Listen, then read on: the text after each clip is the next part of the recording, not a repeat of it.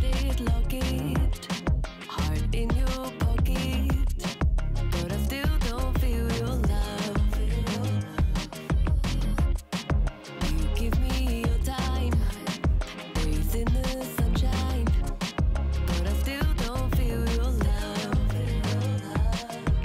I keep pacing, got no patience, want you to be all mine, baby. I don't see what you got to lose.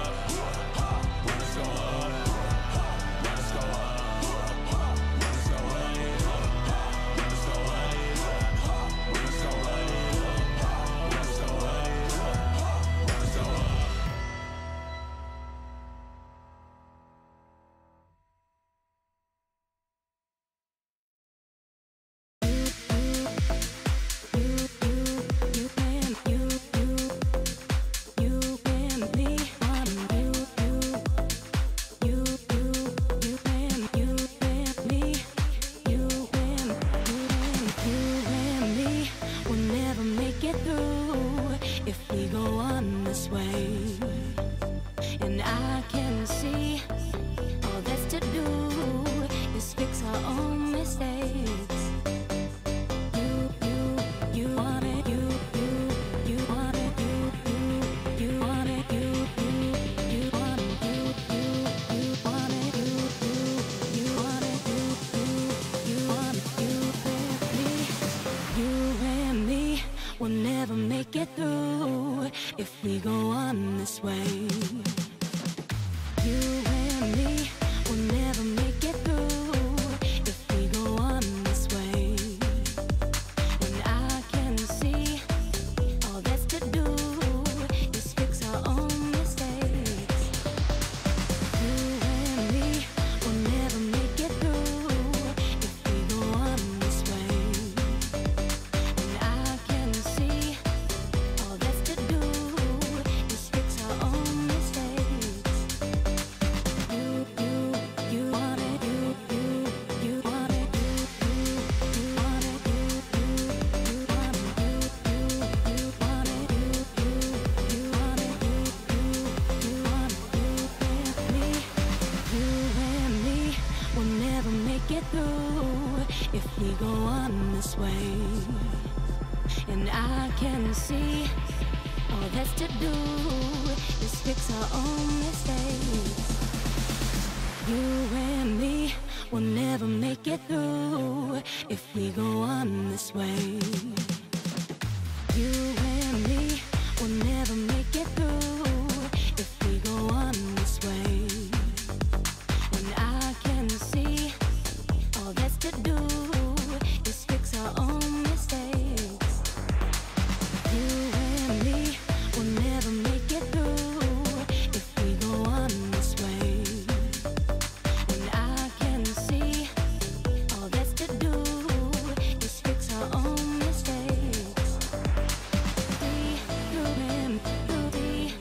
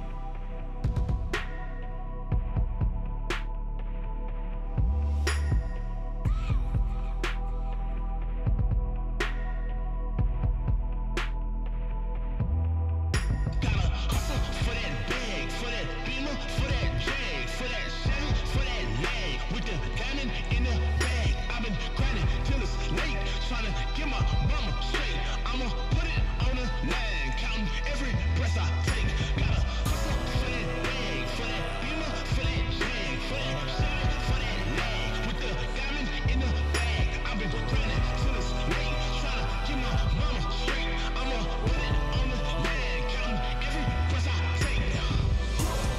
Runners go up, runners go up, runners go up, runners go up, runners go up, runners go up, runners go up, runners go up.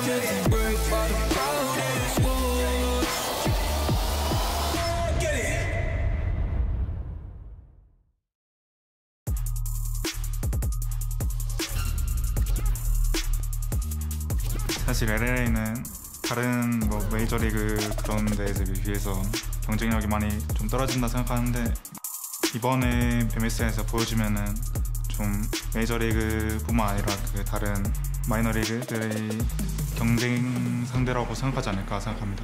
And for the first time, the LLA will win a best of series and international competition. Yeah, I mean, my opinion about R7 is not too hot. I've heard that they were losing to our academy team, so yeah, I'm not too worried. I think we'll crush them as well. Siento que son una botlane muy fuerte. Obviamente no podemos cometer errores, pero creo que si nos podemos mantener como jugando sólidos, podemos hacerle frente. Sí veo a Golden Guardian como quizás dejando de lado G2 y Bilibili, el equipo más fuerte de todo el play-in. To R7, best of luck, because you'll need it. É a segunda vez seguida que a gente está vindo para palco internacional e está na hora da gente fazer diferente agora. 喜欢巴西队伍的风格，然后他们好像都蛮热情。 PSG 충분히 잘하는 것 같은데 이제 저희가 좀 더 잘할 수 있을 거라 생각하고 그리고 G2랑 경기한 것도 봐도 많이 도움되는 것 같습니다. 我们到败者组，我们还是会尽全力去拿下第3张的资格，进小组赛。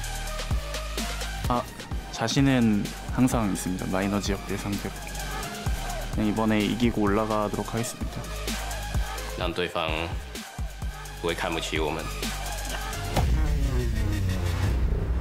Hello, ladies, gentlemen, and everybody else. Welcome back to MSI 2023, right here from jolly old reigning London, England. You see the players backstage, my boy Trevor doing squats. Comes the rest of the Golden Guardians getting ready to face off against the bright lights of Rainbow 7.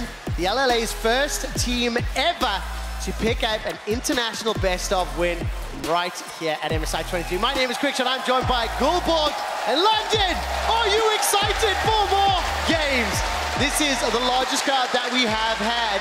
And I heard from our production team, we're gonna have a few signs shown up. Timo Enjoyer, completely agree with that one for no reason. This isn't, oh, whether you call him Chucky or Chazza, our boy's getting a new hat. I love you, bro. Thank you so much. That is a great time. They better win to bet on GG. Oh, yeah, I definitely should not have been saying that one. No. King Charles wishes he was here. Yes, he does indeed. Gulborg, you excited for two more teams? Extremely excited for our teams today. We made history in yesterday's play-ins and we continue with that history today. And, you know, ready to be under desk, be a bit intimate with you, Trevor. It's been a while since we've had this one. It has been. And something that I really like is whenever Gulborg and I are on the show together, Gulborg ends up teaching me so much. So what we thought we'd do is we'd try to remind you at home of how the format works. We've got a graphic prepared. Can I cue the graphic up right now? Thank you. That means we go to that camera. And while that's zooming in, for those of you who don't know, we're into the final stages of our play-ins double elim bracket. If you take a look today, this is where you are. Rainbow 7 will be playing against Golden Guardians, and then Loud will be playing against PSG. The winner of these two, let's say, I think this is going to happen. GG will go there, and I think this is going to happen. That will be played tomorrow. And tomorrow, that will happen. And this team will advance to the main bracket stage. So let's see if that plays out. Thank you. It's one of the best graphics we've ever had. And drawn. As we're nearing the end of the playing stage, I think Gulborg and I want to take a moment to celebrate some of our favorite plays before we head into the best of fives that starts tomorrow. So I figured, GB, Trevors have to unite, right? What was the other player? What was the player's nickname? Trevor. Stixay. He's the only player that's got a pentakill so far. So let's take a look at how we managed to pick that one up. Follow River. Got that Heartbreaker as well. Yeah, that BT shield him. Draw a B for Look 6A. at the engage, and Gam are destroyed underneath their own Nexus. Stixay's with the Quadra. Stixay manages the pentakill as Golden Guardians dominate Gam.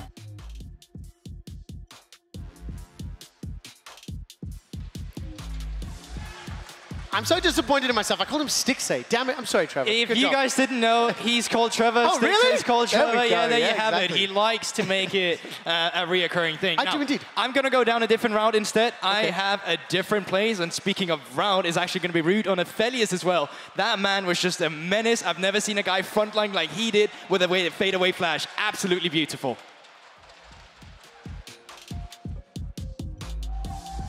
Tino's Root and Seos step up in the mid lane. Croc just waiting across towards the side of Root. Gale forces forward, hits the Moonlight Vigil and assassinates Harp. Takes him out of the equation. And currently, the summation of everything is looking well in favor of Loud. And while it didn't look like a lot, it's just a confidence in knowing you can have that position into the fadeaway flash afterwards. I mean, listen. When I saw it, I went mental. The path he chose, the direction he went, the map he was on, it was fantastic. When we were preparing this, we asked the rest of the talent team and the casters exactly what plays they wanted. We got a little bit of bias, of course, because Mark C will be casting today's series, and he couldn't shut up about who he's engages. So, Mark, this one's for you. I don't think it will. Once again, another fantastic use of that pop. The ultimate Baron is secured. The showstopper is dropped. The haymaker is popped. Bang! With a heroic charge, a flash, a dash, and a smash.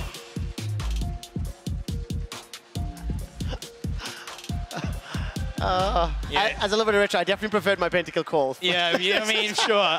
You know, when he leans back and just claps, you know it's a great time. You know it's a great time. And honestly, I understand why Mike is so hype about him too. He's been absolutely amazing when he's been playing those initiators. And what else we're going to see today, and of course, Golden Guardians will be playing the first series. Before we get to that, before we get to our pre-match, we do want to talk about some of the favorite players that we've seen on the MSI stage. So today, with the help of the entire On Talent team, we've created a play-ins all-star team. The only rule that I instigated was one player per team playing in play-ins. And that rule made it a bit more difficult than just picking that was the 5 intent. players. Yeah, you know, good on you. I think the most two difficult teams deciding to only pick one player from was like G2. BLG and G2. Yeah, exactly. And that kind of led us with a different roster then. So we're going to reveal the team to you and then explain to you why we've selected these players. So starting in the top lane, we've got Broken Blade in the jungle, Junjie in the mid lane, Amiru in the bot lane, Elk, supported by Huhi. Now, Coolboy, help me break down exactly some of the logic that went into why we selected. Let's start with Broken Blade in the top lane. Yeah, so, you know, it's really between Broken Blade and Bin in terms of who we pick in terms of that top lane, but maybe you can throw Licorice in there too. With Broken Blade, but we also want who. I'm aware of that, but this is where the challenge comes all from. The difference, you know. So we were discussing, we had to go with Broken Blade. He's been one of the best, if not the best top laner at the tournament from what he showed so far in play-ins. And also, you know, we needed Elk in the AD carry position, okay? Yes. So it also made it a bit easier to pick because who he was on the series. The reason I'm giving all these caveats is like, it's so hard to pick what your all-star team would be, but these were some of the names we're considering. Yeah, and I think Broken Blade, you know, quite often from a fan reception, just not have a lot of expectations whenever he's at an international. And I know it's only play-ins, but what he showed so far gives a lot of people hope to continue doing that. He's an absolute menace. I love this clip. I got to call out Red as well. They were like, Broken Blade does not stop, and it was just a montage of these Olaf plays. But he does not stop, and you're hoping he continues. Now, in the jungle as well, it's the same argument where we're looking at Shun at times and we're thinking to ourselves, who are we actually picking? Steel as well in his series against Loud was actually playing phenomenal, but we had to go with Junjie in the end. Kept his cool, great steals as well, punishing G2 quite often, and you know, the experience as well, having been on a team like EDG. Yeah, of course, really, really good. I mean, look, Junjie is going to have a task ahead of him today. We'll see whether he can step up to the play. Let's turn our attention very quickly to the mid lane. I want to move us on. It was 7 minutes away from game 1. Let's jump out of this and take a look at Miru in mid. Again, in terms of the challenges, one player per role. Miru will be stepping up to face off against Golden Guardians, but look at these statistics. 689 damage per minute, 32% damage here, which is incredible. Yeah, and it's also just some of the recency bias. I'll be honest, we looked at yesterday's game. We thought Miru was absolutely amazing when he was playing against BLG. Solo killed Yagao on the Tinoz was the other one that I wanted, Exactly, and Tinoz, who was a great facilitator. But in terms of the skirmishing power we saw as well, we had to go with Miru. So we went with Miru. Silas was amazing. Azul was great. Yep. Next one, of course, bot laner. This is a no-brainer. It had to be Elk. Like, in my opinion. He's the best top laner. He's been the best bot laner in playing so far. And there's no argument for it. You know, his laning phase has been absolutely amazing. His late game team fight, his positioning. I've seen scripters with worse movement than Elk. We've got some numbers where the stats. We may have skipped those over. So let's go to Huhi then in support. I think Blitzcrank, Set, Amumu, For me, Huhi was my #1 pick in the support role. Yeah, I think Huhi on, once again, Engaged Champions has been phenomenal. His set into Nautilus, not only is it a great counter pick to have ready into a matchup where you can soak up so much pressure and deny so much of what Nautilus does well, but also just his decision-making on these champions has been absolutely amazing. So yeah, we had to go with Huhi. Now, if you're watching at home, what was your all-star team of play-ins? One player per role. Tweeted us at LLL Esports. We might check them out a little later today, and we'll take a moment to hone in on our featured matchup. It is presented by Mercedes-Benz, and it will be the Golden Guardians facing off against Movistar R7. Golden Guardians is a team that just a year ago would have gone completely overlooked. But here at MSI, they are showing that if they play with confidence and follow the beat of their own drum, no comeback is impossible. They're looking for everything. They know there's no 50-50 if Shun dies, but Shun gets in! Oh, he's so close, he can't secure it! The LCS has come alive. Golden Guardians is here to play.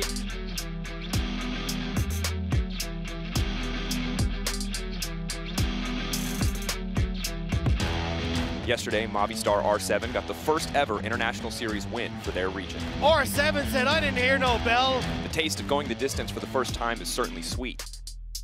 It's gonna be a hard game, but we're not gonna giving up. We are gonna keep trying our best and win the series. Both teams have beaten the odds to be here, but only one will carry on to the next round. In our featured matchup presented by Mercedes-Benz, one underdog story will continue as the other's run finally ends. I promised I wasn't going to do this, but I have to. Both teams have beaten the odds to get here. Both underdog stories. One could say they've defied expectations. Oh Both Golden Guardians and R7 are playing today in a do or die. The loser is eliminated, the winner advances. I think it is fair to say that the Golden Guardians are the heavy favorites based on the games that we have seen. However, R7 did pick up the very first ever win for LLL since they made their debut at MSI on May 1st, 2019, so it's been a long time. It definitely has. You know, LLL already made that history. You know, they got a bigger mountain to climb today, and there's some Guardians waiting in front of that gate there, and you can see it in some of the percentages. True. Right, Drake percentage not looking too good. The Herald one specifically was something that R7 almost seemed allergic to in yesterday. So I think objective setup is really something they need to be on top of if they want to overcome the Golden Guardians. This is the perfect transition because while it is also a feature matchup, we see some of the stats that very heavily favor Golden Guardians. Also remember, the opposition that GG faced in BLG and how competitive they looked are big favorites. So with that in mind, let's quickly look at some of those highlight plays from BLG to see what sort of mountain R7 have to climb. While we're celebrating GG, Gulborg, what I want you to do is frame this from the perspective of Rainbow Seven. What do they have to do to mitigate this, to be able to do the same thing BLG did? I think that's really difficult as well because not only do you have to match them on an individual level from the laning phase, I will say from R7's credit, they were actually decent in the laning phase, but where they really struggled is in between objectives. It's easy for them to come in and fight around the Drake and say, cool, we're fighting around Drake, but the next 5 minutes until the next Drake, they're struggling with some of that map movement. And I think the best thing you can do to be Golden Guardians is gather around your mid lane. And Miro has been absolutely amazing in the tournament so far. Whenever you've been making plays around him, it's been working for you. And not only do you have to stand up to them on an individual level, you also have to be able to out-team fight them because even BLG had a hard time against some of the members. They did. I mean, let's keep in mind, like, Bong played like an absolute unit against Bin. He did. Licorice played exceptionally well. So Bong versus Licorice is going to be one of the matchups I want to play. I want to see. I do think I want to ask you why we ended up picking Miru in that front line, in the mid lane as our front runner for the All-Star. He is one of the players that I do think does need to step up as well. Yeah, I mean, one thing was because we could only pick one from each team, right? Yes. But another thing is as well that his skirmish potential, his ability to be played through, his playmaking, the mechanics on champions specifically, like Silas has been amazing. He also stood up against Yagao on the ace all into the Jays, finding the solo kills, actually being the only member ahead in that matchup. But even in yesterday's games, just play around Miro and it will work. The time that it went wrong for R7 was actually when they decided to skirmish around red side and not play with Miro, where they then fell behind. He's also super good at mitigating pressure, moving up towards top side to help Bong get a help. I mean, very, very important. I also think there's two other players I want to highlight as we're watching this clip play out. First of all, now we're looking towards the bottom lane. Let's talk about Seo and that Zaya.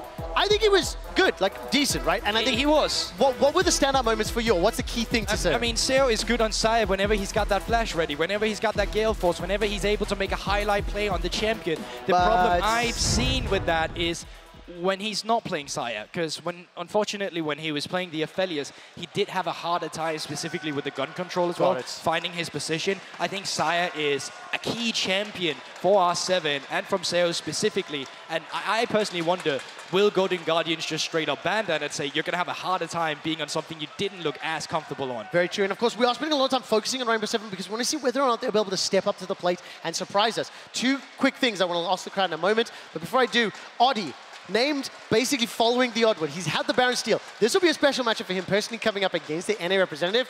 Can he step up to the plate? Can he get involved? I think it's going to be really interesting because it's not only just about that matchup into River in general where they both like to skip camps. It's about that 2v2 in the mid lane. Oddie plays a lot around Miru. The same can be said, for example, when Gori was playing the LeBlanc or other champions where they want to attack here. So mid lane matchup into pressure being built, but into two top laners isolated. That's kind of what I'm expecting from today's matchup. Let's find out. Let's find out. We'll see whether or not Rainbow Seven can live up to the expectations. London, Copper Box Arena. Put your hands together for game number 1 of the Golden Guardians taking on Rainbow Seven with the kings of the caster desk, Dracos and Moxie.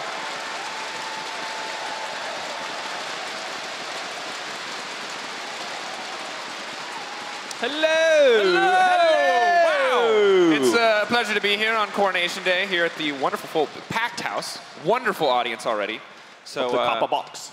Yeah, congrats to the king and everyone at Downton Abbey or whatever. Yeah. Bridgerton, new season dropped last night. Heard it's a banger. We're out of our depth here. We're probably not the people that should be here on this particular momentous day, but we got crowns from a supermarket, and we're celebrating. I'm sure things are popping at Hogwarts. Everyone...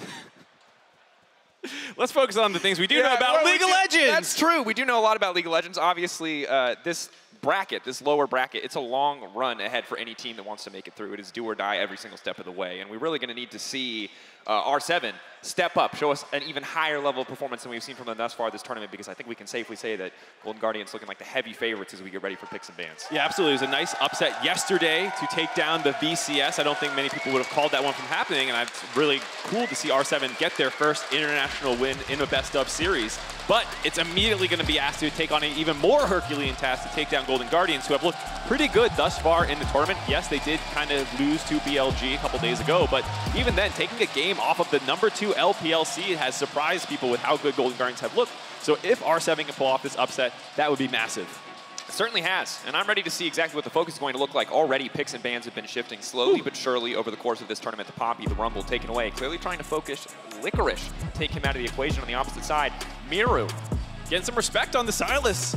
He was first rotationing that one within the first 3 picks. Seeing how good he was on it, Golden Guardians was saying, yeah, we don't want to deal with that. It might have been a bit of a call out in this particular matchup because the other team was taking Lissandra early, so you could slam that one. But yeah, very cool stuff. Yeah, and for now, Golden Guardians going to be happy with the first pick, Vi. We'll see what exactly they want to pair it with. Now, I think... Cough, Ari. Yeah, easy. Feels like a pretty easy call, right, overall. I don't know if that's something that R7 are going to want to take away here. Now, in general, I think the moments, and specifically the early games that have looked the best for R7 are a lot about Audi and Lions grouping up and getting pressure in the mid lane, setting up Miro to really snowball. So taking the Silas away maybe limits some of the champions you can do that on. And Zeri coming out here, probably going to get paired with the Lulu, I would assume. Those two champions, a little bit more survivability into something like the Vi, a little bit easier to keep that Zeri alive. Yeah, we've seen a couple things. One, Audi playing around Miro a ton. That is a similar playstyle to how Golden Guardians plays. River does play around Gori quite a bit, so there will be probably some explosive 2v2s coming in. On the flip side, Stixxay kind of got destroyed by Elk. It was kind of painful to watch. Seo was one of the really good performing members of R7 yesterday, so maybe that's an angle where they're trying to pull away the Zeri for Stixxay, who's quite good at it, as well as the fact that the Xayah has been banned, means the Xayah combination not on the table. Kennen did get through. Yeah, that's an interesting one. Now, if you watch, we've really only seen a single Kennen game. It was Broken Blade on that Kennen. And in general, this is a champion that we don't expect to be seeing going through much at all, just because of how incredibly powerful it is on the patch. You do still need to execute on it to see what Licorice can do and see also what Bong's response is going to be, what he wants to pick into this particular champion. Lissandra will be the final pick in the first rotation. balancing out, at least limiting some of the kill pressure that the Ahri and Vi can bring to the table. Yep, post 6 can always just drop your ultimate on yourself to try and survive, buy time for your jungler to show up. But yeah, the Kennen coming through for Licorice. It's really cool that both him and Bong have really stepped up this tournament. I think coming in, people were expecting them to be potentially some of the weaker top laners in this portion of the tournament, and that's not been the case at all. I think you can make the case that they have been amongst the best. Broken Blade obviously playing incredibly well, but then Licorice and Bong are right in that conversation with Bin not looking as good as I think a lot of people were expecting. They thought he would be tearing up this portion of the tournament and had actually quiet games in comparison. Yeah, had definitely struggled a little bit, but obviously an opportunity for Licorice to show really what he's capable of, and now on the strongest champion on the patch, I would say, at least on the top side of the map on the Kennen, really have to prove it, because this is something the team has invested in, and the cost of investing in something like the Kennen here does mean that the 80 carry pool is getting pitched, the Jinx and the Lucian taken off board. Now, interestingly, Aphelios is still up and available, but Golden Guardians haven't played it yet, so it seems like R7 may be throwing down the gauntlet here. Yeah, Aphelios was not something that Stixxay played a ton during his time on Golden Guardians. But he's been fairly good on all of the meta champions. He only has one game of it thus far this year, but I have no doubt that he can play a competent version of it. I assume they'll go for something like the Aphelios Thresh, but it is uncommon in the current meta to suit your bot lane entirely left for 4-5 in this portion of the draft. And I'm going to hold my breath on that one. It will be the Aphelios. All right, not as thrilling, not as crazy, not as spicy, but yeah, with a lot of these more unique targeted bans coming through in the draft, we've been seeing this a lot over the last 2 days especially. It means a lot of the conventional meta OPs, in this case Annie, still up and available. Is this what they're going to want to go for here? It's possible. It's very tempting to want to pair that up. A very AP heavy composition though. Yeah, you have Aphelios very happy to pelt away from the back line. Not a ton of tank options yet. Bong might slam something up in the top side, but then you're getting a favorable matchup. If he does go for the Malphite, and he will. Insta-lock, baby. All right.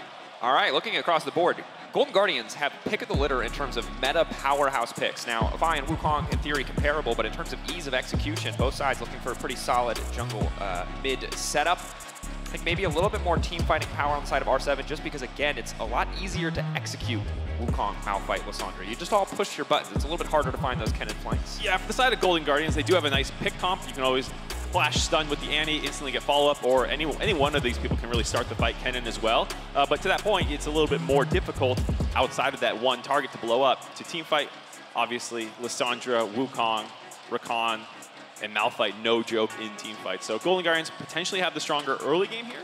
We'll see if R7 can kind of weather it and probably get to these mid to late game team fights on even footing is the game plan you would expect out of them. And I think it is a really good call out, because again, the best version of R7 we've seen has been a lot of early snowballing specifically around mid lane, but Wukong Lissandra is just a much slower mid jungle duo. Level 6, yes, they have a lot more kill pressure, but Lissandra's early game setup CC can't really fully be leveraged by Wukong just because pre-Divine Sunderer damage isn't high enough to burst through most champions, unless they're caught slipping, so we'll have to keep our eyes on that early jungle pathing. Getting ready now for the first game in this best of 3. Again, loser eliminated from the tournament will not get a chance to play for any further. To play for the bracket stage, it's a long road ahead for both sides. Find out who comes out on top as we get ready. Game 1, Golden Guardians versus Movistar R7.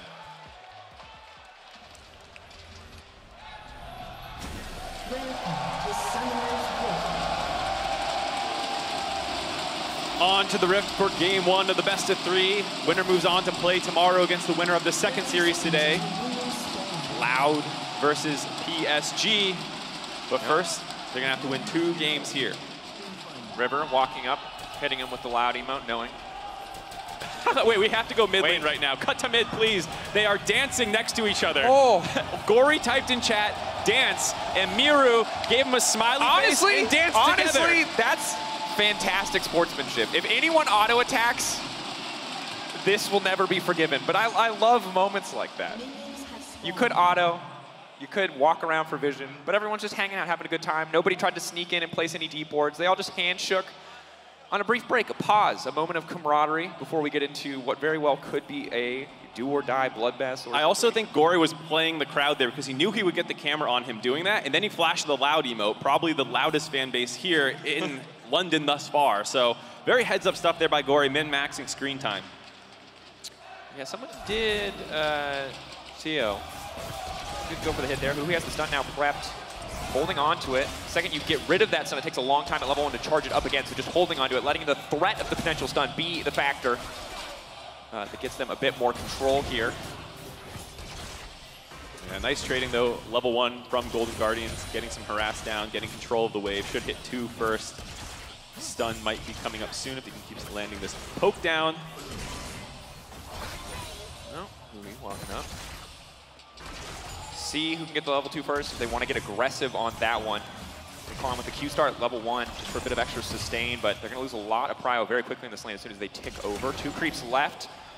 Huhi just walking up, it looks like E-casting, just using that to get a bit of poke damage down. Throwing the long range Andy auto. Something that has always been secretly OP about Andy's kit has always been she's got really good attack range and animations. Yeah. For harassing in lanes. Just continuously walking up, holding onto the stun, essentially just always having the option to shut down the recon engage. As we see Audi poking his head around the mid lane, but as we have a breath here, Mark, reminder that you can log in with your Riot account and watch MSI on LOLesports.com to earn exclusive MSI emotes and icons throughout the entire tournament. Even you here, you just pull the stream up. You double watch. Get those angles, get those rewards. If you don't get a drop, it's because Riot doesn't like you. Everyone who gets a drop, best friends with Riot. You can tell that to everybody. It's already incendiary enough when people don't get their drops. I figured I'd throw a little gasoline on that. That's nice. That's exactly what the people need. I'm sure. Speaking of amping up the fire, obviously Huhi's still on the bottom side. And bottom lane getting the pressure, I think, as expected here. We'll see what happens as we get later into the game. But again, we talked about this in draft. R7's comp early on, a lot of difficult laning phases. Yes, Miru has the push right now, but other than mid lane, it's really hard for them to get pressure much of anywhere. Yeah, you can see Audi pathing top to bot, whereas River working up to his pressure point with Stixay in the top side, or excuse me, LFLICKR on the Kennen in the top side, trading sides of the map. But I think a lot of people saw what happened to Stixay and Huhi against Elk and were like, oh, they're probably not good laners. That's the problem. But it's like, no, I think Elk is just one of the best AD carries in the world. You can't expect everyone to do that to them. It's the upflurred unflexion on world. Instantly gonna get the Q flash in, and oh baby, first blood for Golden Guardians. River, full confidence executing that play, now walking down. Gonna spank the monkey here. Huhi on the roam. Moving up, Smite now coming in. Thumbs up the loud icon. River's on a tear today. He gets the icon, he gets the crowd on his side, he takes the enemy mid laner out. I feel like Golden Guardians coordinated the loud icons to try and play to the fans, but very nice first blood there by River. Something that he is well known for within the LCS is his early plays, especially around mid lane, working with Gory, clearing up to the top side. No vision really up there to know when that play was coming in. And also just highlighting the press the attack start, opting for something where he can get just a little bit more immediate damage down in the early game. Huhi continuing to walk up. Miru, oh boy. This is annoying. Flash. Instant stun, the charm, the perfect CC layering, a lot of damage, and now it's unlaneable for Lissandra. One more anti-auto ticking, burning. Oh my god. Shuts down. Miru greeted the flash. He wanted to keep it up, thinking that from full health they would not be able to kill him, but the ignite by Huhi let them find that second kill. Golden Guardians having a great start to this game. And I want to call back to what you said earlier. You talked about people watching Stixay's game against Elk and saying, hey, maybe this is a point of weakness. But it looks like Golden Guardians watched the games yesterday and said, hey, Rainbow Seven very reliant on Miru in that mid lane. They put so much resources into shutting him down. It lines up with how they like to play the game anyway, and it's really paying off. Stixay flashing out to safety now, can go for the root onto at least one. Leaving Quill not going to do enough damage to find that kill. Loses both summons there. Nice little bit of aggressive trading by R7. Going to get him lower. Both people will probably take a back after clearing out this wave. But I will say this is, again, something from the LCS you see frequently, is Huhi leaving the lane and making plays around mid lane. They love, as the kind of Korean-speaking trio between Gory, River, and Huhi, to move out of lanes, especially to attack Gory, or Gory's lane, excuse me. So Huhi moving here with a playmaker, no surprise to see this happen, burns down Miru, who's just not used to this level of aggression. Gory level 6. They're going to get the ult out from him, but burning some resources in the mid lane. Of course, Flash was burned by the bottom lane, both bottom laners, I believe, in the duration of that replay, so not quite sure exactly how that happened, but kill pressure on bot side is going to be something that has to be respected. And right now, everything going in favor of Golden Guardians. Yes, they are favored in the early game, but more often than not in pro play, that means pressure, that means maybe plates or an objective. It does not mean kills. Getting that extra advantage. Stun on the top side. Kennen now coming out. River walking up. He's only level 5. Bong now trying to back up. Speeding out to safety. One more stun. Bong will be able to walk away for now. Still has the unstoppable force, still has the flashes, held on to everything, but he does not have the teleport. Crucially, he just came back to lane. He's going to lose at least a plate here. Oh, and then Tower's just going to delete all these minions. Yeah, I was about to say, one of the nice things for Golden Guardian with all his focus around the bot and mid lane is it's given a lone time for LFLICKR to build up a huge CS lead, coming up on 30 CS already. And then River shows up once again to force him back, start grabbing turret plates as well. Nice response by R7, capitalizing on the fact that River has been spending most of his time on the top side of the map, as well as the summons that they forced just prior to this, starting the dragon stacking in their favor. Mark, I don't know how you view things in the LCS, but is a 2K gold lead at 7 minutes good? It is indeed. It is something you would be happy about. But I will say, in the games yesterday, yes, hold on, we'll hold this for this potential invade. River around the corner, walking in, stealing, finding that objective. Audi hitting level 6. Now River needs to walk away, but Audi trying to find that kill. Huhi over the wall with the stun. River gonna walk. Oh, Audi, no, that should have been a free kill. Yes, you got the objective, but now can you make it out of safety? Does so much damage to the bot lane. There, looking to follow up. Sticks a perfect guns for a fight. They're debating. Can they go in? Gory, level 6 on the way. Ult in 7 seconds, counting down left side of your screen. You can see those ulti cooldown timers getting closer and closer, but they're not going to have the avenue of attack. He gets the red buff, he gets out, it costs the flash, but oh, it feels like that just should have been a kill. Felt so close, just maybe one more auto attack would have finished off River there. Still happy about the play, stealing away the red buff, getting the flash out of Huhi, someone who's been a bit of a menace in this early game, means that there's not going to be a flash bear coming on top of you at level 6, so does also relieve some pressure that is coming from these roams. A nice answer there by Audi, and I'm glad that happened because I was about to say how the games yesterday, you could not take a gold lead fully on face value. Games tended to get very messy. Yeah. People who got early leads, somehow they slipped away. So we've seen that R7 can be scrappy. They can find ways back into these games, and it's something that Golden Guardians have to be very careful of to not let plays like that happen if they want to get a nice clean win here.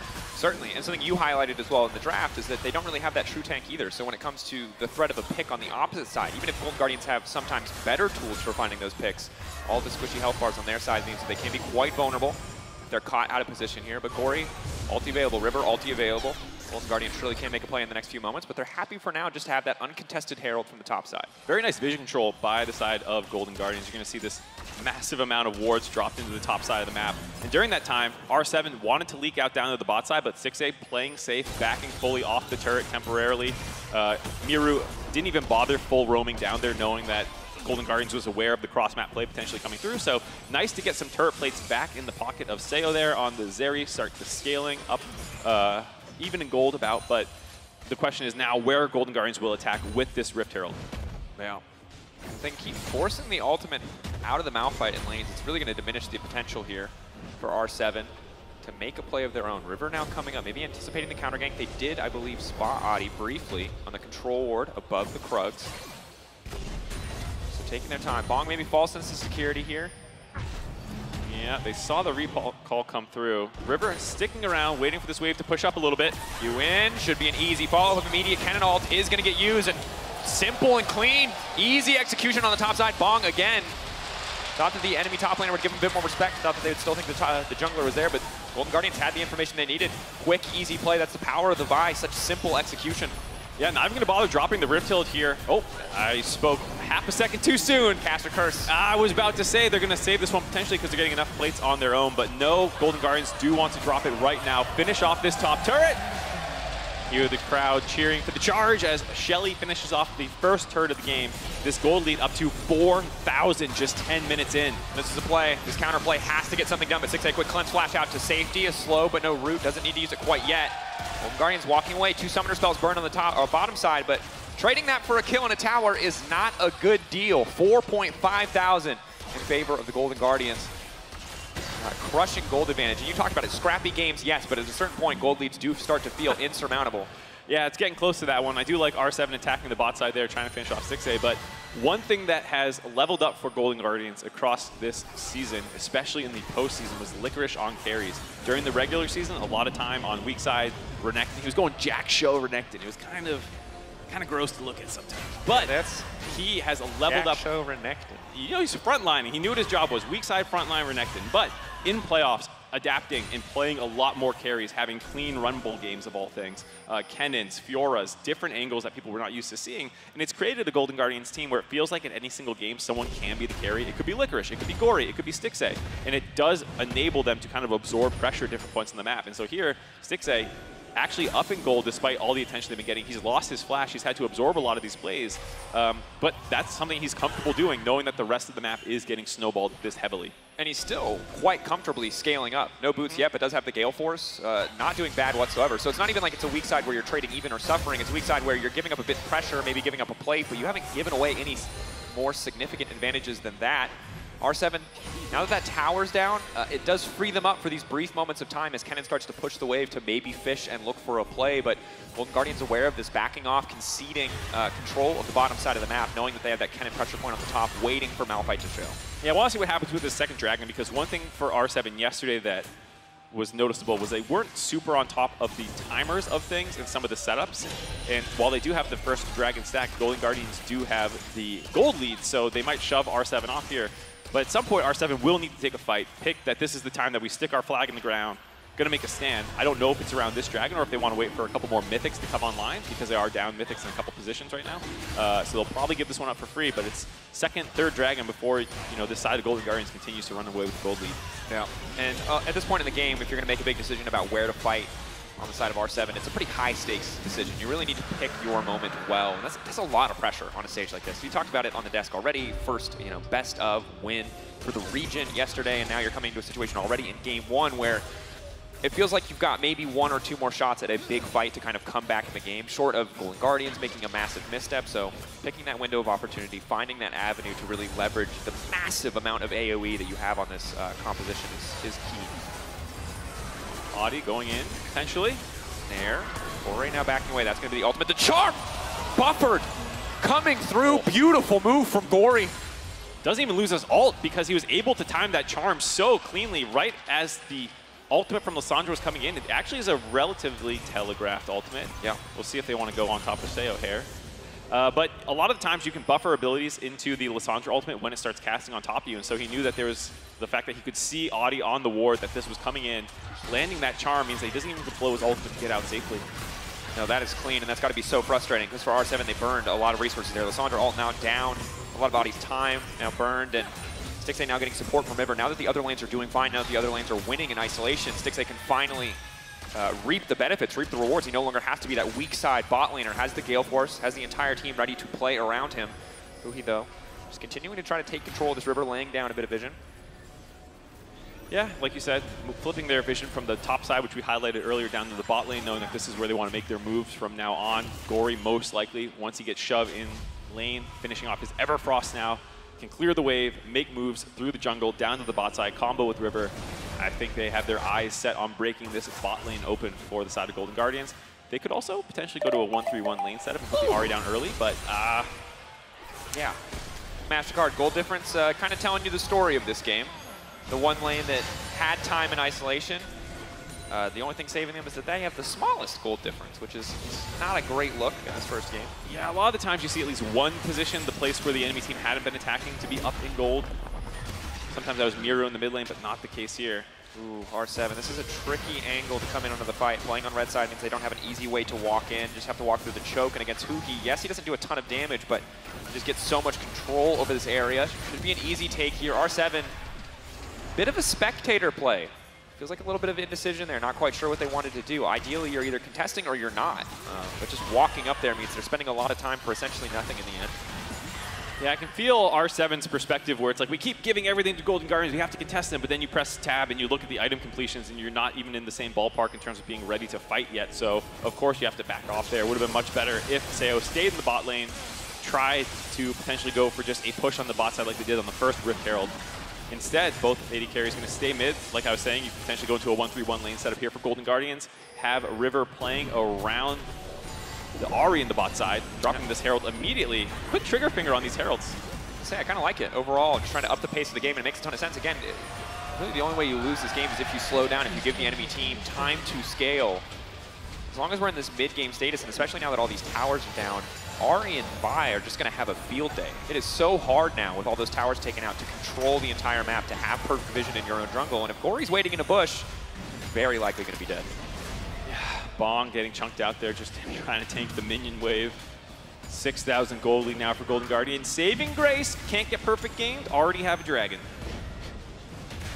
You're digging deep, though. That's all I'll say. I'm a bright sider, I gotta say. I can find the positive in anything. I can also find the negative in anything. That's true. I've heard that one firsthand.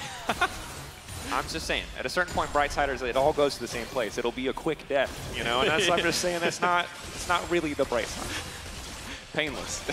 Stixxay, I don't know. Yeah, it's feeling like it's hurting a little bit here in this early game. And again, it's a bit of a struggle. It feels like Golden Guardians got so many power picks in their draft, and R7 maybe they got what they're comfortable with, but GG clearly pushing the gold lead, snowballing, taking control, and not really giving an option for R7 to do much of anything. Yeah, I gotta say, some things were surprising bans to me on red side. Tristana has been a staple for Golden Guardians in terms of flex picks on their red side strategy. Doesn't heavily involve Cassante, Tristana, stuff like that. But their blue side strategy generally doesn't rely quite as much on flex picks. So leaving up all the OP power picks maybe wasn't the best idea, giving them almost all the Golden Guardians. Ahri waiting, coming in over the wall, gonna look for the second stun. They're immediately gonna go for the knock-up here now on the retreat. River now coming out. Stixxay isolated. Stixxay gonna get taken down. He'll get a bit of damage back in return. So that's gonna be one kill. Will they keep the fight going? Gory now ready to step forward. Oh, GG debating. They have control over the pit. They have the angle in. R7 kind of just want to walk away with the prize that they're able to get. They burned so many resources. They do still have Bong's ultimate.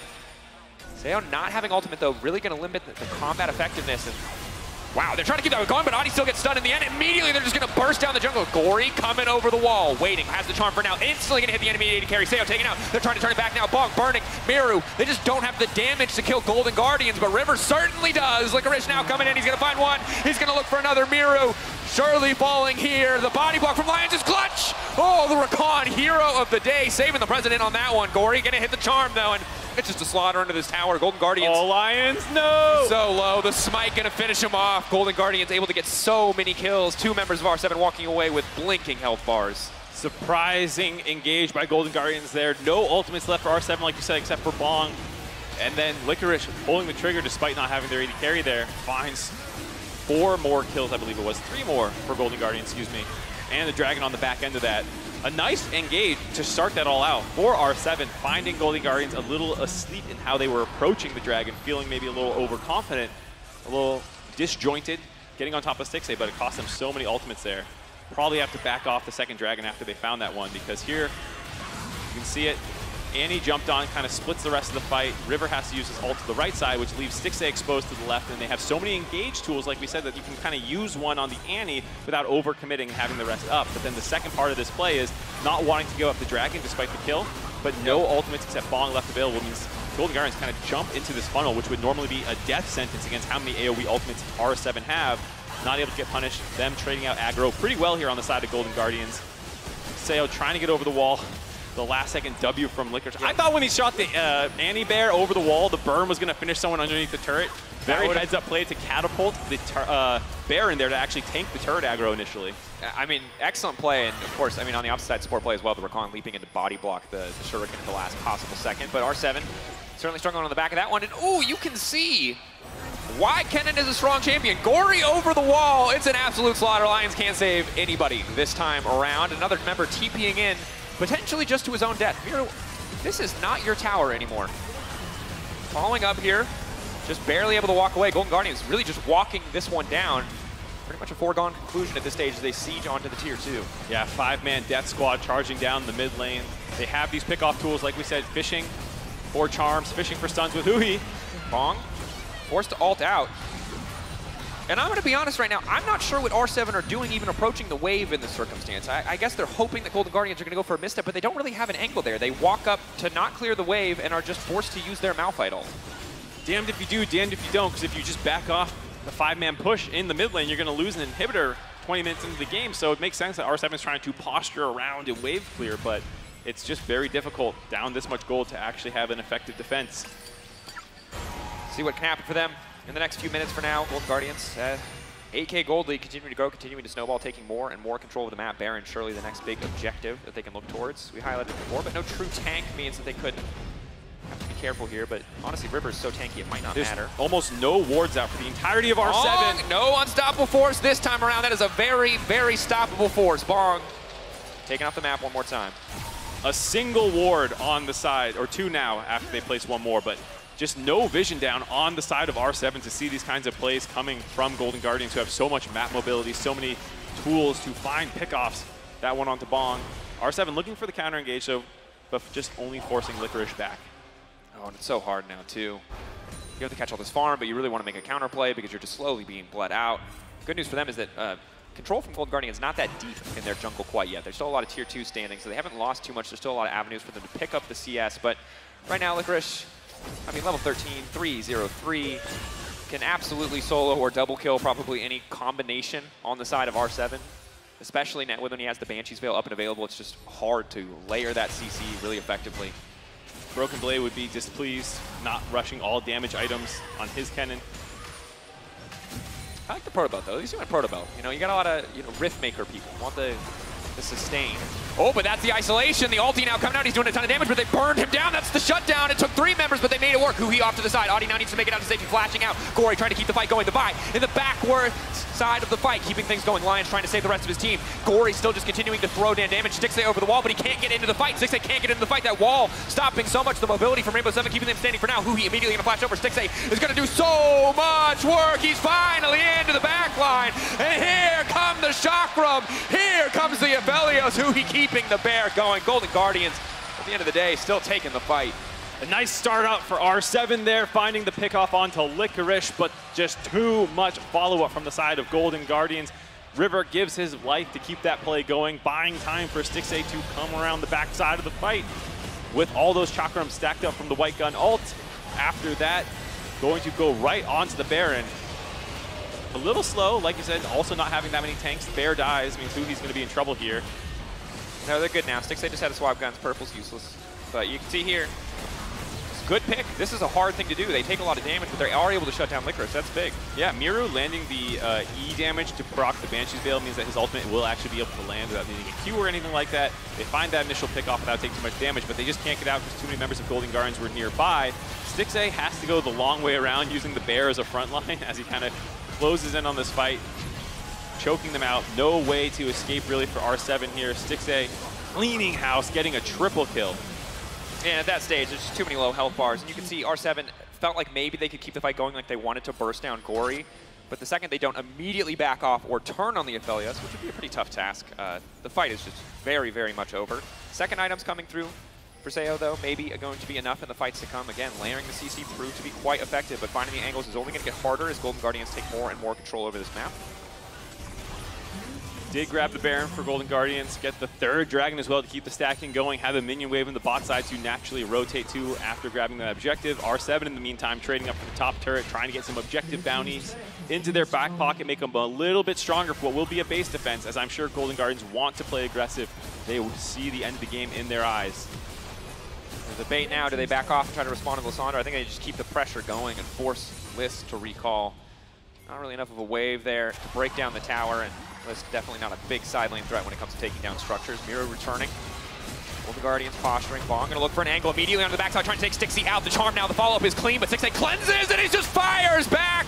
Oh, the 200 years reminder, that ultimate so incredibly powerful. Golden Guardians simply too far ahead. A double and a triple, making it look good, and this should just be the end of game 1. Golden Guardians have an extremely clean game 1, 17-3 in kills. R7 tried to find their fight, jumped onto Stixxay, but too much defense available.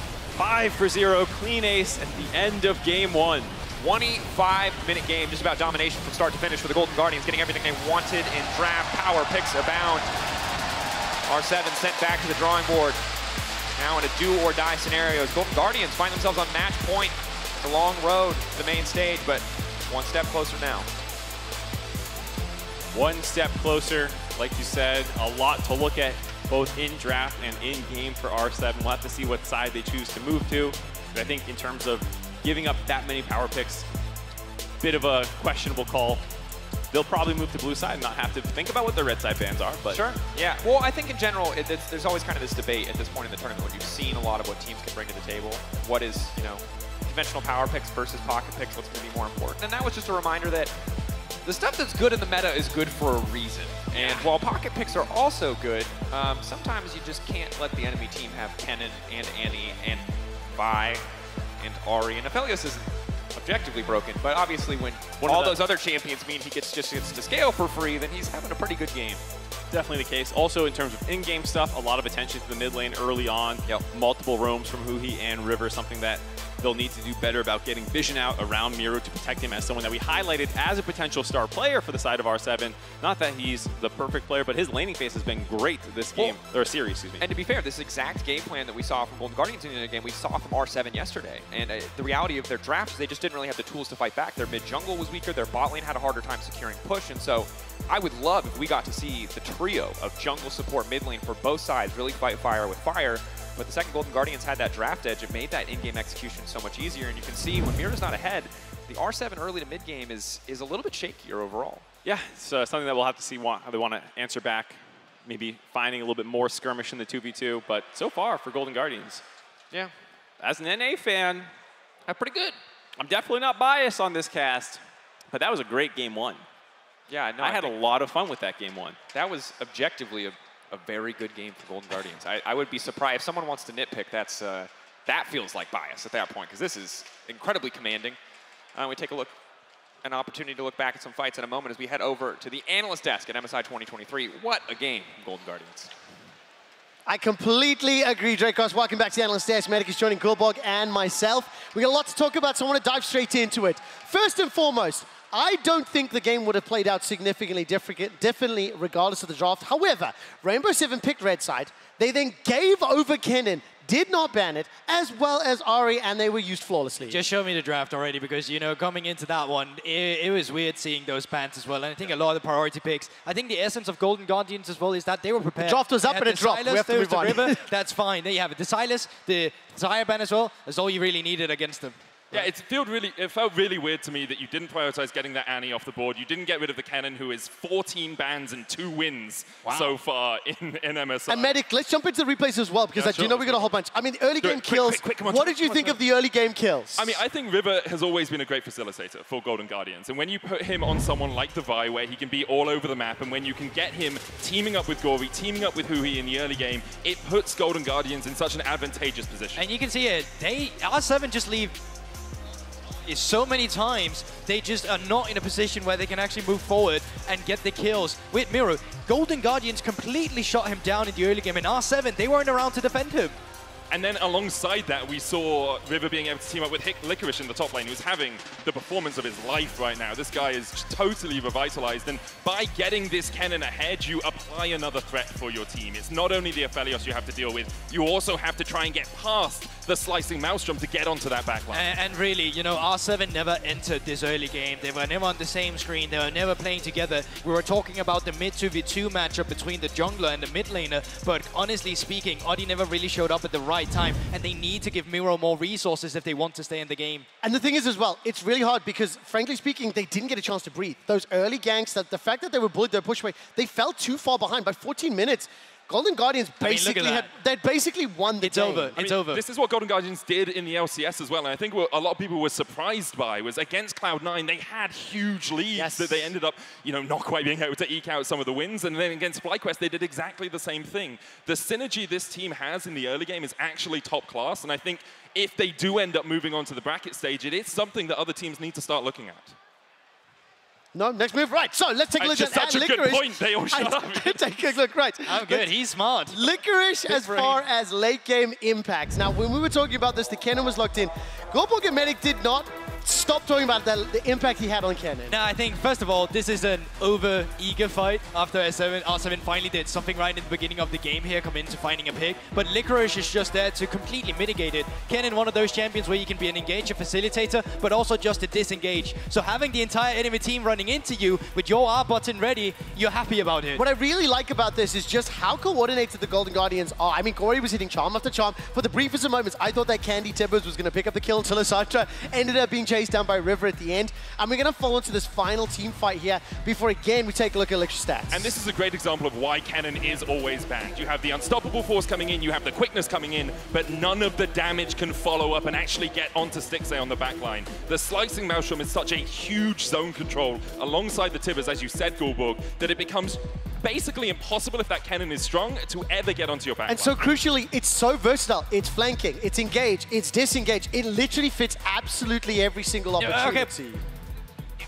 Oh, You have to. That's you're muting me. You gotta be wrong. You gotta be careful about that. But you have to look at that forward percentage. I don't know if you saw it. At the end, that was 87% in lane forward. If you want to mute me, Medic, you can go on and do it again. You know, that's perfectly all right. I'm not usually on the analyst desk. Let's take a second. Okay, let's take a second. That was a high-intensity post-game to match a high-intensity pace there from the Golden Guardians. I don't know if we caught that the post-game breakdown there, but I mean, Goodbug, I'll come to you first. No, go to Medic. Go to Medic first. What do you want to look at? What do you want to look at next from R7? I will let you know they've picked Red Side once again, so let's see if they ban Cannon. Yeah, I think about a lot of it does come down to that draft. Get rid of some of the ability for Golden Guardians to disengage you. Get rid of the cannon. Get rid of the Annie. I do like trying to focus down top lane, but I think you actually really don't need to ban Rumble in the first phase. No. It seemed like a very odd ban to me. Yeah, I think in general, when you pick red side, quite often R7 will do it to put Mirror in a good position and to put Bong in a good position. This time around, you waited with the last pick for that Malphite for Bong. With all these top lane bans, it just didn't make sense at the end, right? I also think when we saw how Bong was able to play in a slightly more carry-focused matchup against Ben, like, I just don't like seeing players that do have the ability to first, especially when you give someone cannon and your answer is like, hope the R button works. Draco said it best. That's Force was definitely stoppable. So R7, they have to figure out what they do next.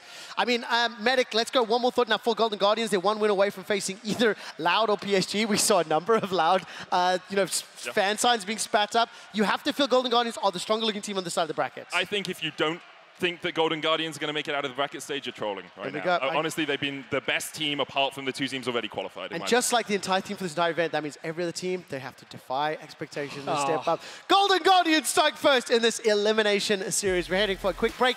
And on the other side, we'll see if R7 can make the upset happen and take us to game number 3 to keep their MSI dreams alive. This is the mute button. See you later, team. The Unflexion on World. Instantly gonna get the Q flash in, and oh, baby, first blood for Golden Guardians. Oh boy. This is annoying. Instant stun, the charm, the perfect CC layering, a lot of damage, and now it's unlaneable for Lissandra. One more, and the auto ticking, burning. Oh my god. Shuts down. Oh, I think just go. Just go. Okay. Go. No ulti. Yeah. He's dead. Okay. You guys think can really measure? No. Stixxay is going to do so much work. He's finally into the back line. And here comes the Chakram. Here comes the Abelia. Golden Guardians have an extremely clean game. 1 17-3 in kills.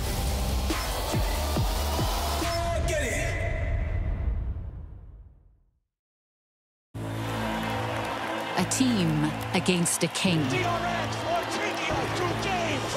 Seeing against believing. A moment against a moment for the ages. Countless battles, one arena. The realm. The only thing capable of powering the game, the stage, the broadcast, and the worldwide spectacle we know and love. AKA the Cisco Network.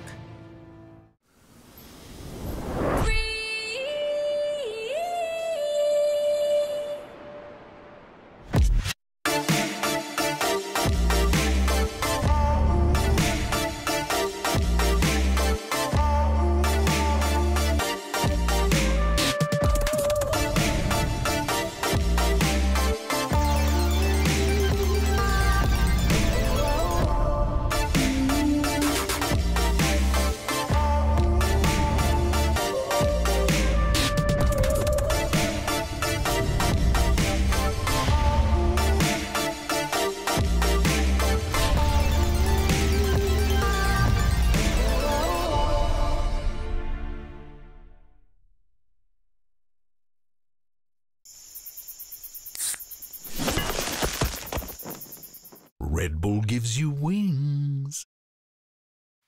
New and existing customers can choose the phone they want, like the incredible iPhone 14 on us. Not to brag, but I'm on Verizon now. And I got to choose the phone I wanted for free. Not that you're bragging. Choose the phone you want on us. Verizon. I'm not here to hurt you. I'm you. From the future. I don't know what happens in the future, but it's not up to you to fix the world all by yourself.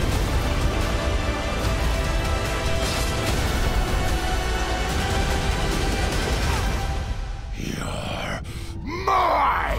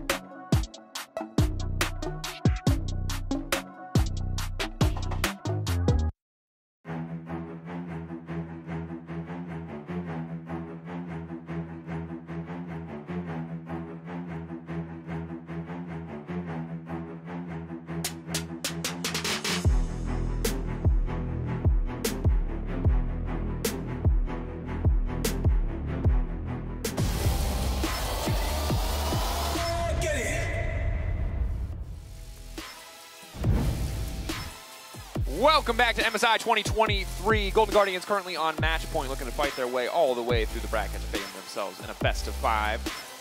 But for now, long journey ahead of them.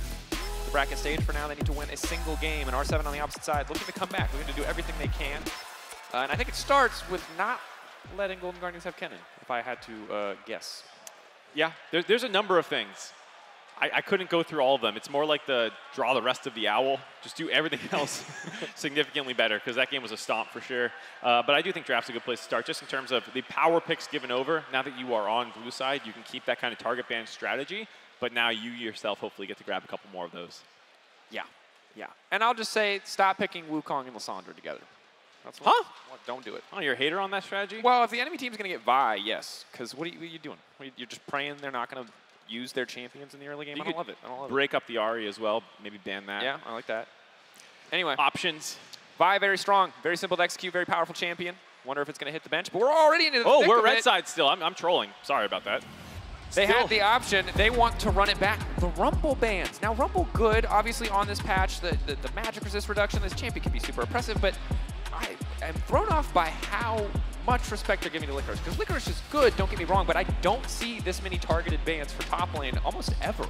It could be a particular issue for Bong, maybe not having good answers into some of these AP threats, getting rid of those, keeping the Kennen and Vi bans though. So are grabbing more of the targeted AAA tier bans thrown at them from the red side here. Does mean Kasante's left up, and so Golden Guardian's going to snap that one right away. A very common pick for both Gory and Licorice. They love flexing that one around, so snap the pick that. We'll see what they want to answer with on the side of R7. An opportunity to go for something like Ahri Wukong, which is conventionally considered one of the powerful mid-jungle duos, but instead, Seo gonna get the hands on the Aphelios very early in the game. So it might just be a very different game plan this time around for R7. They tried to have a bit more of an explosive, a bit more flexible bottom lane, but maybe gonna go back to good old tried and true standard scaling backline AD carries instead of whatever amalgamation of buzzwords you want to use for Zeri. She can kind of do it all, but realistically more of a late game threat. And in that sense, you're probably not worried about getting to late game versus Golden Guardians based off how game 1 went. So you want something with a little bit more power early on. But interestingly, it feels like with the Maokai locked in that they've opted for more neutralizing champions. Sapperling's going to give you a lot of vision. Yes, Maokai can set up a lot of these good plays, but oftentimes you're pairing him with, an AP mid laner as well. So have to see where they're going to go. Golden Guardians may take this opportunity to put their foot on the gas.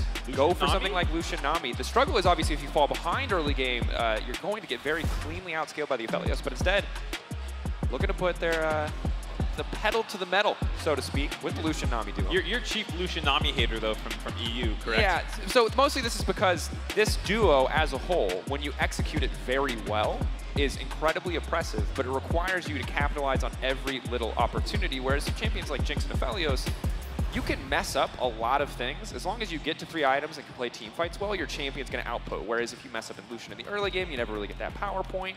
Mid-game, late game, he doesn't have the same impact. So if Stixxay and Huhi can pilot the champions to a good enough level, it's an incredible duo. But when in doubt, I always just say, hey, just pick scaling. It's simpler. Well, fortunately for NA, they are one of the better Lucian Namis in the league. 7 picks, 5 wins with the combination. Oof, unheard of in the LEC.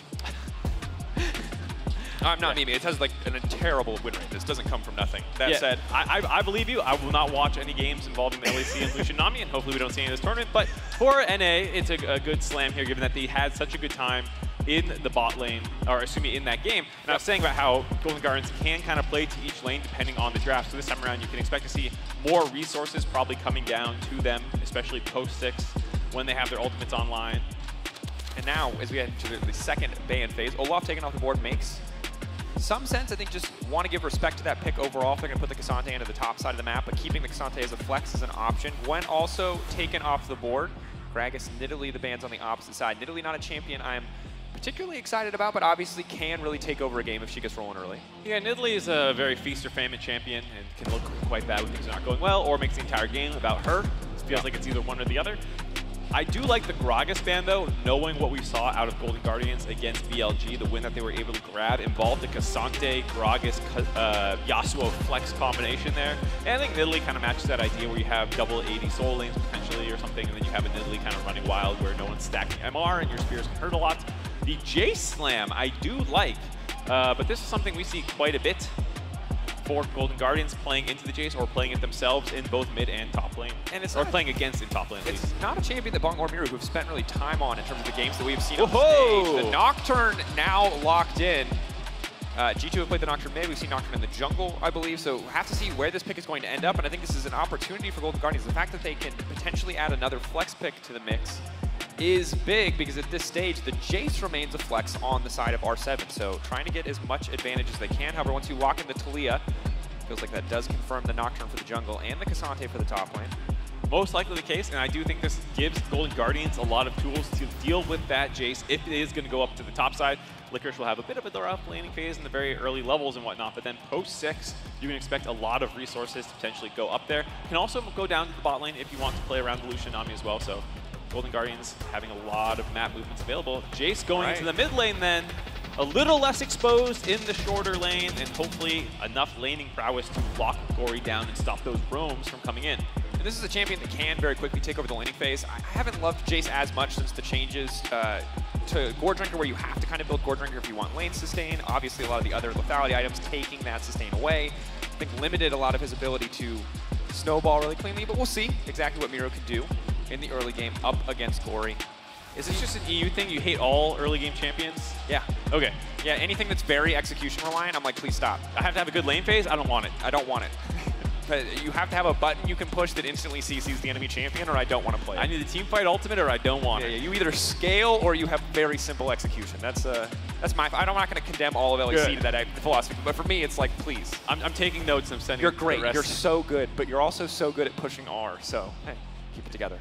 That said, execution-heavy draft from Golden Guardians, maybe an opportunity for a bit more stable, a bit more reliable draft on the side of R7, at least in terms of late-game team fighting, to come to bear. That said, again, a story of weathering the early game. A lot of very powerful early-game picks, especially in the bot lane for the side of Golden Guardians. Definitely the case. We'll see. Like you said, sticking with a lot of team fight ultimates outside of the Jace, between the Maokai, Malphite, Aphelios, and Lulu, a very easy front-to-back kind of team fight, team comp where you just want to hit the closest target, finish them off. And I will also say for Miru this time, having the better lane phase matchup is something that I'm very excited about for him, because we highlighted him in the early game as one of the people who could potentially get the gold lead in their favor here. We'll see if R7 can pull off a big win in Game 2 to force a Game 3. If you are an R7 fan, they need to hear you throughout every stage of the game. Their backs are against the wall. Made history yesterday. in that series. Have to make it again here to taking down the Golden Guardians. But for now, just poking, a little bit of vision laid down. You notice that the dance-offs have stopped here in Game 2. Things getting a bit more serious. You also saw the Prime Gaming call out in the bottom there to get emotes. Also, this is one of the first international tournaments that had co-streaming so early on enabled. And I'll do one for all my co-streamers around the world. Any primers in chat? Did you know? If anyone's got the audio on, there you go. Marksy doing him a solid. Gory now coming down, though. Lions definitely not doing a solid. Already burning the heal in the early laning phase. Sayo taking a lot of damage as well. 1 minute and 12 seconds. Are they just going to completely concede the lane, or are they going to stick around on half health? This is crushing. Yeah, I mean, Lucian Nami is a very strong lane, but oftentimes not considered level 1 particularly strong, especially with Aphelios Lulu Green Gun. You think you should have the ability to kind of out-trade them if you play well early on, but the fact that you're starting lower HP, having to burn your pots already, no more pots available for the Lulu here means that Golden Guardians can just keep taking aggressive trades and then top themselves off with the sustain from the Nami as well. Yeah, the fact that Hui can just continuously walk up and go for the little small heal, small damage trades is going to be so incredibly frustrating. Sayo, though, not too scared, knows he has the range advantage, knows that Lucian is relatively low on mana. Remember, they did hit Lucian-based mana a few patches ago, so you know, you only get a few opportunities to go all in trades in the early levels. See if Stixxay has options for Biscuits. I assume he has, so he will be able to get some of that mana back. But level 2 going to be a big deal, and R7, despite early trades going against him, despite the lack of pots, still doing what they can to go blow for blow in the early trades. Trying to go blow for blow, but I think Golden Guardians understanding just don't get all in, and you're going to win this trade sequence very heavily. So much more sustain available with the Biscuits, with the extra pots here, and 2's coming in on this creep. Oh, Hui. Does he have the bubble ready to go? It's EW. Stixxay instantly going in, and there it is. Sayo now trying to back off. The onslaught coming in from the red gun just to heal a little bit back. But again, Game 1 started the same way. It was full confidence from the Vi in the mid lane. River flashing in with the Q. This time around, Stixxay immediately going to dash in and just delete Lions. That's crush. You could feel it coming too, like wolves staring down their prey, knowing that the Lulu was so low and going to be able to be jumped on top of level 1 at that point. Still, nice kill there by Golden Guardians. They're taking a decent chunk here. Oh, this is not... Oh, R7 fans, you might want to look away. This early game is not going great. Yeah, Gory was the first team All-Pro for North America, so he's no slouch in lane, to be fair. Krish now getting aggressive. The only lane that's not winning in isolation now has a jungler in it, so things looking good overall. The trail is going to hit. I'll try to chase. Double flash over the full commit. There's the fear tether. Bong trying to walk away. Just getting absolutely smoked on the top side there. Hitting him with the loud flare as well. And the thing for R7 is, again, yesterday was so historic. You want to believe in their ability to turn things around, but Golden Guardians proved in Game 1 that if they get a lead like this, they will snowball, they will take over a game, and now R7 are going to have to dig deep. They're going to have to show us something they've never shown us before if they want to come ahead in this one, because everything in this early stages is all Golden Guardians. Yeah, well, again, similar to last game at like the 4-minute mark, around a 1,000 gold advantage for Golden Guardians. Both of the side lanes dying as well means that they're going to be able to attack them once the 6s come online for Golden Guardians comp. Maybe Ripper will head topside to rip apart Bong again. Licorice. Yeah, it's tough. Malphite early on was getting a little bit of the early prio, starting to fall apart. Audi will see if he can get anything done here. Again, the Maokai reliable CC, the flash W, the twisted advance can do a lot of work, but finding that angle is tough against the Taliyah. Hard for Jace to follow up in the hammer form. And right now, Mark, it's a roughie. It's a Diffie and the Biffy a little bit currently. There's a couple Diffies. Diffie in the health in the mid lane at the moment as Miro just keeps getting hit by the flick here. He really needs to buy boots, and that's one of the things that's annoying about Taliyah. How do you get boots? It's not entirely a freebie, but it's very easy to hit those flicks.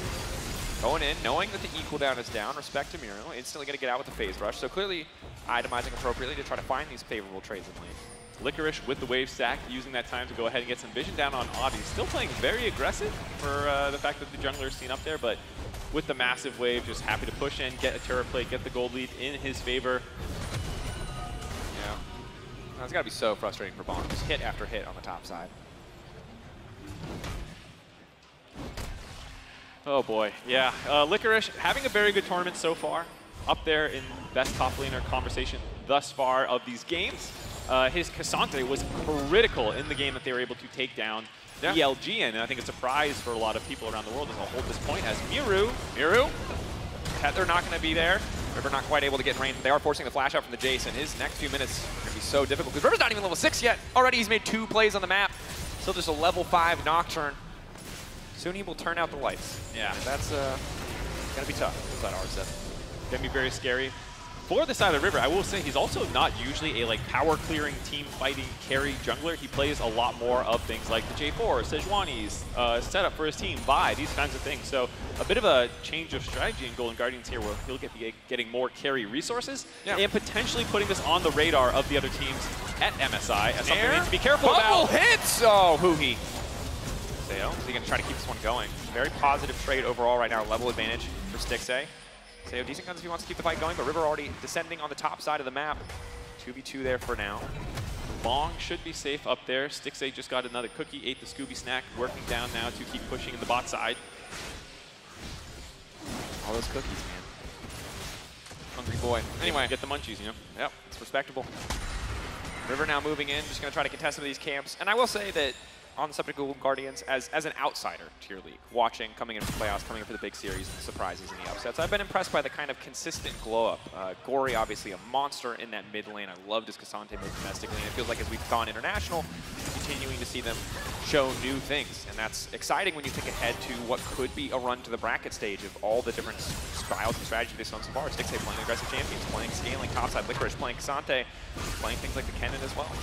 Yeah, I think Golden Guardians is a new organization for pretty much every international fan. Might not have seen them before. This was a team that had won a single best of 5 previously in the organization's history prior to this year, had never finished really higher than a 500 win rate in terms of regular season. Yeah, for LEC fans, they did a BDS, if you don't understand what's we BDS'd them, for sure.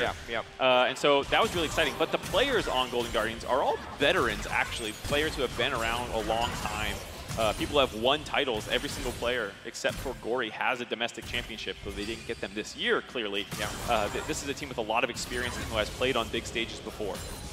That said, maybe an angle here. Ooh, Audi flashing over the wall. The twisted advance now following. Stixxay doesn't have the sums because of the previous trade. Huhi now trying to find the bubble. The knock back, keeping him in the reach. Sayo, big kill. A start of something for Rainbow 7 here on the bottom side. Love the aggressiveness out of Audi there, the veteran jungler for the side of R7, knowing that they need to do something to disrupt the laning phase out of Golden Guardians. The aggressive flash into the river to get in there. Very nicely done to get that kill onto Stixxay, stop any potential snowballing from coming in. And it's a classic Maokai play, but you love to see it executed. Hiding the incoming ultimate with the wall, keeping it out of vision, going over the wall, immediately following, using everything that you have just to get in range and really making that happen. And if there's one way to win this game, it is getting the Aphelios ahead of the clock, using this beefy front line that you have, all the CC and setup that you have to shred through a lot of these squishier health bars. You're in the mid lane doing a little bit better here. It is crazy. I mean, I know he just wants more lethality, but like I feel like boots just make your life so easy. And he's like, nah, I will play this on hard mode.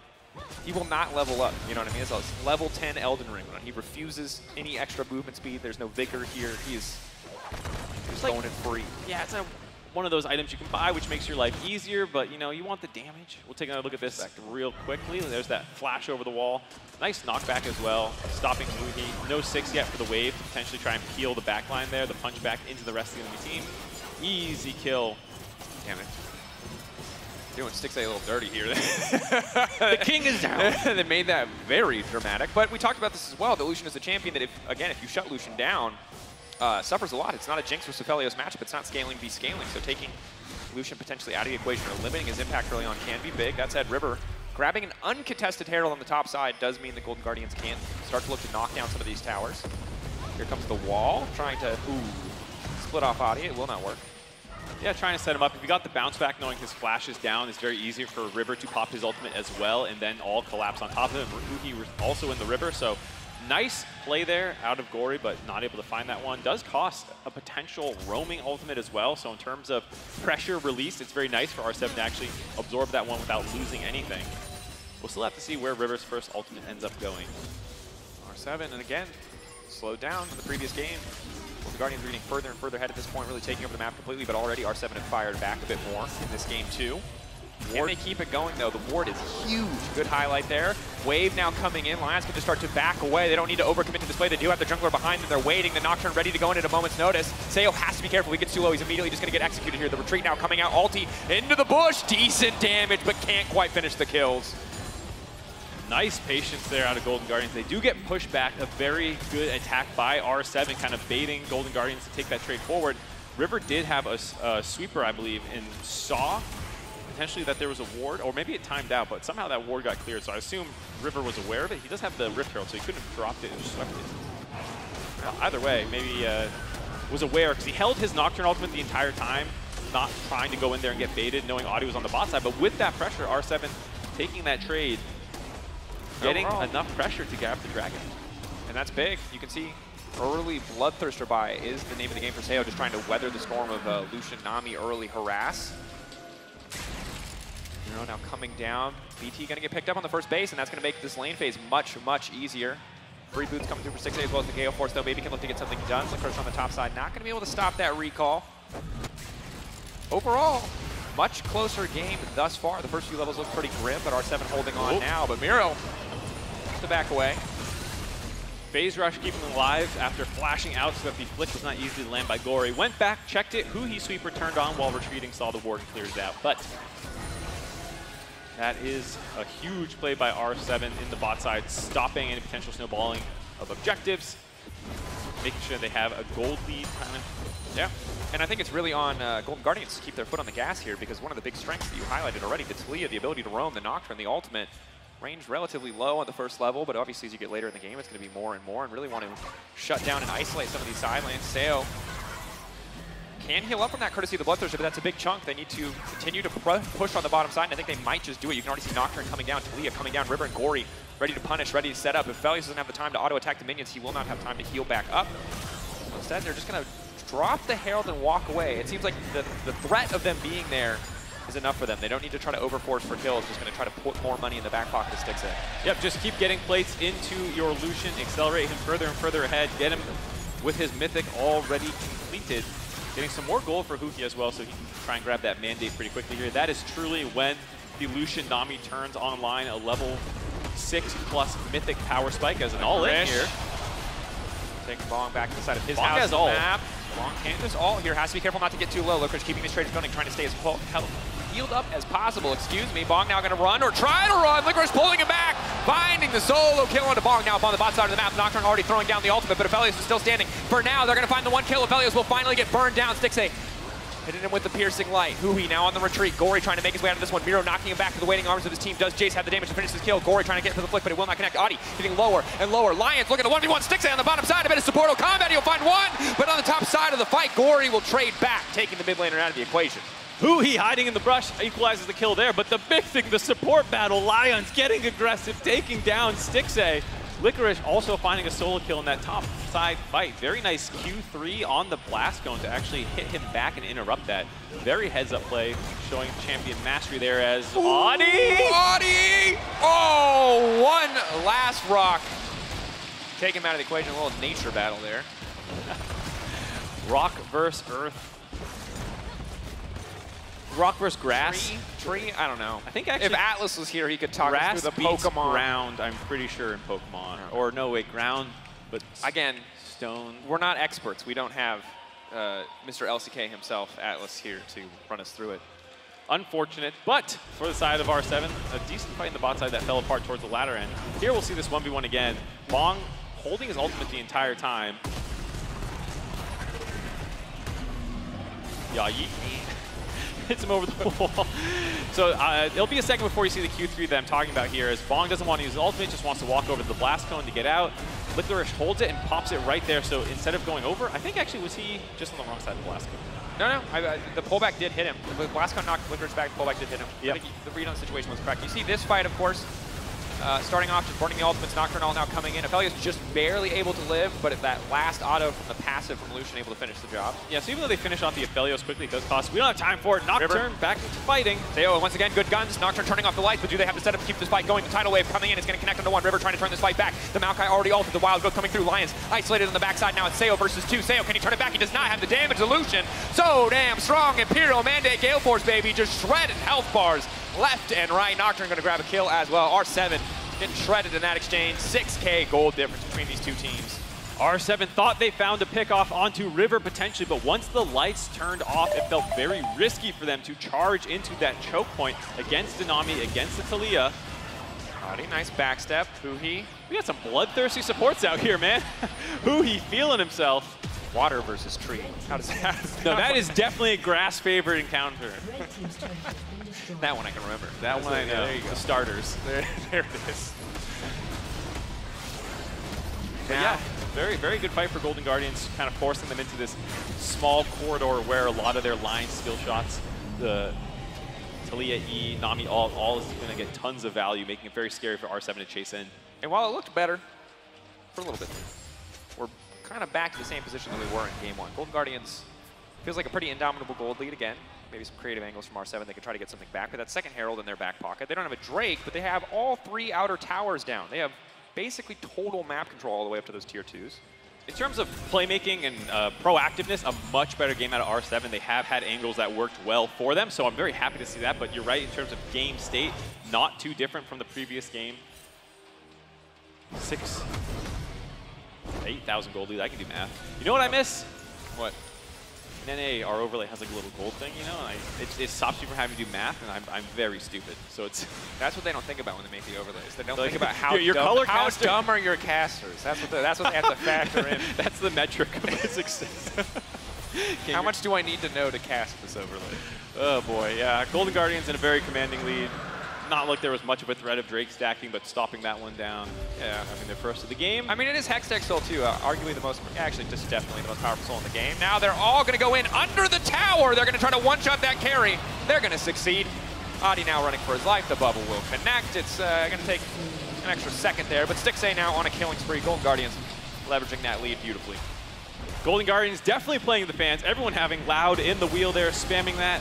As we see FLICKR taking a fight underneath the turret. On Mirror some nice footwork here. Clean sidestep there. Lions behind him, but his window of opportunity has now closed as the rest of Golden Guardians have arrived. North America looking good in the Battle of the Americas. True.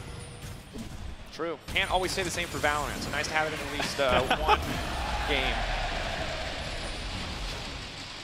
Shelly getting some good value there, trying to break a turret before 18 minutes trying to get into the inhibitors. Not the case though. Bong just wanting to get a little bit of gold on the top side. FLICKR. No ult, fortunately. Not up yet. Keeping that tower alive. Doesn't want to give it to him. He'll get it. Bong winning the moral victory, but he will probably lose the 1v1. River, it would be disrespectful to involve yourself. It was a 1v1. It was a gentleman's fight, but River is unconcerned. Victory more important. Now going to try to knock Bong backwards. It's taking forever to kill this Malphite. But he will die. Huhi will take that kill. Does water beat rock? Yes. Oh, nice. Yes. Do you know that one?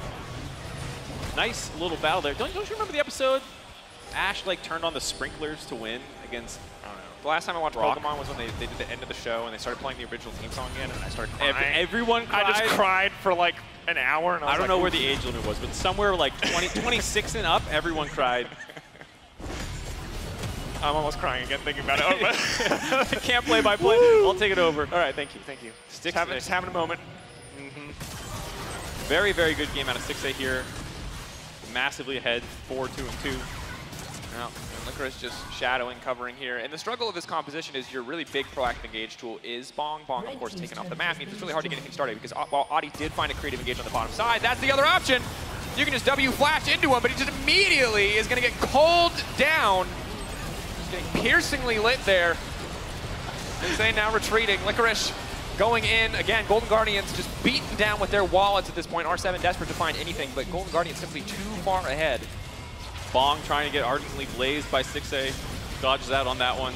Well, there we go. Gory gonna wall them off. Here it is, R7. One last desperate stand. And they make it happen. They're trying to burn down one member. LicKR too damn tanky. Stixxay uncontested on the backside. Shooting fish in a barrel. Oh no, it's a slaughter. Run, Sayo, run. There's just no room. He's feared. He's taking out Bong. He's going to hit 3. But it's not enough. Golden Guardians, 5-man corrals, all R7 underneath their inner turret. Gets the ace at the end of that play. Audi has revived. That was crushing. Crushing. There were a lot of adjectives we could have gone for there. You can take your choice. That was, yes. R7 now at a deficit at 20 minutes that I think is statistically impossible to come back from. We'll see what AWS has to say, but I expect it would be a pretty accurate prediction at 100%. Yeah. I think it's 99.9. Yeah, break this one down, Mark. What did we see here? So what we saw is one team very far ahead using a Talia wall to block any potential escape, forcing them between their turret and the Cassante, who is very, very strong. R7 tried to go onto the Cassante a little bit there, but they don't want to overcommit onto him because Stixxay is backing him up, and it just leads to all these skill shots flying in from range. Gory just pelting away with the rocks the entire time, hitting the squishiest members first, finishing them off, and then going for the Malphite. You know what makes this game even harder, other than the fact that Golden Guardian's about to grab an uncontested Baron, is that there's no magic damage on the side of R7. Their Maokai is building tank, and that means LicKR can just recklessly stack armor with no abandon. That Ninja Tabby, or Plated Steel Cap, excuse me. I'm a boomer. I do it all the time. It's the greatest buy that anyone's ever made in the history of the sport, so. I appreciate the hype on the Plated Steel Cap's purchase, but he can't die. He can try to prove me wrong right here, but I don't think it's possible for LicKR to die. If he ults, maybe. If he doesn't ult, I don't think he can die. He can find a way, I'm sure, if he chooses to. The Fountain Laser always available. Yeah, true. Okay. Wants to dive there, but R7 pressed into their base. Last defense here. Mid inhibitor already broken. Top inhibitor going down next. Golden Guardians do take one out. I think that might have been a misclick by Spooky to take the Hex Gate out of the base, because there's no reason to not just sit on top of R7 here. Audi on the flank. One last fight. Sayo, big ultimate from the Aphelios. Will it be enough? Can they start to burn him down? Just trying to take Stixxay out of the equation. It feels personal at this point, but now they're just leaping into the backline. River now running forward, but the towers have locked him up. They're going to take him out. There's a jungler down. R7 doing what they can to hold on. 2 members hit by the Aphelios ultimate, but it's a double for Stixxay. He's still standing. Golden Guardian's still standing. It's only 1 kill at the end of the day. R7 doing what they can, but it feels like this is just over. Both solo laners going to recall back with the Baron empowered, reset, and then TP back in to try and end the game here. 4v3 base defense by R7. LicKR pulling them back. Again, he is unkillable. Sayo does not have the damage, the items, the stats. He cannot get anything done here. Golden Guardians ruthless in this game to an unrelenting assault on the hopes of R7. R7 will be eliminated. Golden Guardians keeping their dreams of the bracket stage alive. Clean 2-0 by the side of Golden Guardians to advance to the best of 5 tomorrow. One more step away before they reach the main stage at MSI. The 2nd seed from North America making quick work of their opponents here today. And there's not a lot left to say there. They were by far the better team on the day. And a lot of the hectic scrappiness we saw from yesterday, there was just no opportunity for R7 to get down in the muck and fight with them. Our Golden Guardians always 1 step ahead. Getting some well-deserved love from the crowd here in London. Very good showing for the boys from across the pond. Very happy with that one. For R7, though, it is still a historic run that this team was able to make. It's important to keep that in mind. The LLA had never won a best of series in international competition until yesterday, where they were able to take down, of all the regions, the BCS. Yeah, the bane of many regions historically, especially in best of 1, but they were able to best them in a best of 3. I think that is still a big achievement, and it sucks because you come off of such a fantastic high yesterday into a game that is incredibly one-sided. And it doesn't diminish their accomplishment, but you can understand if the players, it's a bit deflating. You know, yeah. It's tough. In the moment, you will not feel the level of happiness that I think they'll feel when they look back at this overall tournament. These games being very, very dominant. Of course, who he's going to be interviewed on stage shortly, but here we have the post-game breakdown powered by AWS. Pretty clean game for the side of Golden Guardians. I see a little bit of red there at the very beginning for R7. Now, it's there. And then they got the dragon, so nice there. But for the most part, yeah, clean win for the side of Golden Guardians. You can see them feeling pretty happy, smiles all around. Early dinner, lunch, I guess you would go for. Wow. 1:19, started at noon. Hour and 20 later. It is early. Well, I think we have an opportunity now to talk about the hero of the hour. Ooh. I'll wait for production to confirm that we're ready to go to talk about the hero of the hour. Is there any particular player that comes to your mind if you wanted to talk about the OnePlus OP player of the series? Is there any player that comes to mind? Like, who would you pick? If I could pick, but I don't know what they're going to... I'm going to tell you if you're wrong, because I agree with what the actual answer is. So you can pick, and then you'll be wrong if you're wrong. Can I say Stixxay? That would be wrong. Okay, I guess I'm wrong. River? Gory? Have you ever seen a person who can play tanks so effortlessly and carries so I said everyone else, basically. OnePlus player of the series, FLICKR. Boo him. He deserves to be booed. Okay. I guess I shouldn't say this while we're hyping up FLICKR. FLICKR had an incredible cannon performance, given one of the strongest picks on the patch. He built 4 armor Cassante, and he walked at them with reckless abandon. He deserves your respect. 1-0-2 game 2. You know, Gory 8-0-9. Thought that was pretty respectable. 2-0-17 for FLICKR. Thought that was, Huhi thought that was pretty respectable. But you're right. The Cassante play in game 2. Stixxay's highlights were built on the back of this man right here. He could not have won those fights in the bot lane if FLICKR was not throwing down in the top side. Just taking a rip out of Bong here. Just absolutely shredding him. Clearing the chamber, finishing him off onto the other side of the wall, getting the flip back. It was just domination from start to finish for FLICKR in each of the matchups. He blind picked this. This was their counter pick. I will say his Cassante is very, very, very good. The timing on the Q3s, the engages in the elk fight. Very good, but of course, a final moment, a last goodbye here for R7. London, give it up! Give him that love. Well-deserved again.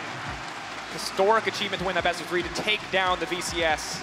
Undercut a bit by the results of today's series, but do deserve that love and praise. You know, it's going to be hard for them to reflect positively at this moment, but I hope that they can look back at this tournament in a week or a month and appreciate everything that they did achieve here.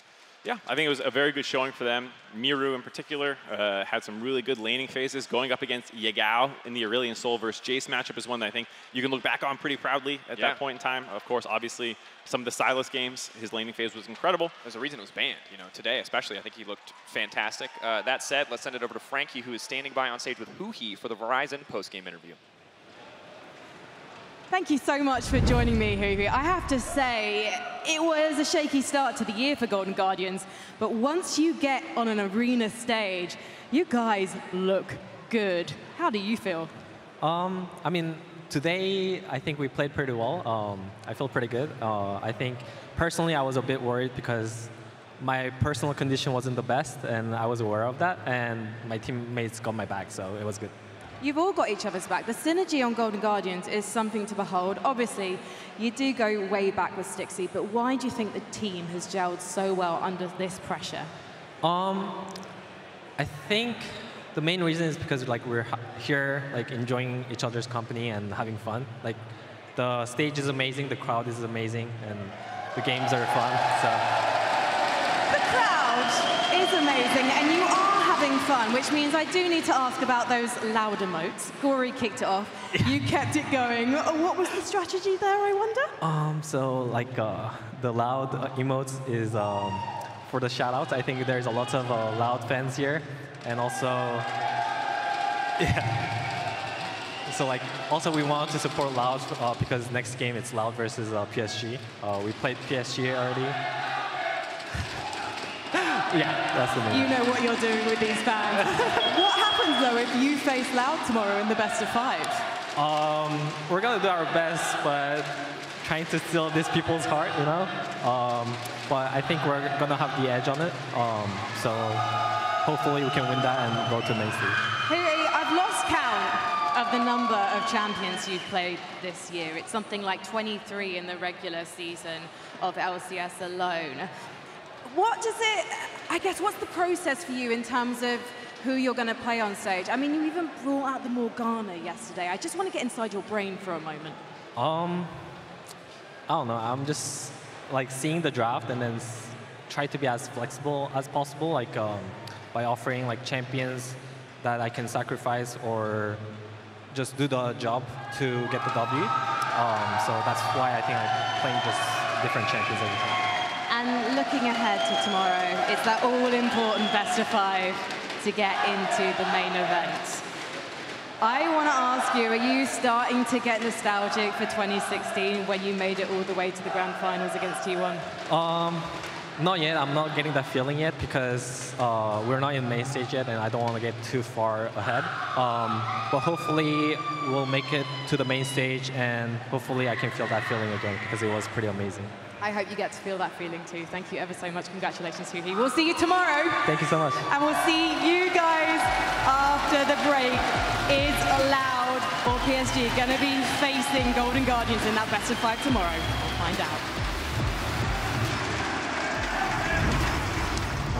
I kind of want Lucian on me. You want? Sounds fun. Yeah. Oh, Huhi. They have the bubble ready to go. It's EW sticks instantly going in, and there it is. The heads-up play showing champion mastery there as Audi. Audi! Oh, one last rock. Maokai. Jace. Seems. Apelios. Back. No flash. Yeah, slowly. Oh, they're all dead. Nice, I got that. Golden Guardians ruthless in this game, keeping their dreams of the bracket stage alive. Get it!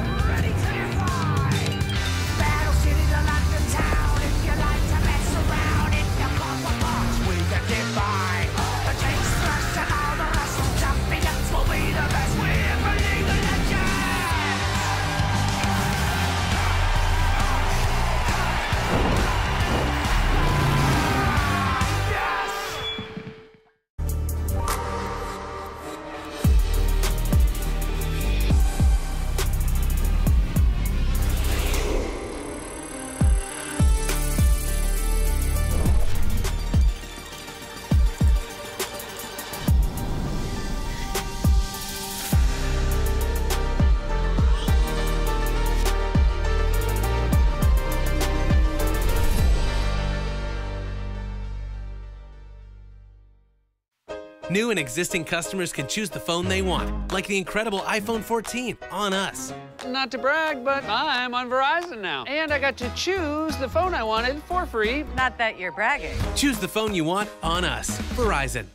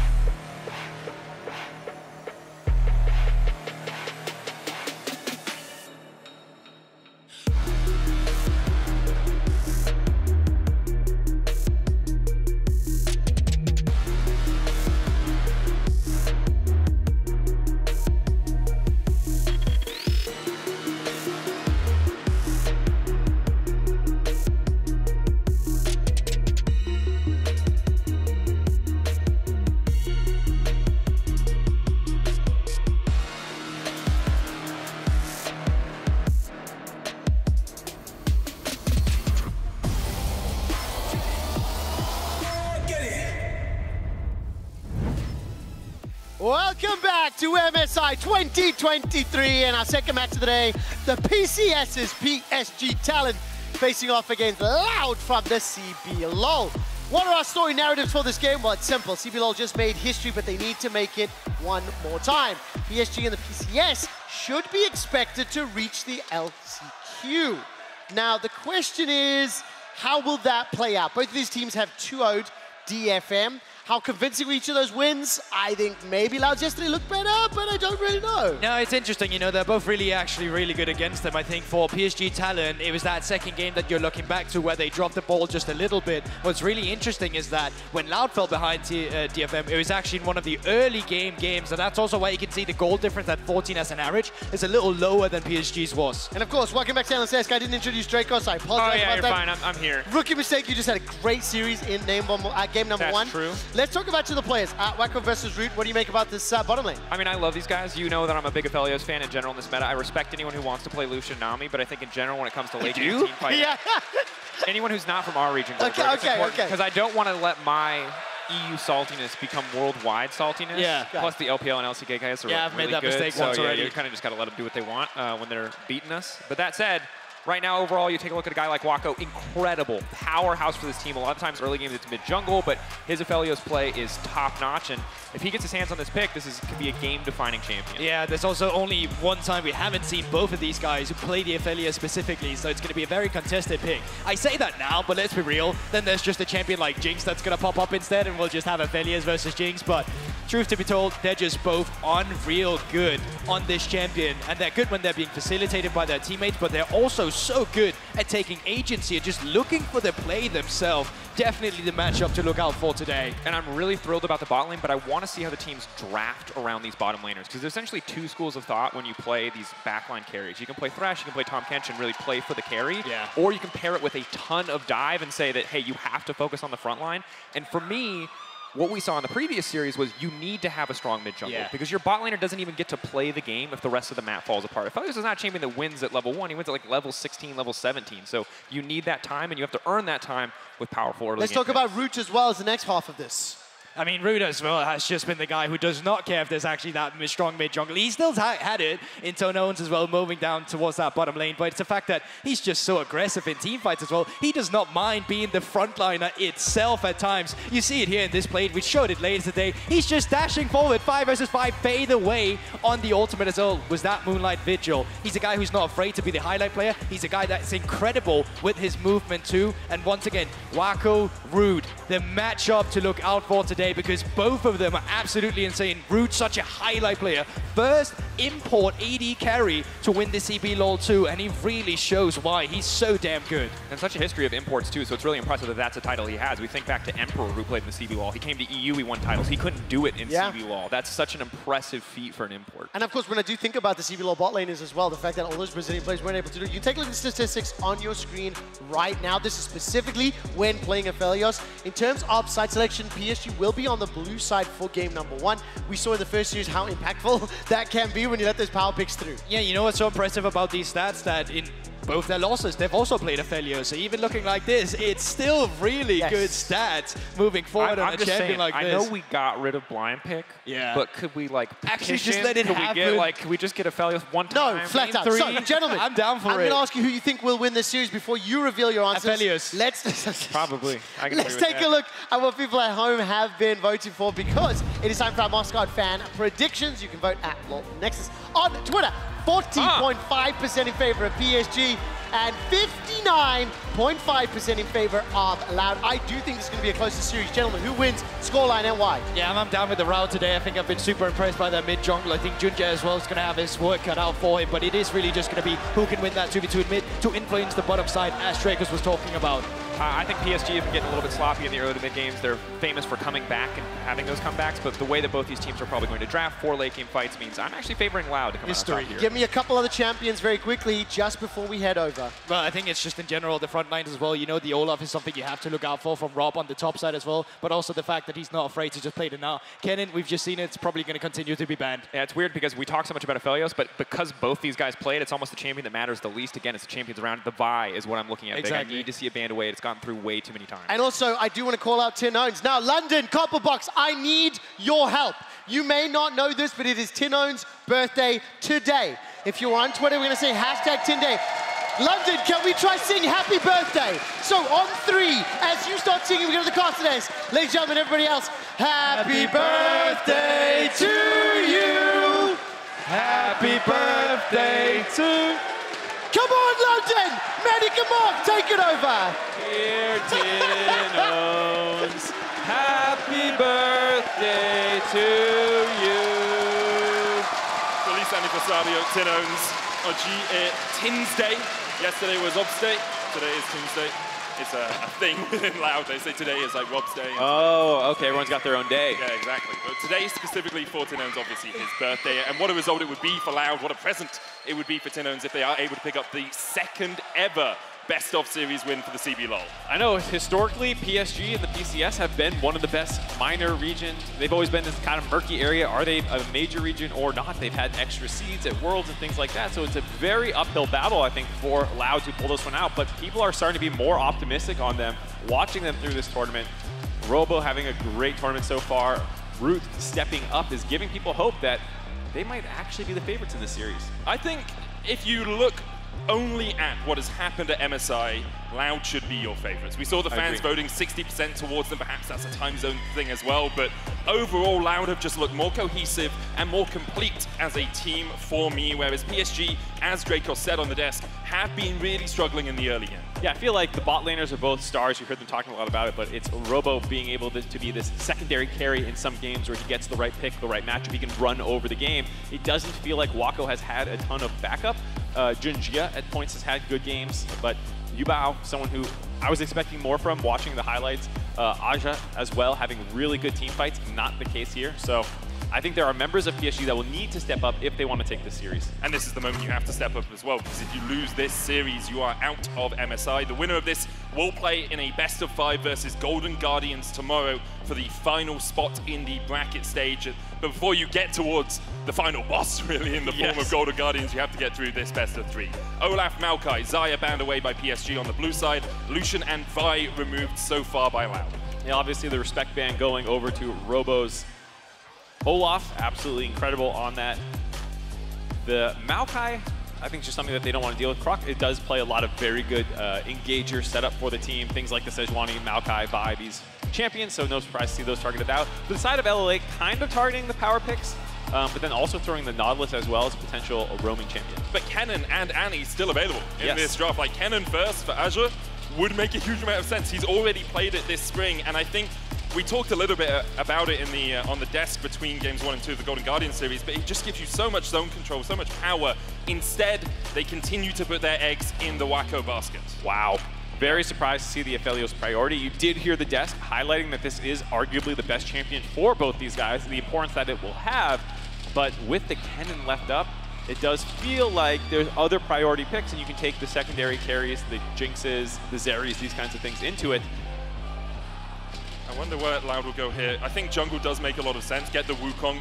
We have seen Croc also revert to the Sejuani in these sorts of situations, but it leaves the Kennen open still yet again. And perhaps there's just something between these two teams where they aren't prioritizing the Kennen right now, and sometimes that is what happens in these sorts of series. It's hard to read in game 1, and it's something that we'll probably see develop more. Is the other reason is you leave it up on red side is you assume the other team will first pick it. You think you're going to get the Aphelios, and Robo saying, hey, I have a champion that I can actually play into the Kennen. And so we'll see if he has a specific counter pick, because otherwise I think for the most part PSG has done a very good call of saying you don't actually want the Kennen. Robo's played it once this year, maybe not be the thing that they're most scared of, and saying you'll have to prove that you actually play it, because we're going to play Aphelios Thresh, get the bot lane we absolutely want around our star player and Wako, and we'll figure out the rest of the draft from there. And PSG just already have so much safety. A really strong team fight, the ability to escape a difficult laning phase with the Thresh Aphelios if you need to.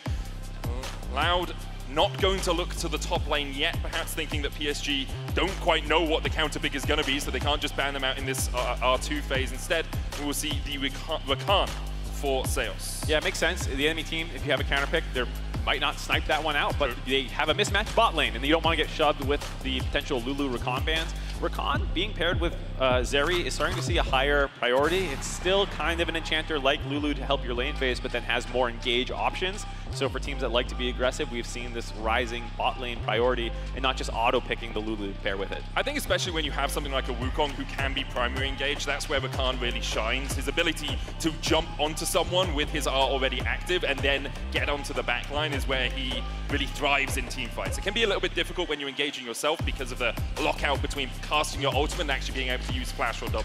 That combined with the grouping potential of the charm that he has means that for people with AoE ultimates like Wukong, it's just this kind of synergy where you get to help each other out. So no surprise to see that one grabbed up there. Also means the mismatch roles are going to be top lane and jungle. So jungle bans coming through onto Junja. He had a very good Viego game previously, so no surprise there. Did not end up winning the game versus G2, but got very, very close. Yes. Major sweat. But the early game, again, was a weakness for them in that game. They did manage to get back into it, but my worry still for PSG, even though they have a composition that works really well in those later game team fights, is how are they going to mitigate some early game losses? Because we know Loud will want to take some of those early game skirmishes. It's something that has, I wouldn't say plagued PSG because they came into the tournament obviously winning their region, but they played with a very slow pace of play, lowest combined kills per minute. They're not a team that seems to want to sweat in the early game, and it's something that these teams out here are very happy to go all in. You can see the level of aggression from most of the other teams in this portion of play, and has been giving PSG some problems so far. Loud, very aggressive team, willing to throw down, and most likely part of the reason that PSG might not be favored in this matchup is just seeing the play styles as well. Obviously. Whoa. Oh, okay. Yeah, that's a rise for Tinones. He's played it a couple of times this year. We don't see it that often. It kind of jumps in and out of pro meta from time to time, but I guess it's an international tournament, so Rise has to be on the menu. Yeah, Rise always seems to pop his head back up. President of Riot Games making his appearance here. And it is a champion that did see some occasional play in domestic regions. Randomly, you would get it when it's like, we kind of want something that can push in Rome, and like Talia's not good here or something. You know, I'm surprised you would take it over at Talia if that's the strategy that you want to. This laning phase is quite a bit better, I think, to most people. A little bit better 1v1 side laning later in the game for Rise, and maybe that's what they're kind of going to set up here. It could also be the counter pick into the Kennen when we're talking about the things that you can play into it. Rise top lane has been something we've seen plenty of times before. We'll have to see where Loud decide to go with their final pick here. The Tristana and the Sejuani, though, for PSG gives them control over that mid lane prio early on, alongside the Sejuani for that crowd control later on in the game. Not too many melees, in fact, no melees for PSG to really set No up one's going to help him out. Yeah. But he can still get, you know, the icebreaker off by himself. Loud taking a little bit of time over the last pick here. We'll see if that Rise does go up towards the top lane, but could just be looking. It is. It's going to be Rise top here with Cassio locked in last to try and deal with that. No, sir. That is a Cassio top. Into Kennen? I think that's a Cassio top. A lot of people have been secretly playing Cassio top on their accounts into some of these range matchups, and maybe I'm wrong. They do have it mid lane right now. I could be gassing up the complete wrong idea. Well, tell me why it would work. So a lot of the reason is because Cassio just tends to win a lot of trades, especially level 2 with the QE combination, and can heavily outpush pretty much anyone else because of this trading pattern. And it's something where it is very volatile. You can get ganked and die, but if you get alone time, you win almost every single matchup. So it feels like top laners are always trying to find a reason to sneak it in. Looks like I'm lying to everyone here because you're telling the truth. It's just what I'm saying is correct about the gameplay, but it's not going to happen here unless Tinones ends up going top. But that's a totally different story. That I'm not going to go down that rabbit hole yet. It would be interesting if we saw Tinones deciding to go towards that top lane. He is undefeated on the Cassio through his professional career, though. 4 games, 4 wins on it. Croc as well on the Wukong has played 21 Wukong games with 15 wins off at the back of the Monkey King. Definitely going to say the Rise top. Similar story, I will say, for the Mage kind of top lane matchup. You have very good wave clear. Kennen can potentially, if you want to like go a little bit harder on the AD build, Emax for auto attacks, you can win some trades, but for the most part, it's actually kind of difficult, and you're going to get very low doing that into the Rise. And so the Rise should be able to get some push going in the top lane, get some lockdown CC potentially for Croc to make his way up there. We'll have to see. They clearly left the Kennen up with the plan of getting Robo his Rise. And as we make our way onto Summoner's Rift, in what is a decisive match for both of these teams, Loud have brought something a little bit different to the party. Worlds 2019 was the last time we saw Rise top. I've looked through Robo's history as well and can't see Rise pretty much anywhere on it. He's played 2 games on it, has won 1 and lost 1. Looking to make it 2-1 in this series. Early on, though, both the teams not really making too many forays into the enemy jungle, just poking your head in, doing a little prodding, but not going to find too much. Sales here will just be looking for a ward on the red buff to make sure they know where Junja is starting, and they will get that ward down. We'll see how this series goes. It feels like a bit of a restructuring, as I've said a couple times, in the minor regions power rankings. The fact that VCS dropped to the LLA. You had CBLOL winning as well yesterday, and feeling like they have a chance here. PSG are trying their best to hold on to this kind of prestige that they have as the one to fear the most in the play-in phase. And it's really difficult to judge exactly how this series is going to go down, because we've seen both these teams get a 2-0 over DFM, as Robo and Aja is just going to trade here in the top lane. Aja does have more powerful auto attacks in the early game, so he can use those to take Robo down to half HP. The early trading, like I was saying for the Kennen, quite strong with D-Blade start, E with the attack speed. You can actually get in there and kind of mess the Rise up, but the Rise with levels will usually be able to start pushing the wave easier, as well as the E spread early on. Kennen will have to run through the wave to get that, so you can see a nice little trade there initially for Aja, but for the most part, we have the jungler starting bot side going to clear up, knowing that that is a very volatile top side matchup. Not surprised to see both junglers want to get up there early. And both the junglers will be tracked at least a small bit in this early game. The red buff spotted as Junja started there, and Croc is going to be spotted on his Razor Beaks as he does go across. Those early pushes in to make sure you have vision on the jungler, something we see very commonly now. Yeah, absolutely. Skipping the Gromp there for Croc, trying to get up there a little bit earlier. Mid lane matchup, we have not seen a Cassio very often, I should say. It's kind of got overlooked by the top lane shenanigans, but Cassio's a very, very strong champion in the 1v1. Yubao has an incredible Tristana. Watching the regional run, you start busting it out a little bit more often, and had some very, very impressive plays on the champion, and usually has a very strong lane phase, relatively uninteractive, where your W can get you out of most situations, your E is going to auto-push the wave, you have good trading patterns, and Cassio is someone who, of the mages, can actually go toe-to-toe a little bit. We have a couple of options as that Tristana push and move, or just keep trying to take down tower place. Croc trading with Junja here. Croc will flash the wall. Permafrost was on its way to being Croc there. Croc, one auto away from being locked up, and because of that, realizes he needs to get the hell out of there. Yeah, Croc thinking he can maybe win that trade a little harder, using his W for some extra damage, but the tag by Jinji on the W, making sure he couldn't run away. Croc loses his flash. Both junglers know where they are, though, which means there's not going to be an immediate threat of dive. Robo had been chunked low, though, in the early trading pattern. Going to have to TP back up the lane. Did he get enough for a mana crystal? Or tier, excuse me, yeah. Grab the tip. Just a tiny bit amount of gold down there to Azure, but should be fine in just getting back with the TP, especially knowing that Croc is on that top side. So if Junja had looked for a repeat gank, Croc could have protected from that. You can see a lot of focus knowing that they want to protect Robo. The fact that they have one ward in River, one ward in the Tribush. There's no angle to really surprise him. Wave should be pushing him to him as well, so just going to be able to farm up early on.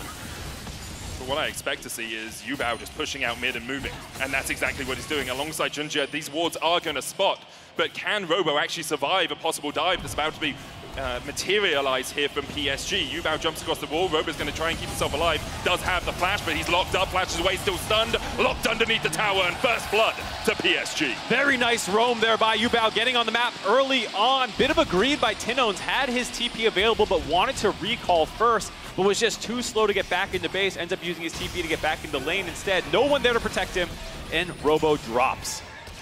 And that's the risk of playing something like a Rise top. The enemy team knows if they start to put you behind, even if you invest vision, even if you invest time into trying to add that security blanket, it becomes very tricky from this point on, because now you have no TP and no flash, and you're facing up against a Kennen and a Sejuani who will be very happy just to clear her top side and look top again.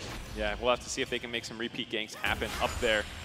Tinones having a decent time in the mid lane in the meantime. Bot side going relatively even. And Robo, like we said, was kind of the X factor in a lot of the loud games. Yep. Of course, you can fall back onto Root's late game carry, especially on a Zeri, but the games they look the best is when he's able to pop off. So it's very nice to see Aja stepping up, getting a kill with the rest of his team here, setting the wave up, trading to get Robo low after TPing back in the lane. It's the English countryside in the distance, as we see, the rolling plains of Robo. The inspiration for the Shire. Yep. And Robo, just not really much you can do in that situation. There's too much CC threat. Yubao can come across because he gets the push in mid, and in a 3v1, you are very unlikely to survive. Yeah, so now the problem is that, like you said, the repeat gank potential and the early Mantle picked up there to get some extra MR resist, so you can actually just keep pushing and winning these lays. Aja going for a little bit more lane-focused build early on. Definitely going to work out for him. On the rest of the map, though, pretty even across the board. You can see Tino's getting a slight CS lead in the mid lane. As you said, Cassio very good in the 1v1, but the ability to isolate Yubao is pretty tricky because he has range, and he can just stand back and catch the wave as it pushes in. That is one of the things that makes, as we head into the late game, assuming it's relatively even and not just a stomp at PSG just keeps running away with the game. But if it's close, PSG with this full range comp that you're kind of talking about, Sejuani is not there to be like the initiator with an Akali flying in and blowing somebody up. But you have a ranged setup tools with your ult that you kind of throw out and lock someone down for the other ranged members of your team to then just hit that one isolated target. And Loud, despite having a lot of damage, are very low range. Ryze and Cassio can both struggle to play into long range CC where they don't have someone that they can kind of throw all their damage at. And you're going to get outranged by Green Gun if Wako has that. Obviously, Aj is going to give a lot of AoE crowd control, and Yubao will be pretty safe hitting from a further range. Of course, Tristana gets more range as she levels up with that draw bead passive. And it becomes very tricky as well, not only for Tinones and for Robo, but for Root. Because part of Zeri's power is her ability to dodge in and dodge out of fights. But when you can never get close enough to auto-attack your opponents, it becomes very tricky to actually navigate those situations. All this is to say there's going to be a lot of pressure on Croc and Seosh to actually find clean engages and set up targets for the side of the carries of Loud to move in. And it's a lot of being on position first as well. If you can set up vision in the river before you start a dragon, if you can get your players there and have PSG walking into you, that's where Loud can really thrive. But for the moment, PSG about 800 gold ahead, 7 minutes in the game. We see some wards for them, control wards down towards that bot side river, but neither team has really made a big attempt towards taking a neutral as of yet. No, this is absolutely the comfort zone for PSG. We're talking about the slow pace of play that they've had regionally. No being flash. able, hold on here. He's got no flash, he's got nowhere to go. He could pop the Realm Ward, but Junja's just going to come in and lock him up, and there's no escape for Robo. Second kill of the game to PSG. Such an easy kill to make happen there. Aj is locking him down as Junjia comes in, and this is exactly what we were worried about for Robo, getting chain ganked and attacked. Did have enough gold to fortunately start continuing on with his build, going towards that Rod of Ages, but still not at all what you're probably hoping to get early on with this counter pick. And because they only need Junja and Aja to go towards that top lane to pick up the kills, Yubao gets time with the mid lane tower. He has Demolish on this Tristana. That's already one plate down. You can see probably 200 HP left on the second plate. And Yubao's just going to start accelerating his gold as well. And even though Tinones was able to win out in the early skirmishes, Yubao will be on a very even keel when we get towards the neutral objective fights. Yeah, and that's exactly how PSG likes to play, like we were saying. You don't do nothing in the early game, but very intentional attacks on certain parts of the map to move around, negate the enemy team's power points so that you can start setting up around objectives easier. 8 minutes in now, you can see Loud with 3 pink wards in the top side, knowing that the first objective that they're probably going to go after is this Rift Herald. And it seems like they do not want to let it go uncontested. Zeri is taking her back right now. Root might make their way up there. PSG sending a Felios bot lane means that this is probably more just stalling with Woody up here in the top side. Junja is on the wrong side of the map, so not really looking to contest this one actually right now. It feels like a little bit of a weird move from Woody because you know they're doing Rift Herald at this point. Yes, the ward will give you a little bit of extra awareness that it's happening, but when your jungler is on the bot side of the map, when your AD carry is reset down towards the bottom lane, you're not really playing to contest. PSG could have used that time to continue to get deeper vision in towards the blue side jungle, and Croc is looking for what is. He has to flash away. The hook will connect. Yubao coming in as well. There's the threshold going down. Croc locked up. Glacial Britain does connect, and Croc escapes for a moment, but in the end, Woody's Ignite will tick him down. Sales now trying to extract himself from the situation. He will manage to get to the safety of the turret, but PSG with the pick on the enemy jungler can now turn their eyes towards the dragon. Yeah, Loud sack the Rift Herald, get some bot side control, and as Loud tried to move back through mid lane, getting a little over aggressive there, jumping on top of Woody, who had all his sums available, very easy to get out. And a nice hook to set up that play for the side of PSG. Also buys them control to go ahead, grab this dragon, avoid Loud when they're grouped up, and just pick them apart for their third kill. It's a controlled early game from PSG. 3-0 up, 2,000 gold in the lead as we crest the 10-minute mark. And you have to feel everything is going the way that PSG would have wanted it to. We'll see this again. You can see what Loud are thinking. It's like, well, we have 3 people here. Perhaps we can just isolate this support. Yeah, the right idea, but Zeus did not pop the ult first, so did not charm up Woody. Had a nice reaction flash, and Croc had used his W to get into a stealth jump-in position, which means it's very easy for them after they land that hook. He only has his flash available. Junja was off on the side. Easy finish off. It becomes very tricky now for Loud to work out exactly how they want to play this. Investing gold into Tinones. Could have done it to Root as well. Woody spotted on a ward, he'll sweep that away, but this is only going to be 2 plates at best. Croc and Tinones will step forward to make sure that second plate does get smashed. Tinones with the final auto gets it. Gold split between him and his jungler. Felt like the only lane that has Prio and easy to drop it in, though. I'm sure they would love to have funneled the Zeri, but they have not really had Prio for the early portions of this lane phase. They haven't really had Prio anywhere. It's fair to say the one lane you kind of, maybe a little bit, is Tinone's, but of course Cassio is a notoriously poor roaming champion, no mobility, and if you ever get caught out in the wrong spot, you tend to drop. So Loud not having too many power points on the map. The only one was that kind of top side, and PSG did a very good job neutralizing it right away. And the difficulty for Loud is, what do you do in this sort of situation? You can see Seos and Croc trying to team up, trying to find ganks, but all of PSG are just taking a step back. Whenever they know their weak side, just like, we can play on the tower, that's fine, I'll catch this wave.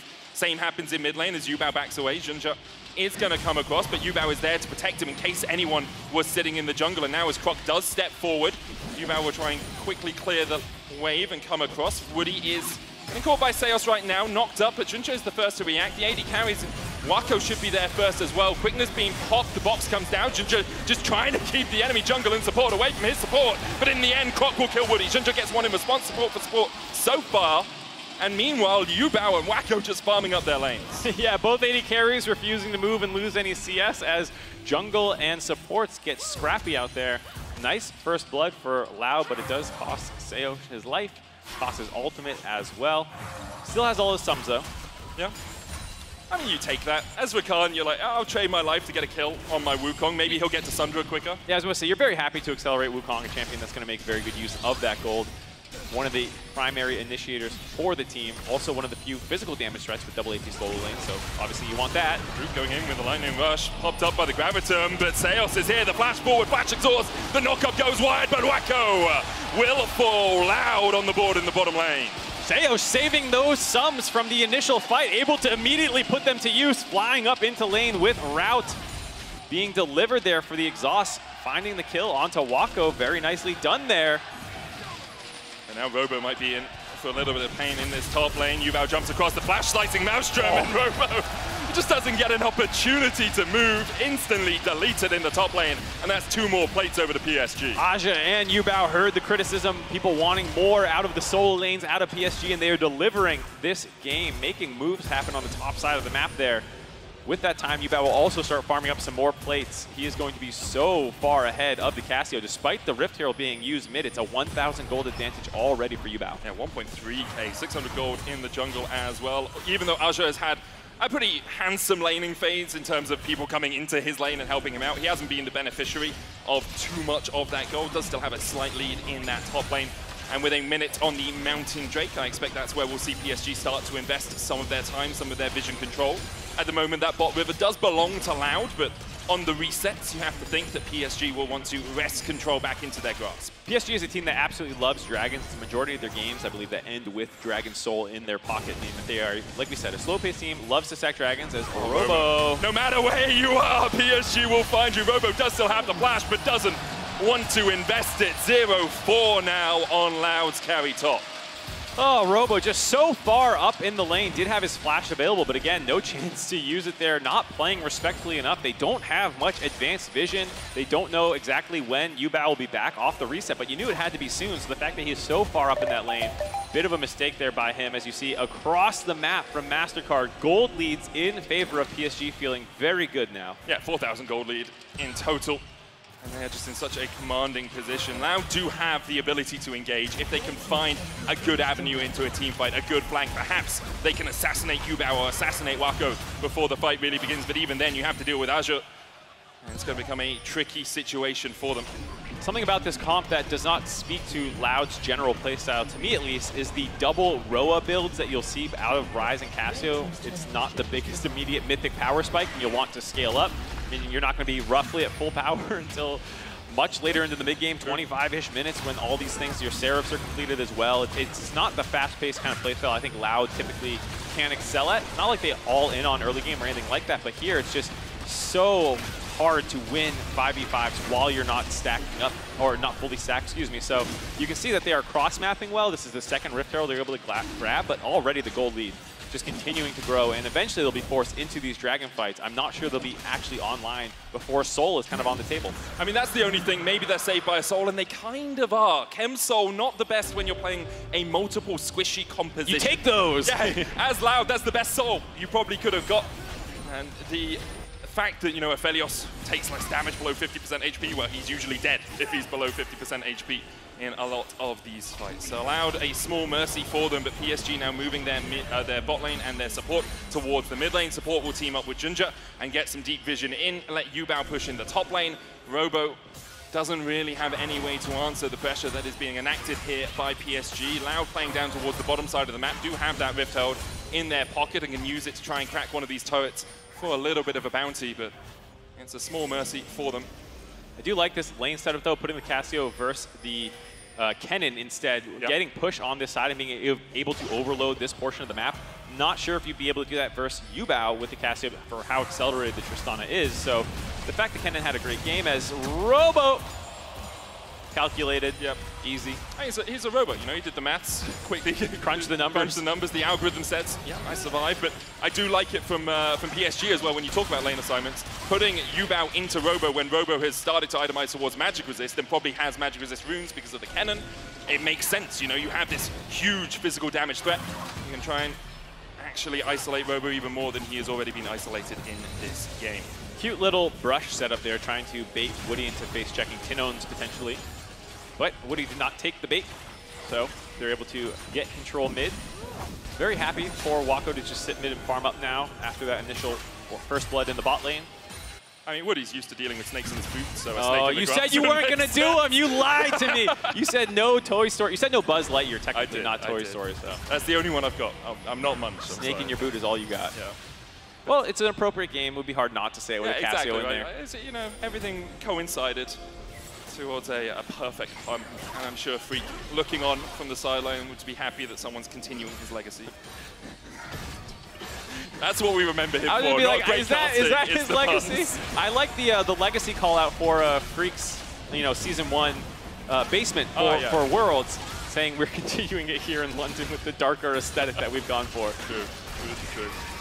I mean, he's got rich over the late years. The basement's got a little bit bigger. A much more spacious basement. Right now, we see both the teams grouping up towards that mid lane. Moonlight Vigil goes out. No crit on it means that Loud are able to survive. They just want to push out this wave. It's one thing that PSG have yet to manage to do is crack this mid lane turret. They'll want to get that down before the next dragon because it just gives you so much more control over the enemy jungle. You can step so much further up. Yubao here might be on the wrong side of a gank. Croc going in. Yubao's going to jump away. Does still have the flash. Flash forward as Root tries to dive in as well. Buster shot available to Yubao. Knocks back one, but he's knocked down himself. Croc with the shot down. Croc having a pretty good game. The only member feels like right now who's stepping up, finding these 2 kills. Root still just mostly holding on and farming up, but does get to follow up on that play, get a little bit more gold, trying to funnel him a little bit. Still roughly 1,200 gold down behind his counterpart in Wako. Zeri, of course, can do a lot of work when team fights do begin. The question is whether Loud will be able to take a team fight on even terms, because right now, everything is pointing towards no. Root's going to be given some gold down towards this bottom side as the Rift Herald charges in, and that's the mid lane tower broken. Junja trying to distract Loud, but they get 2 objective bounties out of that, and you look at the gold from 3K to 2K in a matter of seconds. Yeah, that's actually huge for Loud, the fact that they could push out the bot lane after making that play, using the Rift Herald mid to make sure that no one could actually go and cover Root when he was pushing that one out. They have a 3rd turret pretty low up in the top side as well, so they might be able to get a little bit more gold if they want to stack 3rd dragon and overload top side of the map. If they're not quite ready to fight yet, still stacking up 7 stacks and 6 for the Rod of Ages on both their solo laners means that not a bad play if you want to look for that instead of contesting in a minute. Yeah, but I think they're going to fight, Mark. It does feel like they're going to fight. You say that. I get the feeling right now with the Runans and the Immortal Shieldbow complete en route and 2 items on Tinones, the Seraph's fully stacked up. Seraph's on its way for Robo. I just feel like Loud have been patient enough. They are very good at being patient. I think that's something I need to commend them for across their series yesterday. They took small advantages and then backed off. But there's only so much waiting you can do when you love fighting. Yeah, they definitely, I would love to see the back off play potentially and let Robo finish his 2nd item, but I can also see not wanting to do that. Junja. He's pushed up, but he's very tanky. Already has the Warmogs, and this is kind of Junja's job. Everyone else on this team is squishy. He has to be the one face checking, so now the Warmogs will proc. He'll heal back up to full HP, and then it can just reset with the rest of the team to push in. Yubao's pushing in top here, does have the TP. Loud might see this as an opportunity to take a fight before that teleport can join up with the rest of PSG.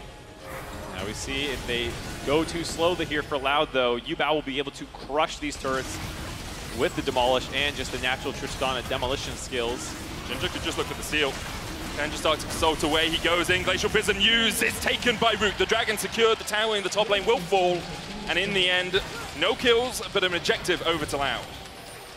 PSG actually the ones evicting from the jungle fight to go grab more gold. Junja buying space in the mid lane to buy more time for Yubao, already working down the inhibitor turret a little bit, but Robo has gotten the back off, excuse me. And PSG swinging the gold lead back pretty heavily in their favor. Yeah, 4K in the lead. You can see why Loud wanted to go for the Drake. You want to avoid that soul stack from happening, but it does cost them 2 towers. Ginger caught a little bit here, does have a flash, will dash away. Croc going into the pit as well. Azure now can just turn back around onto Croc. The Cyclone coming out, but Croc is going to fall, and the Baron is available to PSG. They kill off the enemy jungler, who is a little bit too overeager for that battle. Croc getting way ahead of himself there. Some members of LLL can follow him over the wall, Root or Seosh if they were in range, but just jumping into the river that's basically blind, knowing that PSG is probably still somewhat in the area after grabbing that mid lane turret is a massive overextension there. There's a lot of patience from PSG as well to not go for the Baron. As soon as you kill the enemy jungler, when you see the Baron there, like, it's just in your head, I think instinctual, it's like, well, we could get this huge buff that can win us the game. Well, especially with the comp that they have, having a lot of damage to actually burst it down. The double marksman composition can melt through a Baron if they ever have some alone time with it, but this does speak to the PSG play style. They are very happy to take their small victories and just kind of grind the opponent down over and over again. Just keep it slow, keep it simple. It's worked for them against DFM, almost worked for them against G2. But right now, Cloud looking for something, anything really on the map. 4K behind. They are starting to scale up. Robo now at 2 items, even though he was shut down so much in the early game, actually matching Azure in terms of itemization, or at least in terms of effective gold. Tinones as well with 10 stacks on his Rod of Ages. Will just level up, gets to 14. Cassio at 16, a mighty beast to try and fell. PSG start to set up down towards this, up towards this Baron pit. Yubao is down in the bottom lane. He's just being matched by Tinones. He does have kill threat on the Cassio, but it can be a little bit tricky because of the Twin Fangs healing, the Conqueror healing, and that Petrifying Gaze that you have to avoid. The big one is, of course, the ultimate. If you do get stunned up by that, it makes it much easier to land the poison, to keep chaining your empowered ease against it. Robo not being this strong is probably the big problem for LLL's comp here. Loud would love to have him be a side lane threat, but not able to actually get that against the Kennen, who has finished the Banshee's Veil off. Rise in the side lane, being able to get very tanky with strong wave clear. The phase rush escapes as well. Usually makes him pretty safe to put on the bot side of the map, but just too far behind at this point, especially if you had put him against Yubao in the bot side. It has been a while since we saw Rise builds. I can't remember if Frozen Heart is really bad on him now, or if it's still a possibility. In this comp, it could work. It could, because there's a lot of auto attackers here, but you're probably not like in range of the aura. That's true. That is true. And on top of the fact that a lot of the mana scalings by Rise got hit quite a bit, so he's been forced into more of an AP-centric build. Most likely, we'll see what he wants to go after this. Could be probably not any 10 items needed. Junjia did go for the Warmogs first, not having ton of resist. I do like this actually out of him, knowing that as a frontliner, he kind of just has to walk in, face check, probably going to get chunked out, and then need to top himself back up. It's not an all-in, be super tanky kind of playstyle that you want. It is more in and out with the range that PSG have. And it looks like Robo is going for a little bit of armor. It's going to be a Zhonya's next for him. Has the stopwatch right now. PSG setting up around this Baron once again. Tinones and Yubao just poking at each other down towards the bottom side of the map. The blue buff up, and that's going to be stolen away, well, taken away by Tinones. Sheos caught up for a second, but he can dash across the wall. And once again, it's just PSG denying as much vision as possible, taking camps, taking away any possible wards that Loud have placed, and keeping them at bay. Azure's going to land the stun there. Of course, the decoy away from Croc gets him back to safety, but that's half his HP gone. And now he has to wonder, are they starting Baron? It's always a possibility, but as soon as you see Wacko on the map, it's very much less likely for PSG. Yeah, PSG is definitely the kind of team that you will find camping your brushes, much more likely than starting the Baron off. I do think this is, again, a comp where you can do that and put a lot more pressure out by starting the Baron and forcing them in. Theos caught. The Decisive Massive going across the wall as well as Robo is locked down in the midst of 4 members of PSG. Another hook hits onto Robo, and he will fall for the 5th time this game. You said they camp the bush, well, they find their prey mark. They find the 1 kill onto Robo. They instead back off instead of going onto the Baron, going for the Dragon that's going to be spawning soon to keep the stacking going in their favor. Coupled with the big team fight ultimates down makes them not want to posture around the Baron instead. But the reason they find that kill is Seos pops Shurelias to try and get a control ward in the back of the pit because all that vision's denied. Robo stands there so he can battle dance back to him. And as soon as Seos battle dances, it's like, cool, we know exactly where we need to aim this ultimate. Just chuck it in and see who we can find. Yeah, and Aja as well having a very nice flash over the wall to find multiple members with his Maelstrom, lock them down, find that kill. Still only one kill, still not super aggressive decision-making. Here feels like they're saying, all right, enough's enough. Bloodthirster already have some pen items as well here for Yubao. Gonna start it up. Spotted with the Farsight alteration. Tinones is here, as is Croc.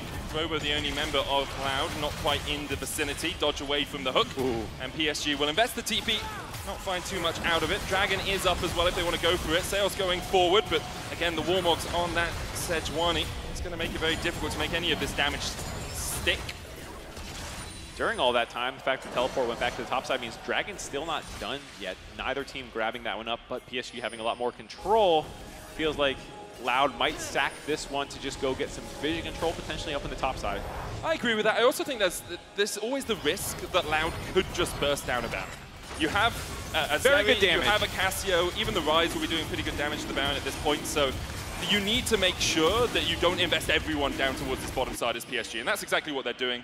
They send Yubao down there, they will secure the Dragon. Junjo was making sure that nothing was happening on that top side of the map. Yeah, Tristana, one of the best champions to leave alone with objectives, both turrets and dragons and stuff, especially with the Bloodthirster completed, won't take any damage. This time they swap the Kennen down to the bot side. I think this is to keep a higher pressure onto Baron. With Yubao splitting bot, you don't quite have the double marksman threat onto the Baron that you would typically see. So here, actually putting the Kennen down there. And obviously, well, as well as that, the Yubao not having TP now, because he TP'd up to the Baron, so you want him to be with the rest of the team. It's very much easier to react to a Baron play if you're on that top side of the map. And it's always the power of double TP. It's something we kind of saw fall out of the meta for a short while. There was like a time when top laners would be taking Ghost Flash or Ignite, or mid laners were going for the Ignite as well as Junja is caught out a little bit, but he's Sejuani. And that boar is pretty tanky right now. Wako, there's going to flash away. The stun on Seos means he can't get in with the quickness. The Charm's still going to land onto Wako, but Loud unable to find a full engage, and now PSG will try and turn it back around. The Moonlight Vigil lands, and Croc goes down. Azure coming in from the side as well, but Root is able to dash across the wall and flash away to safety. And will this be the call for PSG? The Baron a possibility. One man down, Croc dropping yet again. We talked about the combination of Rakan and Wukong having insane engage range. The problem is Cassio cannot follow that at all, and so it took too long to get damage down to Wako. They're able to initially kill Croc with no jungler left up. PSG are able to grab a free Baron. All it cost was Croc's life, which is a sacrifice they are willing to make in this sort of situation, I think, Mark. PSG, as you say, with the Baron, with a 6,000 gold lead, Dragon up in 3 minutes, so it's going to be pure push from this Baron. Don't even need to set up around an objective. The only good thing for Loud is they have managed to shove out some of these waves. Mid is over the halfway mark, bot lane just caught by PSG. Top is going to push in, but Tinones should be there to answer it before anyone from PSG can react. Yeah, but still, PSG having such strong range advantage means that once you get this Baron down, it's very easy to start finishing off these turrets. We'll see how aggressive they want to get. 2 inners in the mid and bot lane still available. You can see them moving out now, getting vision in the bot side, knowing that they'll be rotating between these 2 lanes. Yubao pushing out, getting that lane going in their favor. Junja just stepping forward, getting the vision control. Azure's going to follow up. Is it quad scryers, quad oracles for PSG? All about just denying as much vision as possible. Wako has a lantern there in case Tinones did look for a flash petrifying gaze. Croc coming in from the side as well. Shurelia's pop, but Junja still has the flash. Doesn't even need to use it while Azure and Yubao push in the bottom lane. Get the turret. That's another tier 2 over to PSG, and their gold lead continues to extend. Both turrets going in. Yubao? I think you're a bit overeager for that fight, Mark. I mean, I've seen some crazy Tristanas, all right. It's just the Yubao insect coming in. I've seen a lot of Malphite ults. Don't tell me about that. Those are usually quite tactical, though, yeah, right? Yeah. 2 tier 2s, though. PSG don't even need to kill off Loud to continue to push in. And as you say, it's a lot about the siege potential, the range advantage for PSG. Loud have to find and engage, but PSG very willing just to let Junja be on that front line. He's the one that steps up. If Loud engage, cool, you're on the Sejuani. She's tanky enough to survive, especially with a Force of Nature second item into this double mage comp that Loud are running. Yeah, very nice itemization out of Junja this game, knowing exactly where the threats are. how to itemize correctly, how to function within his team composition. A little surprised to see the reset potentially coming through. Aji wanting to go up and get the top wave pushing as well, maybe set up a 1-3-1 instead of this 4-1 that they've kind of been running. Only 30 seconds left on the Baron, though. Are you surprised, Mark? We've been watching this team the whole tournament. There was one, I can't remember which game it was, there was one game where they TP'd back in the mid lane to try and end. I was like, no way. And then as soon as it didn't instantly go right, they're like, never mind, that was a mistake. I should have brought in Messi. He would have known what to do. Just dribble it between the opposition. That's a reference I don't really get. He's a footballer that plays I know who Messi is, but I mean, like, in terms of play style, I don't know. Well, he finds a way to weave through the opposition, right? So if you're trying to end the game, he'd weave his way. I'm going to be honest, all I had was Messi plays for PSG in my head when I started, and then you called me out specifically my bad. My ignorance exposed yours. Apologies. Ginger, once again, he meets up with his enemy jungler, but he is fine for the moment. And for Loud, you are still getting a few items under your belt. You're still trying to scale. Thankfully, no inhibitors or inhibitor towers were broken on that Baron push. So you bought yourself a few seconds, at least, maybe a minute. Maybe you can find a good fight as PSG will retreat with the Shureliers. Aja in a great position here on this flank, though. Could go up towards Robo or could come down and join the rest of his team. I'm hoping to see Loud actually contest this Soul while it's not the most important objective in the world. Hold on. Yubao steps forward, Petrifying Gaze dodged by Azure, but Robo was able to react in time. The Slice of Mushroom really doesn't find anything. Robo now trying to open up with the Rise. Ginger forced away, Azure down to half HP. Tinones continues to put the Twin Fangs in the back of PSG, and they disengage the fight. Loud now do have an opportunity to go down and contest this Dragon, but look at what Yubao is doing, Mark. Yeah, Yubao going after the top side instead to push, forcing Loud to kind of commit to this Dragon. Moonlight Vigil went wide. Croc's going to dash away from this one. Seos forced low. Croc already down to Azure. Seos goes down as well. Tinones pops the stopwatch, but afterwards he just goes pop. PSG find the fight. They didn't even need their mid laner to do so. They corral Loud into the jungle and finish them off while Yubao gets the wave going up in the top side. This is most likely game. 40 minutes on Tinones, 20 on Seos and Croc.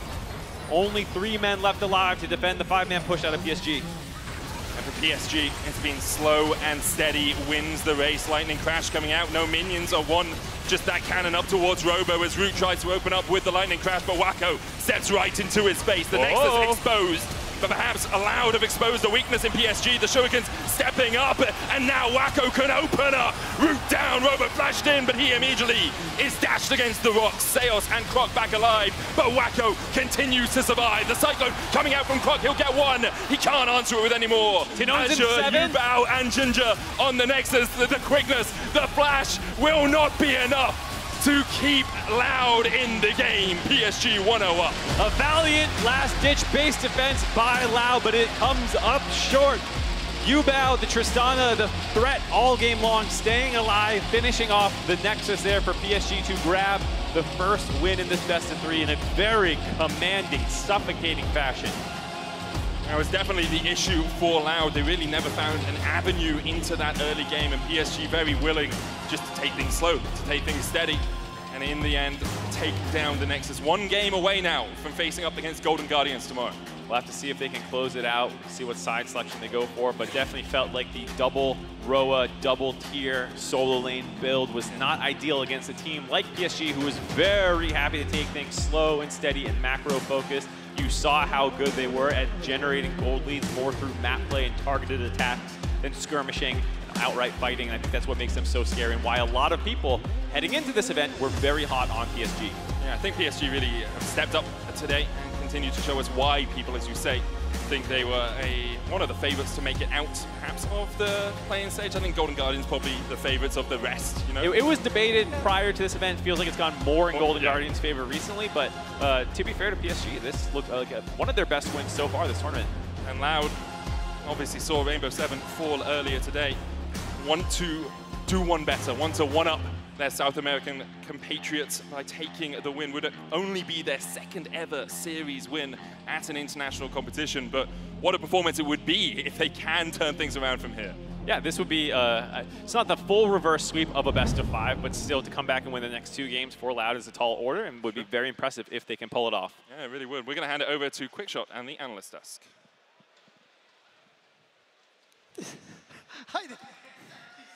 Damn. Welcome to the analyst desk. Myself, Dracos, and Gulvog will be breaking down casting a little spell there. Exactly how PSG Leviosa won that very first game. Let's take a look at the post-game breakdown powered by AWS. It'll have both the draft as well as how the game played out. Despite a little bit of nervous moves maybe in the mid-game, a strong start here from PSG. The cannon conceptually, countered by the Rise, definitely did not work out in practice. Yeah, I think the Rise was an interesting choice. Certainly would love to see more of what this champion can do, because we did not get to see it this game. The laning phase very much in favor of the Kennen, and the second he had pressure, the entire team coming in to support him, and that's really what made the difference. Yeah, we hadn't seen a Rise top actually since Wunder in 2019 played it that back then on G2 too, but it's also just the fact that players have been trying to theorycraft how do we shut down Kennen, and again, it comes down to by banning it, because a lot of these picks just simply doesn't cut it, and Rise was so easy to expose. I completely agree, but I do also think it is fair to say that the way that PSG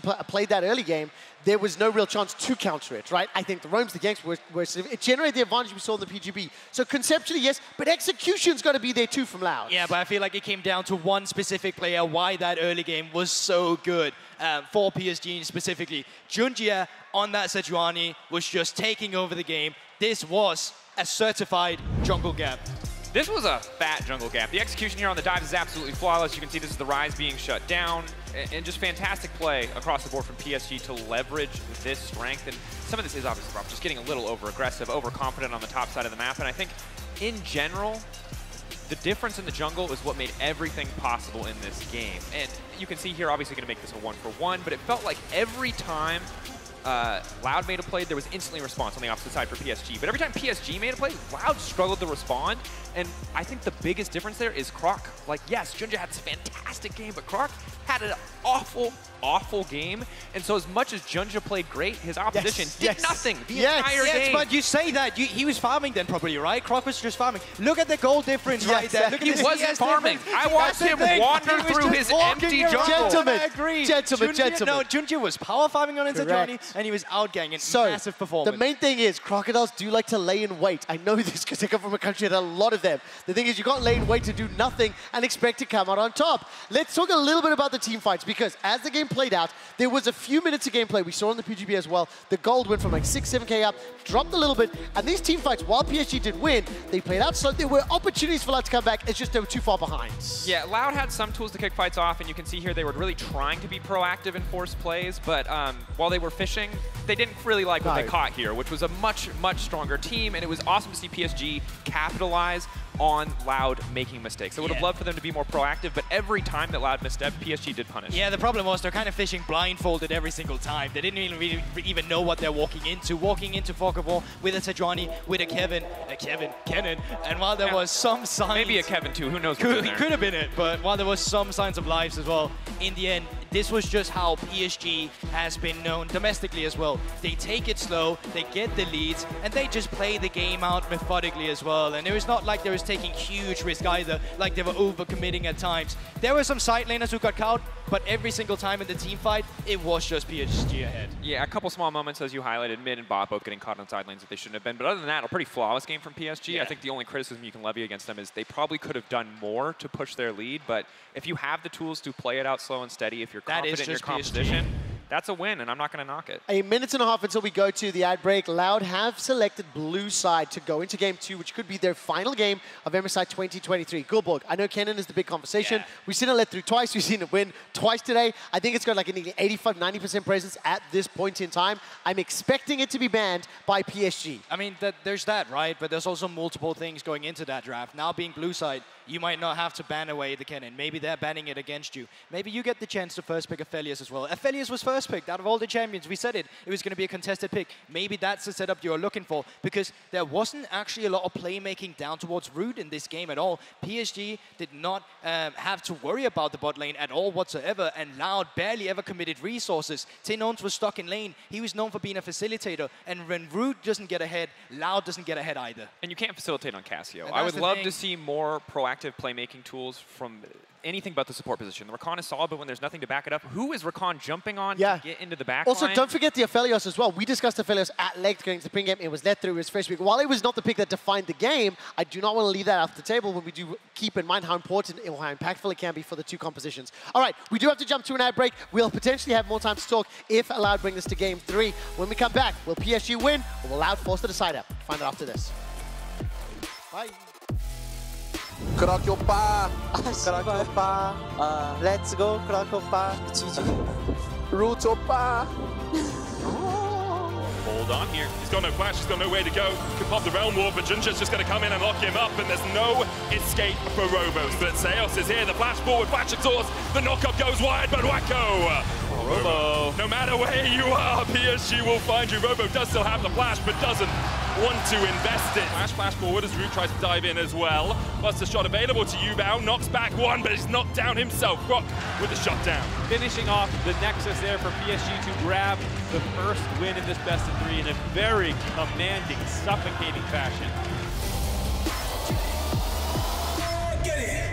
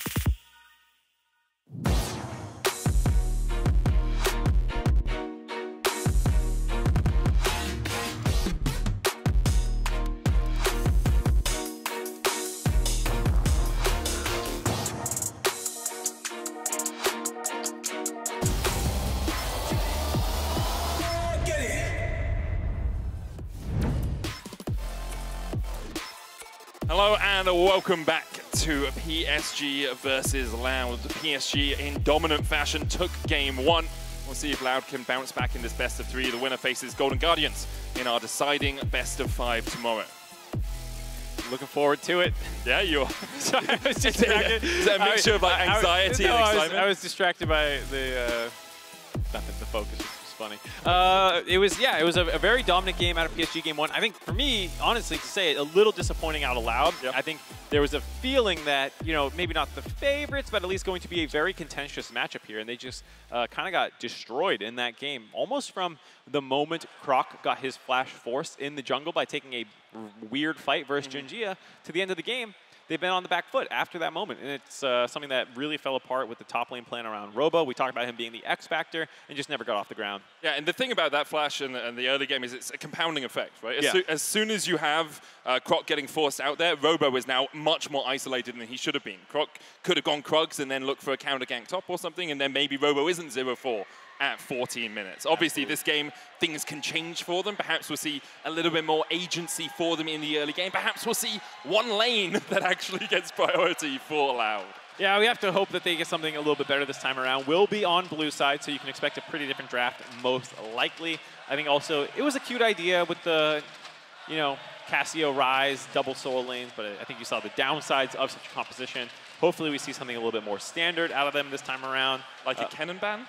A Kennen ban, no, because they're on red side now. So they're on blue side, but they didn't pick it in 1-2 on red side. No, excuse me, yeah, they're on blue side now. They didn't pick it last time. I think they wanted, you could see, as I was kind of saying in that draft, they left it up hoping that the enemy team would first pick and get the Aphelios. It felt like a mind game that PSG just kind of called out and said, no, we're still going Aphelios, we're still going Kennen, and we got all the power picks now. So, all right, so we'll see if Loud do leave it open once again, and if they think that Robo can pilot it. As you say, he's only played once on it this year.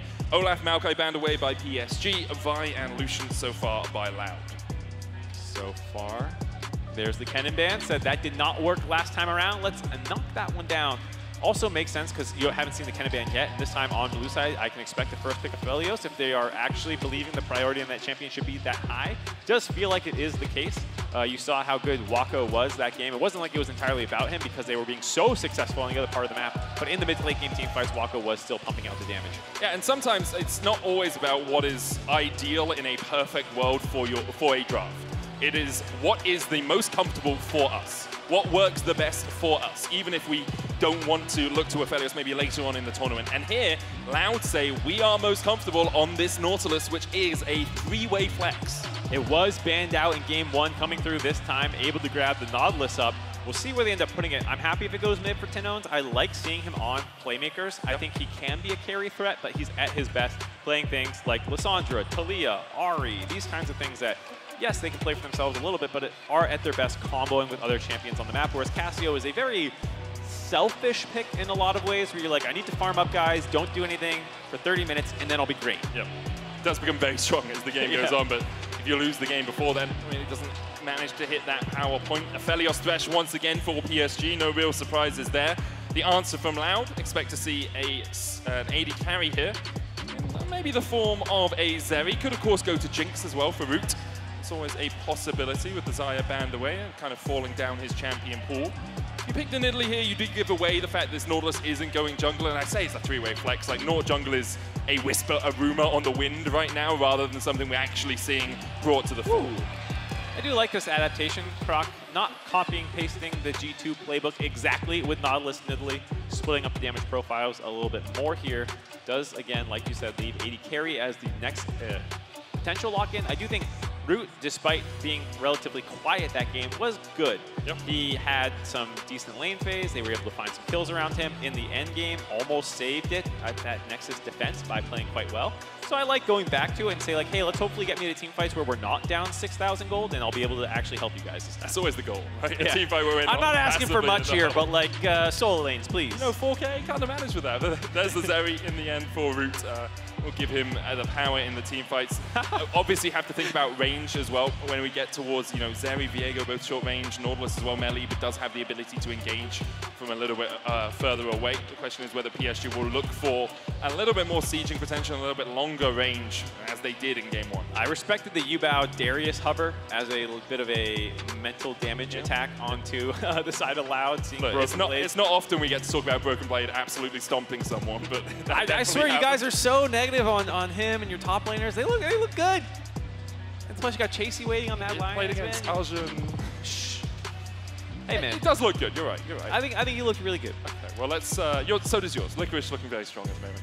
Let's focus though on these two teams in front of us. The Gnar band away means that Robo won't be able to revert to comfort against this Cassante. Syndra as well removed from Yubao. They're trying to isolate some of those mages that can be powerful in the mid lane. Yubao could, of course, go to something like, you know, a Lissandra if you want to look for a little bit more lockdown threat. The issue is always going to be trying to match the push from the Nautilus in the lane, and whether or not you just accept that Nautilus is going to be able to roam around quite a lot and you just try and scale up in your own lane, or whether you try and actually get across the map with him. Yep, some of the common counter picks being banned out, kind of telegraphed in the Cassante top. Yubao has not played Cassante mid yet this year, and it doesn't really strike me as a Yubao champion. I think he's best on range. He does not play a ton of melees. Even then, it's like Sylas and Galio as the melees you're playing, which are pretty staple mid lane champions. As I say the Sylas, they ban it out. Maybe they heard me and they're like, yeah, that's a good idea. Let's not give that over. Mark Z said it, so we just throw out all of our draft. Sylas with Nautilus all sounds pretty brutal. Yeah, it does sound pretty strong. It can be pretty devastating. We'll see where PSG decides to go. This will likely be a blind. I could go jungle here, actually, if you wanted just to lock in something like the Wukong. I think you do it. Some power. See both solo lanes officially. Ooh, okay. Junjia, Kindred coming in yet again. Very nice to see that. I, in particular, feel like Kindred is good this tournament. We have not seen the upper echelon of its ceiling hit yet. There's a lot of times where the comp that you are playing the Kindred with falls behind, then your ultimate is actually saving the enemy team or enabling them to die onto you. Yeah. We've also seen people, I don't think, coordinate the knockouts around the Kindred quite as well. So I think this is a champion to keep an eye on as the tournament progresses, maybe going higher in priority for a lot of. Yeah, carry junglers really feels like it's going to be a key point of focus when we get into that bracket stage. Junja did bring out the Kindred in the PCS finals, 7-0-1 against FAK. Did a very strong job there, but that's the only time he's played it this year. Obviously very confident on the champ. Malphite locked in for Loud. And there's still the debate where you put your support, where you put your mid laner here. Nautilus, that flexible pick, Annie as well, worked his way all the way through the draft. Now, is it Annie mid or is it Nort mid? And because PSG can't tell, they have to decide what they're going to try and deal with. Two very different champions, Nautilus and Annie, despite the fact that they share similar roles. You can always put the Annie in support. We'll have to see. I mean, just thresh mid it, and then you can just, you know, multi-flex on both sides. I will say, this is a very all-in, blow somebody up composition out of Loud. Very straightforward, very easy execution, but into a Kindred, who, if he is not the target you are blowing up and he is in range of whoever you want to focus down, will be able to keep them up no matter how many ultimates you throw at that person. Combined with the Galio, if you try and jump into the Kindred ult, I was highlighting that as one of the other melee champions that you do see Yubao bust out sometimes, does speak to the fact that PSG seems to have a pretty strong composition into how Loud wants to play right now. PSG, it feels very much like an engage on us, and then we'll see where we go from there sort of composition, as you say.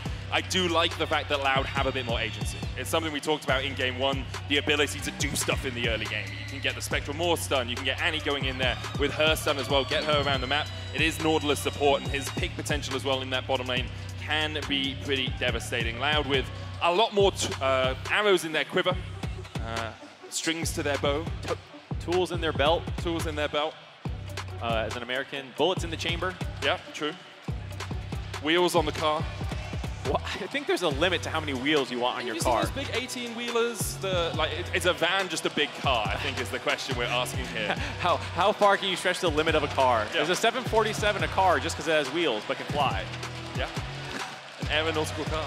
I do not trust you with engineering, I trust you with medical advice. You are medic, you are not called engineer. Learn your role in team-based shooters. We need Kobe up here for the chemical engineer. Oh, yeah.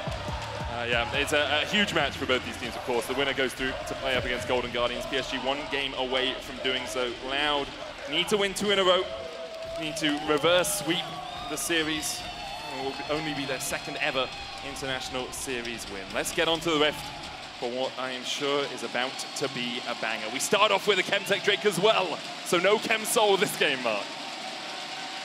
You can hear the crowd backing loud, I'm sure. One of the favorites of the crowd so far, having the loudest easily, living up to their name and knowing that they need to win this one to stay alive in the tournament against a, like I said, very difficult comp for them to play into against PSG.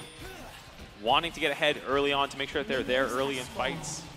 Making PSG face check, maybe then you can find Junja at the start of these fights. He will feel like kind of the primary target you want to blow up, because if you don't, he'll be able to save whoever they're trying to focus down. I have a small tech that I just had to check to make sure it's going to work. But if Root is alive on the outside of the Kindred ult, and she pops her Lightning Crash, damages an enemy champion before the Kindred ult goes down, she can stack on people in the ult. So even though she's like unable to kill them, she can still build up all of her overcharge stacks. And then at the end of it, just as really Sumizeri. She's fast as hell. Yeah. It's kind of like the old Callista, but without the damage instead of move speed that you're stacking. Exactly. So it's a pretty common counter pick to the Kindred. We probably won't see it, and I just thought it was a fun thing. But it's always a possibility. Root has been a consistent carry for Lao. Love this out of Yubao. Hard shove the wave, level 1, get a ward out onto the enemy Raptor camp, and get information for Kindred, as we see. Nice hook to start that. Seos, though. Woody realizing it's not going to be the easiest of lanes for him. The Nautilus into Thresh is a common matchup because Thresh, for his E and for his Q, locks himself in place. And the Nautilus hook actually has a slightly quicker projectile speed than the Thresh hook, so if Thresh tries to hook as Nautilus, you just chuck a Q at exactly where he is, and you know you're going to get the CC off first. And because of that, Woody's gone bone plating in the lane, knowing he's probably going to suffer a little bit of pain in the 2v2. Absolutely the case. Junglers on opposite side of the map, both of them starting on their blue buff, clearing to the opposite sides. Junjie going top side, no surprise. Cassante will be having a pretty good lane phase for most of this. Something that Junjie can hope for the Scuttle Crab spawn on this side of the map and then hopefully be able to grab that one if he wins the 50-50.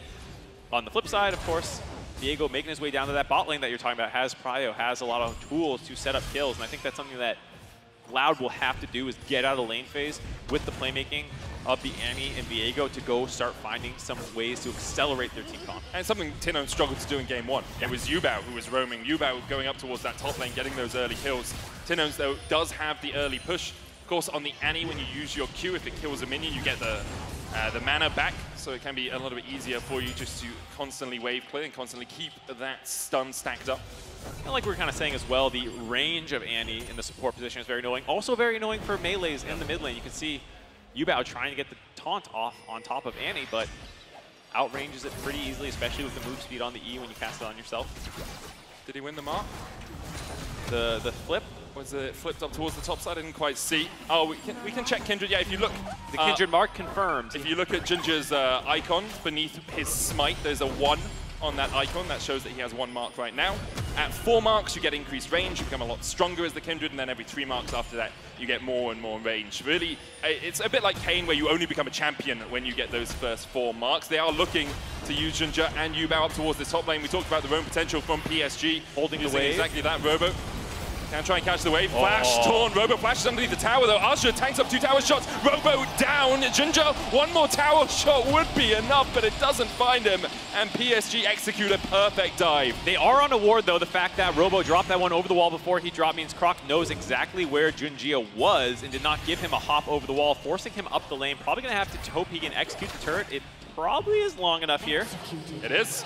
Good execute from Junja. The other thing, too, because that dive actually developed so slowly and Junjia was holding the wave, he had time to swap off Diego onto Malphite as the target that he had marked. So he's actually grabbed his second already. A very nice start to the game for the former EDG sub-jungler. And a Noon Quiver on his first pack. Already stacking up that damage for the Kindred. Kraken Slayer, usually what we see from the Kindred. Don't really need the extra dash from a Gale Force. Might go Shield Bow, depending on the amount of burst from the enemy team. We'll have another look at this dive, Mark. Yeah, Robo getting left on an island for the 2nd time in a row again. Tinones had TP, did not want to use it up here and then have to base and run all the way back to mid lane. But that does mean that Junjia, like we said, had time to swap over to Malphite, grab that extra mark, and now he's coordinating with Yubao to continue pressuring all over the map, this time onto the bot side. Yeah, Yubao getting the push once again. See exactly where the Seos can survive. Seos has a lot of CC. That's his one saving grace in this position. The wave is caught, Root coming in as well. Seos has the ignite, lands the hook, the taunt comes down, the tanking happens, and PSG walk out. The shield for Wacko didn't quite need it, but in the end, Ginger now 2 kills to the good. Absolutely incredible dive there. Wacko taking the turret first, allowing Yubao to walk in and basically land that. Wacko, whoa, flash buddy. hook, cleanse Root, dives in, tries to get one in response, but Ginger will get his 3rd mark of the game, alongside his 3rd kill to boot. Oh man, they would look for a second like Wacko maybe falling asleep at the wheel a little bit, feeling safer than he really should. Rout does manage to get the kill, costs both his summons to do it though. And like you said, does continue advancing this kind of game plan of turning Junjie into a legitimate carry threat this game. I mean, right now he's already scaling up towards that power point on the Kindred, and for Loud, it's a kind of emergency stations. You know, you're sounding the alarms. You're saying, okay, well, how do we deal with the fact that this Kindred is 3 kills to the good? You can get towards this level 6. We talked about the burst potential, but if Ginger gets the opportunity to react before he dies, that Lamb's Respite is going to absolutely stop your plans. Yeah, it's a difficult position now. Tinone's hitting a 6, Croc trying to get to his. Not the start to this game that we were hoping for Loud. And so PSG, that kind of slow, steady, learning where to attack, learning how to advance game plans. It's, again, the stuff that makes people so excited when talking about this team. They do the fundamentals so well. They understand what their comp wants to do. Their drafts are very smart. And then they go and actually advance those game plans, pass the correct way to where you're going to have pressure, then use that to pull a dive off. It's all very, very, very impressive stuff. Croc looking for something in the mid lane, but Yubao Justice punches his way. The verdict is not guilty for him, and he'll survive to fight another day. Dragon up, Chemdrake for Loud if they do want to approach it. You can see a ward here from PSG. We'll spot the fact that Croc and Tinones have made their way down towards the bot side river. Seos and Root, wave crashing in towards them. Use the minion DMAT on the cannon minion. Seos hooked for a second, and Woody and Wacko playing around the wave perfectly there. Seos didn't have an opportunity to go back in with the hook because the minions were blocking his path. Ginger now here with the level 6. Has the mark on the Nautilus. Seos, 300 HP in a dream. Woody throws out the hook, flash away, the flay, the dredge line. Seos going down already. Woody has fallen. Ginger's going to get the Lamb's Respite off here as well if he falls too low. Seos will fall. Wacko takes him. No mark for Ginger though, because it was a solo kill from the PSG bot lane. In the end, a 1-for-1 trade, a 1-for-2 trade, sorry, in the bottom side of the map. We'll be able to grab the Dragon on the tail end of that play as well for PSG, so definitely going in their favor. Seos wanting to get the jump on that play, missed the hook, hit the wall, and then because the Galio range on the ultimate means that it's not ever going to actually be an even number fight anyways. There you go, PSG find those kills. You're getting a little scrappy with the Dragon. Let's have Smite. He's got Smite, he's got Sustain. He's all right on the Kindred. Didn't even need to use the ultimate in that last fight. Yubao already has his stopwatch stacked up in the mid lane as well. Have another look at this because you see Woody flashes the hook and then Seos is in for a world of hurt. Yeah, misses that hook, and then of course, like we said, the Galio ultimate making sure that it does become a 4v4 instantly. Goes and protects Junji, who doesn't even need to drop his ultimate there. Finding those 2 quick kills on the members who tried to go in. It's also awful guns to fight into if you're Loud. Like, it's red-white. Do not approach the Aphelios in that sort of situation. Do not fight. I was going to say, did you intentionally avoid the rhyme? Or because if later on I use red-white, let's fight, then it doesn't sound like I've repeated myself across the cast, right? Do not approach. Red-white, avoid at all costs. Yeah. Stop. Say goodnight. Or stop signs? Red, white, what color are stop signs here? Red. Just red? I think, yeah. I mean, there's white around the outside. Yeah, red, white. I live in Berlin, man. I don't know what colors the stop signs are here. They're probably gold for the coronation, as far as we know. Aren't you English? Yeah. So I've lived in other countries more than I've lived in England. Oh, okay. So, just one of those things. Still have the accent though, so. That's the benefit, the only thing I notice. For the moment though, PSG setting up around this mid lane, 2,000 gold their lead. Rocket's taking the Rift Herald, and Woody and Ginger now going to realize that this is being snuck away underneath their noses, and Ginger and Woody can just step across. They're looking to catch perhaps Tinones and Seos as they try to join the fray. Woody level 6 does have that box. And for the moment, it looks like Loud continues to make forays in, continues just to peek around the corner to see if they can find anyone. The Rift Herald pulled out by Ginger. Azur's going to be able to move from the top side of the map. Robo does have the unstoppable force. Flash engage from Tinones, a possibility. Yubao, Justice Punch away. Azure now needs to join up with the rest of his team. Tino's still looking for the Tibbers, lands it onto Junja, but Junja still has 500 HP. The hook goes down onto Robo. Yubao's going to flash away from them. The Unstoppable Force in as Loud look for the fight. They find one. The reset's now starting for Croc. The all out across the wall as Seos is going to be locked up. Junja on a rampage now on this Kindred. And in the end, a 1-for-1 is the extent of the trading.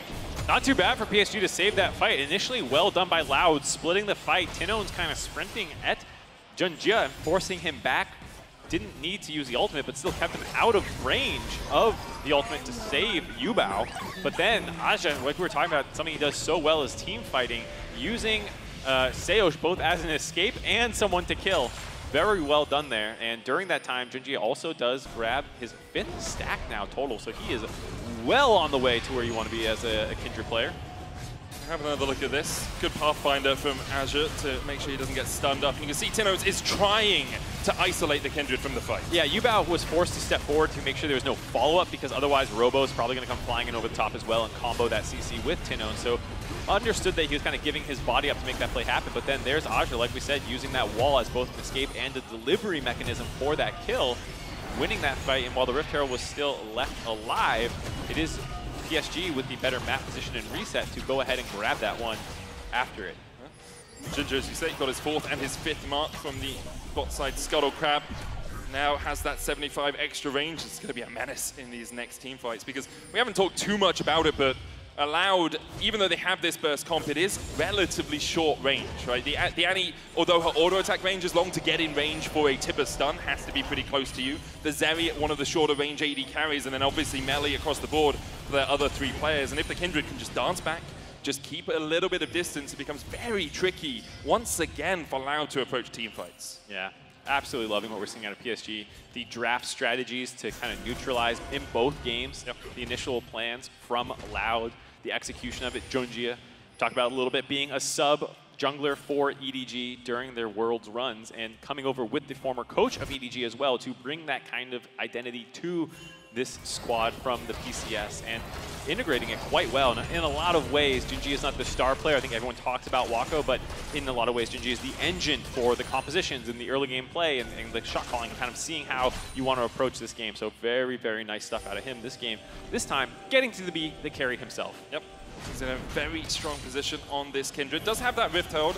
Like to see him pop it down in the next minute before those plates do fall off. It's just optimization of gold, but you can see Loud trying to react by pushing through this mid lane. The stun's going to land with that Spectral Maul, but Yubao already had the taunt off, the Heartbreaker forward. They're trying to just kill off Yubao. Good hook, stopwatch. Do they have enough damage afterwards? The Ignite ticks, and down goes a Yubao. Nicely done there by Loud, finding a pick-off in the mid lane. Get a bit of gold into this Annie's back pocket, increase her one-shot threat potential here. Nice little combination between Croc and Tino's. Nice little play, and Seos as well with the hook in the middle of the Justice Punch. I think Yubao was probably dead anyway, even if he lands that punch. Now with the Dragon up, PSG trying to continue their stacking. Second Drake of the game for them. Not going to place this Rift Herald before the plates go down. Could have used it mid to try and garner a little bit more pressure, but because Yubao is dead, makes it a little bit trickier for you to really play around it. Seos could look for something here. Decides against it as PSG now make a beeline for the bot lane. I thought for sure there was a chance that Lau was going to contest that. They managed to hold on to a number of ultimates while making that pick happen. Annie's still up. You still have the ultimate from Seosh, only Diego losing his. And so this Rift Herald gets dropped in a position where Shelly's going to have a hard time getting in there.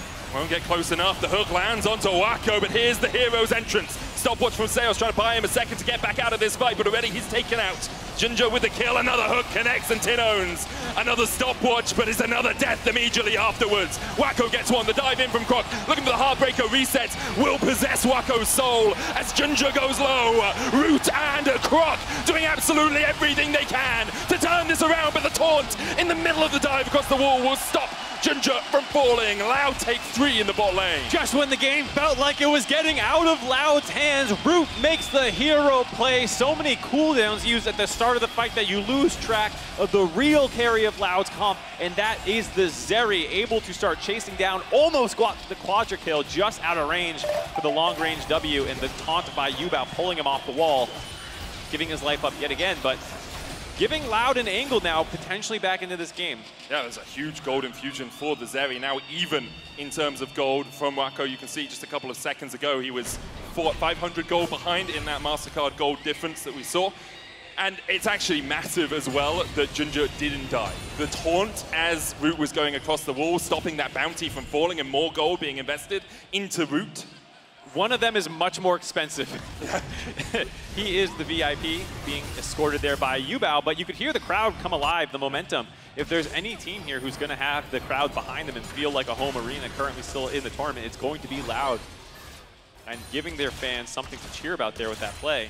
Have to see if they can keep making that happen. Immediately, PSG, though, back onto the accelerator, getting some chip damage down on this turret. WAKO with good guns to take down towers and objectives quickly. Still a 2,000 gold lead for PSG as well. You can see Junja on his way towards his second item. First items across the board, and Abyssal Mask making another appearance in the mid lane. I think this item may have been secretly a bit OP. No, it's very balanced item. It's very human design, this item. Just gives you health back and gives you mana back when you take damage. Gives you MR and takes theirs. Yeah. Very nice. So here was the play yet again. Loud getting baited forward to kind of finish this one off very easy, but then when this hook lands, they decide to full commit. There are all these defensive resources. WAKO's ultimate, obviously Yubao's ultimate as well, and they think they can get the easy kill onto Sheos there. Andy also getting hooked initially makes it look like it's going to be a very easy fight for the side of PSG, but during this time, Rout, was just stacking up his passive this entire time. That never really gave easy Good angle flash there for anyone. Nice flash to survive there. You can see he wants to tag him with the W just a little too fast in the river, has to go over the wall. The taunt pulls him off the wall to stop that shutdown onto Junja. Huge play there, despite the fact that it cost him his life. Yubao, as you say, takes him the president. The king? The king? Oh, we must protect the king. Keep him alive. Feels appropriate on the current day with coronation. I think some people would have different sentiments, but as you say, it's great stuff from PSG to keep their jungler alive. 5, 1, and 2. Junja now Black Cleaver complete. 2 items, a whole item ahead of Croc, and you can see Loud setting up for something. Maybe thinking that Azure is a little bit out of position. The wave push in the mid lane, though, for PSG. I kind of like that idea. They didn't quite know how hidden they were, but Loud had actually done a very good job sneaking deep into that jungle. It did feel like, hold on, TP behind Junja here. The Lantern, though, will get him to safety. Junja will deal with Robo. Seismic Shard going down. Robo steals away a little bit of movement speed, but that's really all he gets out of that teleport. Did have the unstoppable force, but couldn't quite find a way to invest it in, with Junja once again having that Lens Respite, the Kindred ultimate up. It was very tricky for Loud to really find a way to approach the fight.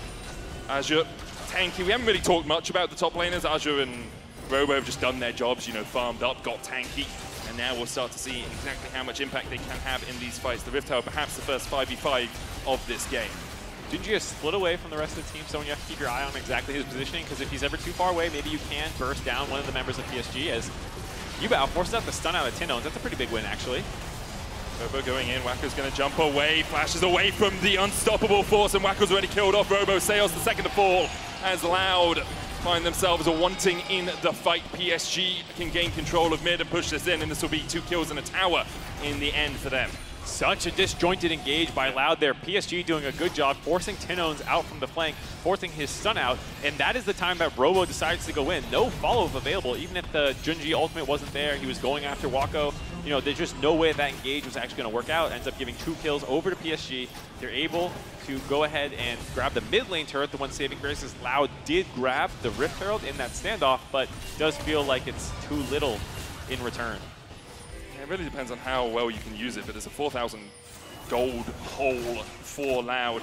Junja now going to get the 3rd dragon of the game as well. Croc might look for the steal, can jump in with a Heartbreaker, but instead it's PSG that secure it once again. Mountain Soul in 5 minutes for them, unless Loud can find a way to answer this unrelenting pressure from PSG. I do like the idea there by Croc to not burn his ultimate. Probably would need his flash back out, given the fact that there were extra people behind Junja. I mean, also, Junja's really strong. He'll just straight kill you. I don't think 1v1, you know? Yeah, did not need any backup action now. You mentioned it. 6 kills now for him. And this Rift Herald, they're going to try and break mid-turret. We'll get in charge range. But not enough damage to take down the tower. It's about half of the turret's HP after the plates have fallen. Baron up. But I really doubt that either team wants to prioritize it as of yet. Perhaps I mean, PSG are in a position where they could kill it really quickly, but having watched PSG across this tournament, I think they're going to wait for, like, you know, Drake and then Elder and then maybe a Baron. I was going to mention game 1. I know a lot of people felt like they could have ended quicker when you kill the enemy jungler right in front of Baron and you're 6,000 gold ahead. You can start it as well and not even finish it. Just kill them when they contest you. But PSG is not that kind of team in a lot of ways. I do think it's something that going forward in the tournament, whether it's tomorrow against Golden Guardians, should they win that, going to the main stage, you do kind of have to take your opportunities, because every time you don't take a fight that is sided towards your favor, you're kind of giving the opportunity cost to the enemy to then pick a fight that they want. So I do think there's moments where PSG could get more aggressive, but they are also very, very good at doing what they do, which is picking the fights that they want.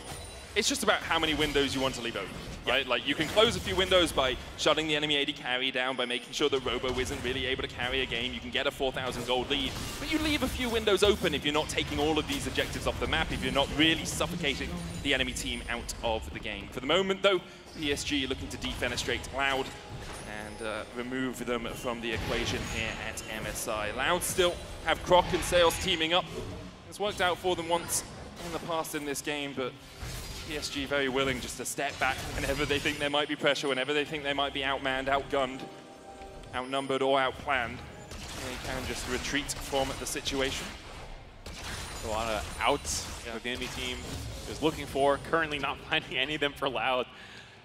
Did feel like they had that one moment in the bot lane, but since then PSG has regrouped, kind of gone back to what they do best, grouping up, making plays. The good thing about that moment is Root is 2 items, right? Like, Zeri is strong. If he gets some time in a team fight, he can absolutely come alive. I think that is the thing that you were kind of hinting at a little bit with Root being someone who can stack up as Seosh. Hook lands in the shred. It's not often you see a hook land and then the enemy team run away! Oh, I don't know what to do. I didn't think I'd get this far. Very funny interaction here. But I was going to say, Root being someone not just stacking up the passive of your ultimate after you pop it, but I just mean getting everyone low and coming out of a Kindred ultimate is still a very good situation for a Zeri pentakill angle. You know, when everyone's low, you get these chase down sequences, you can finish a lot of people off, and there is a lot of AoE damage if the anti-Tibbers is like burning everyone down. I will say, so far, Junja has done a very good job of annihilating Tibbers with his smites as soon as he can, and making sure that she's not running around. Tibbers does a lot of AoE damage burn with the Leandry's build if you're not paying attention. I've seen a little sequence of events here where Loud have actually gained control over this river. You can see how little vision PSG have, and the Baron has been started. Loud just calling PSG to the party. They're like, hey, come fight if you want to. Seos keeping Azure at bay. Yubao coming across from the side as well. Tino's looking for that flank position, but PSG now starting to invest the vision. 4,000 HP on the Baron. Tino's forced down towards the bottom side. The Baron disengaged by Loud as they look for Azure, who can escape, but the stun's going to land. The Gargoyles heals him up for the moment. The shield coming out as well as Azure down to half HP, and Loud slowly winning the fight. Step charge onto Junja. There's the hook as well. Sales flashes away. Azure low. The Heartbreaker coming into this lightning crash as well as the hero's entrance is going to jump into the middle of them all. Croc trying to escape down towards the bottom side as Robo is low. He's killed off by Wako. Root though exhausted, still stacking up. The overcharge. He's looking for more. The hook lands. Yubao gets another as Croc goes down. Root's still alive, but he's the only one alongside Tinones, and all he can do is stand and watch as his team dies in the mid lane. PSG played do-si-do with Loud, baiting them in and out over and over again, but walking away 3 for 0 and healthy enough to finish off this Baron. Well done managing the threats of Loud as they came in one at a time. Aja in particular taking himself down to the limit, but staying up. Great play all round by PSG, getting out with all 5 players alive as well. I have another look at it, because it's Azure core and then it's Junja core, and you think for a moment that Loud can come out with the victory in the fight. Yeah, and the whole time Root was on the backside just hitting closest target. Not the end of, not the worst fight you can imagine here as they forced Junja low, just not able to again combo the CCs together, and he was not able to charge through Aja, who was buying his space. Then they kind of trade that out for Yubao as the closest target for who they have to get through during that time. Robo is finished off, and then the rest of the team can kind of charge forward. They bait extra members in, flashing out of Croc's ult there, denying the potential reset to come through, and making sure that they do not hand any gold back over to the side of Loud. Perfectly managed team fight, and now with Baron and the Mountain Soul in their eyes, PSG gotta go. You do not want to give over the extra resist to a very tanky PSG comp. Root, 2.5 items. Tinones has the Void Staff as well, but Azure is just so damn tanky. The hook lands, Tinon's looking for the stun already. Robo's down, Wako just assassinates him, and now PSG on the front foot. That's a double for Wako. And Lau really don't have a way to answer. Root, Croc, and Seos on the retreat. There's a tower here for them, but Azure will tank it. Gladly he will. The taunt comes out as well. Another for Wako, it's 3. Azure steals away the pentakill, but we've seen enough of Felios Pentas to round this one out. PSG in the end will clean up the fight, and Loud are left wanting. 5-0, clean ace for the side of PSG. Unfortunately, do not have a path to end the game currently. Too many turrets still available. They're still working some of these down on the bot side. Grab the soul as well for Junja, while the rest of his team grabs the turrets. And while the game is not over, it's everything else. Yeah, 10,000 gold lead, a Mountain Soul. Baron still for a minute as PSG can continue to push in. Won't be inhibitors off this Baron because of the fight, because of the distraction that happened, but in the end, PSG just in such a commanding position, and their Red Bull Baron power play already up to 6,000 gold. For Loud, like, what do you do in this situation? You have to kill Junja, you have to kill Wako, and to do that, you have to get through Woody, Yubao, and Azure, who are very happy just to stand right up in your face. Yes, on top of the other defensive tools available, Yubao's ultimate, Junja's ultimate, Woody has the lantern to pull people out after they charge in. Just feels like even without how the game went gold-wise, it would be very difficult to teamfight against PSG's composition here. And now they are back on the map, posturing, ready to end this game and punch their ticket to a match versus Golden Guardians for the last spot in the main stage of MSI. G2 and BLG already qualified.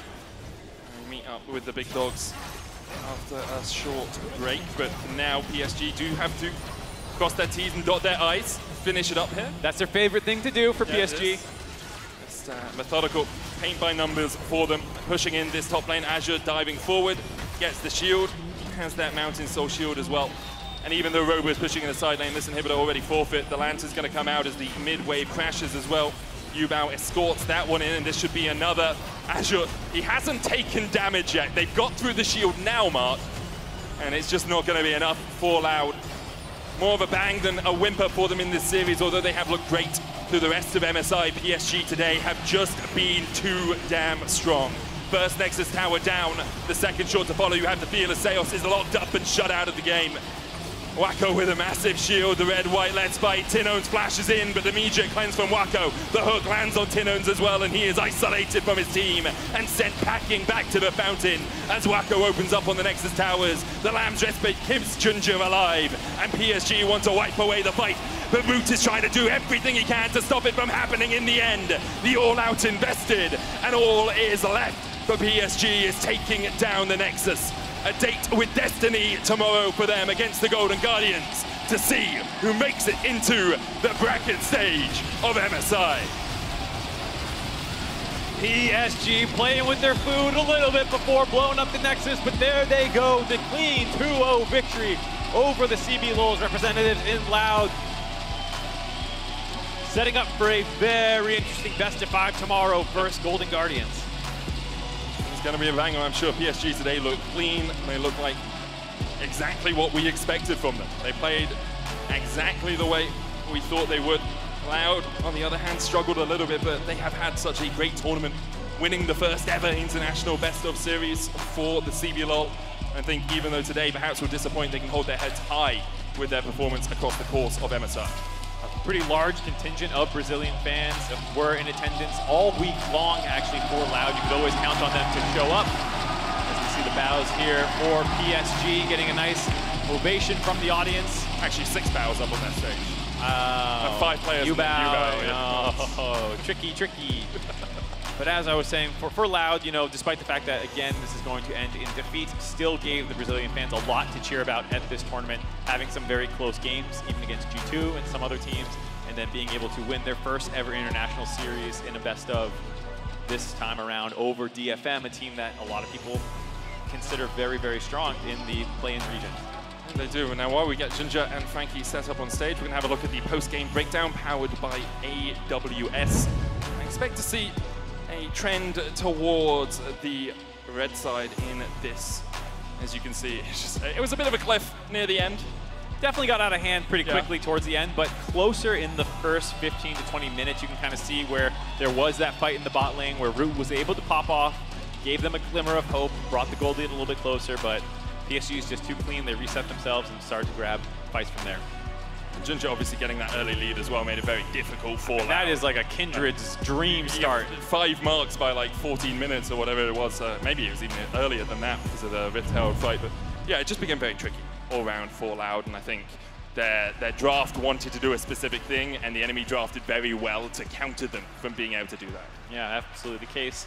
I think we've seen a lot of different compositions out of PSG that all seem very intelligent against what their opponent is playing. And I think for PSG, people started to cool down on them a little bit with some of the early struggles that they had. Like G2, they almost dropped the series early on, had to really come back off the back of Wako's team fighting. People were starting to be like, is this just a one-threat team? Is he the only problem? But you've seen Junjie have great performances, Yubao stepping up, Aja stepping up. It feels like, as a Golden Guardians fan, I'm a little bit more nervous after today watching PSG than the earlier portions of the tournament. It feels like they're scaling up. I can agree with that. I think as well, as we actually do see Loud take a bow, you have to remember exactly what they have done throughout the course of MSI.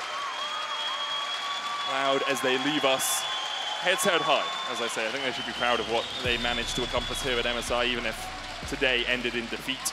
I think there is more delight across how they have improved, not only as a singular team, but also as a region.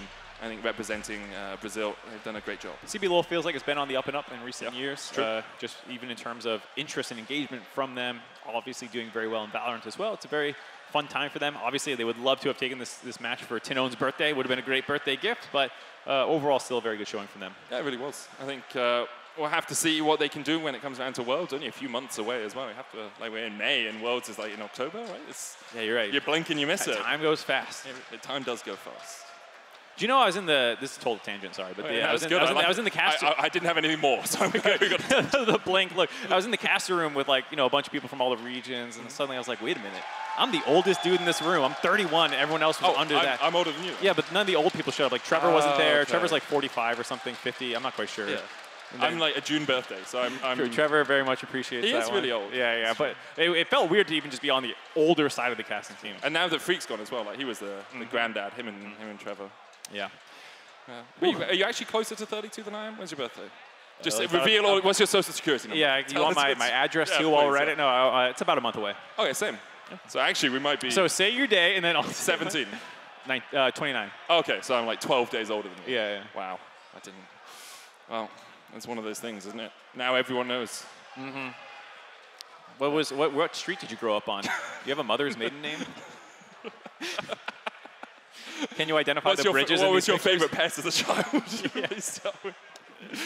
We are just waiting for Frankie, who is standing by with Ginger. But as they get the interview set up, I do think we have to praise Ginger. As you say, he was on the EGG squad that won Worlds as their substitute. I think moving to PSG, a few people wondered exactly how much of an impact he'd be able to have on the team, and he has definitely leveled them up. I think his performance across this MSI, but also regionally, has been exceptional. Yeah, absolutely the case. They've gotten better as well, it feels like, with time, and that's something you can speak to good coaching. The coach as well, like we said, coming from the EDG squad, being able to bring some of those principles and have very clever drafted compositions. I feel like tomorrow, being the only best of 5 we're getting at this portion of the tournament, will make the most of that, because Golden Guardians as well is a team that has a lot of draft strategies and can really bust out different things on different sides of the map, and I think we'll see them going back-to-back, trading priority picks and figuring out new ways to expose their opponents. It's all best of 5s from here. That's true, actually, it is. It's pretty hype, the fact that we just get, best of 5 a day for most of the tournament, a couple of best of 5s on some days. It's been a while since we've seen that many cool best of 5s in a row. We are going to hand it over to Frankie and Ginger for the Verizon post-game interview. Thank you so much for joining me, Junjie and Wendy, for translating. Are you surprised to see this amount of support for you? 那第一个问题想要问一下俊佳，其实台下有非常多的人在为你欢呼，有没有感觉到一些惊喜呢？我觉得，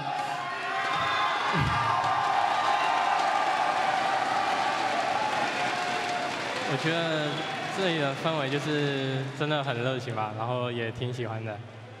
I can really feel the passion and also the enthusiasm from all the crowd, and I love it. I enjoyed it. We enjoyed watching you play. I want to ask about the draft, particularly Game 1. It seems like Loud let you have what you wanted. 那其实第一个问题也想要问一下你们第一局的一个 BP 的思路和情况，因为其实当时是感觉到对面也有拿到他们想要的东西，所以说第一局的 BP 是怎么样的呢？就是其实那一套阵容我们在 PCS 的时候也玩了挺多的，就是也很熟悉那套，就是随时都可以拿出来的那种。 So for our draft in Game 1, to be honest, we have tried this a lot of times, even in the PCS, so we're quite familiar with that. So I knew anytime we can just pick this draft.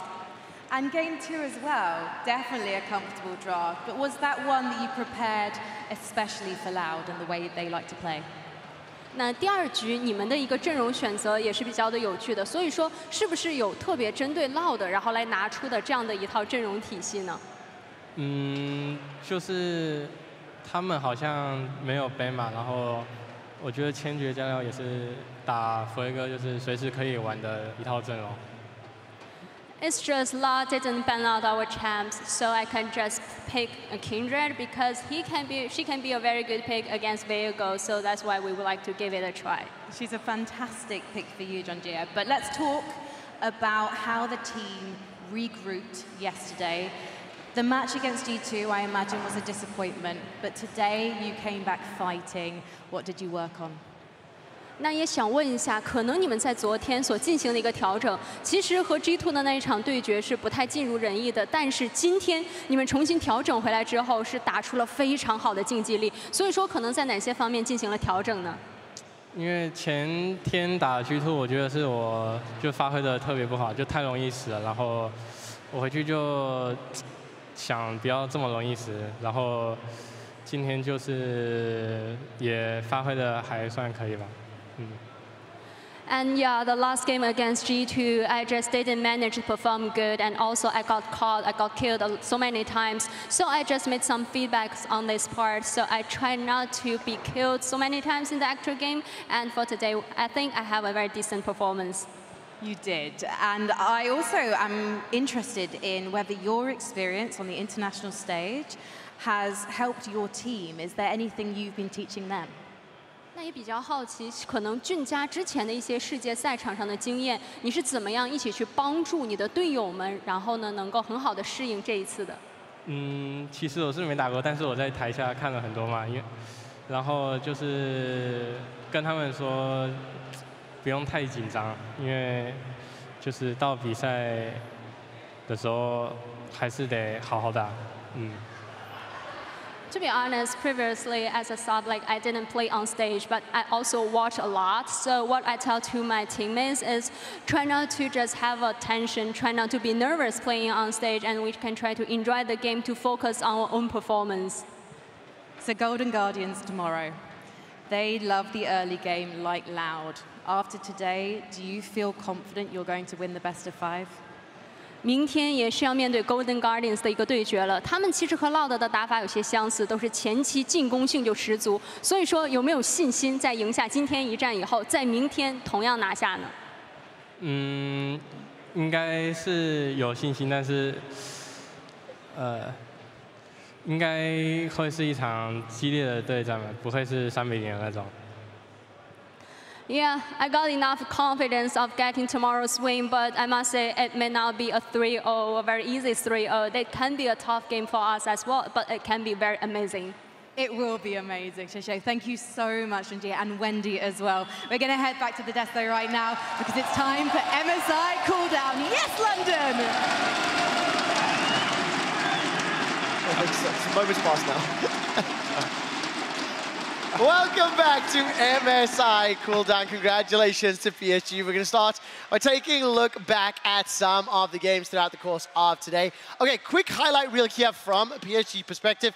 They took down Loud in a 2-0. I want to get my analyst to talk about it. We are also going to be setting up to speak to Adi in just a moment, say goodbye to Loud after the series. But Coolborg, what's your key takeaways here? You know, we had Junjie on the unofficial All-Pro team, whatever you want to call it, and I think today he showed why as well. Absolute jungle gap by Junjie. even when he's playing two different roles. On the Sejuani, when he was a facilitator, still a power farmer. Even on the Kindred, absolutely took over the game.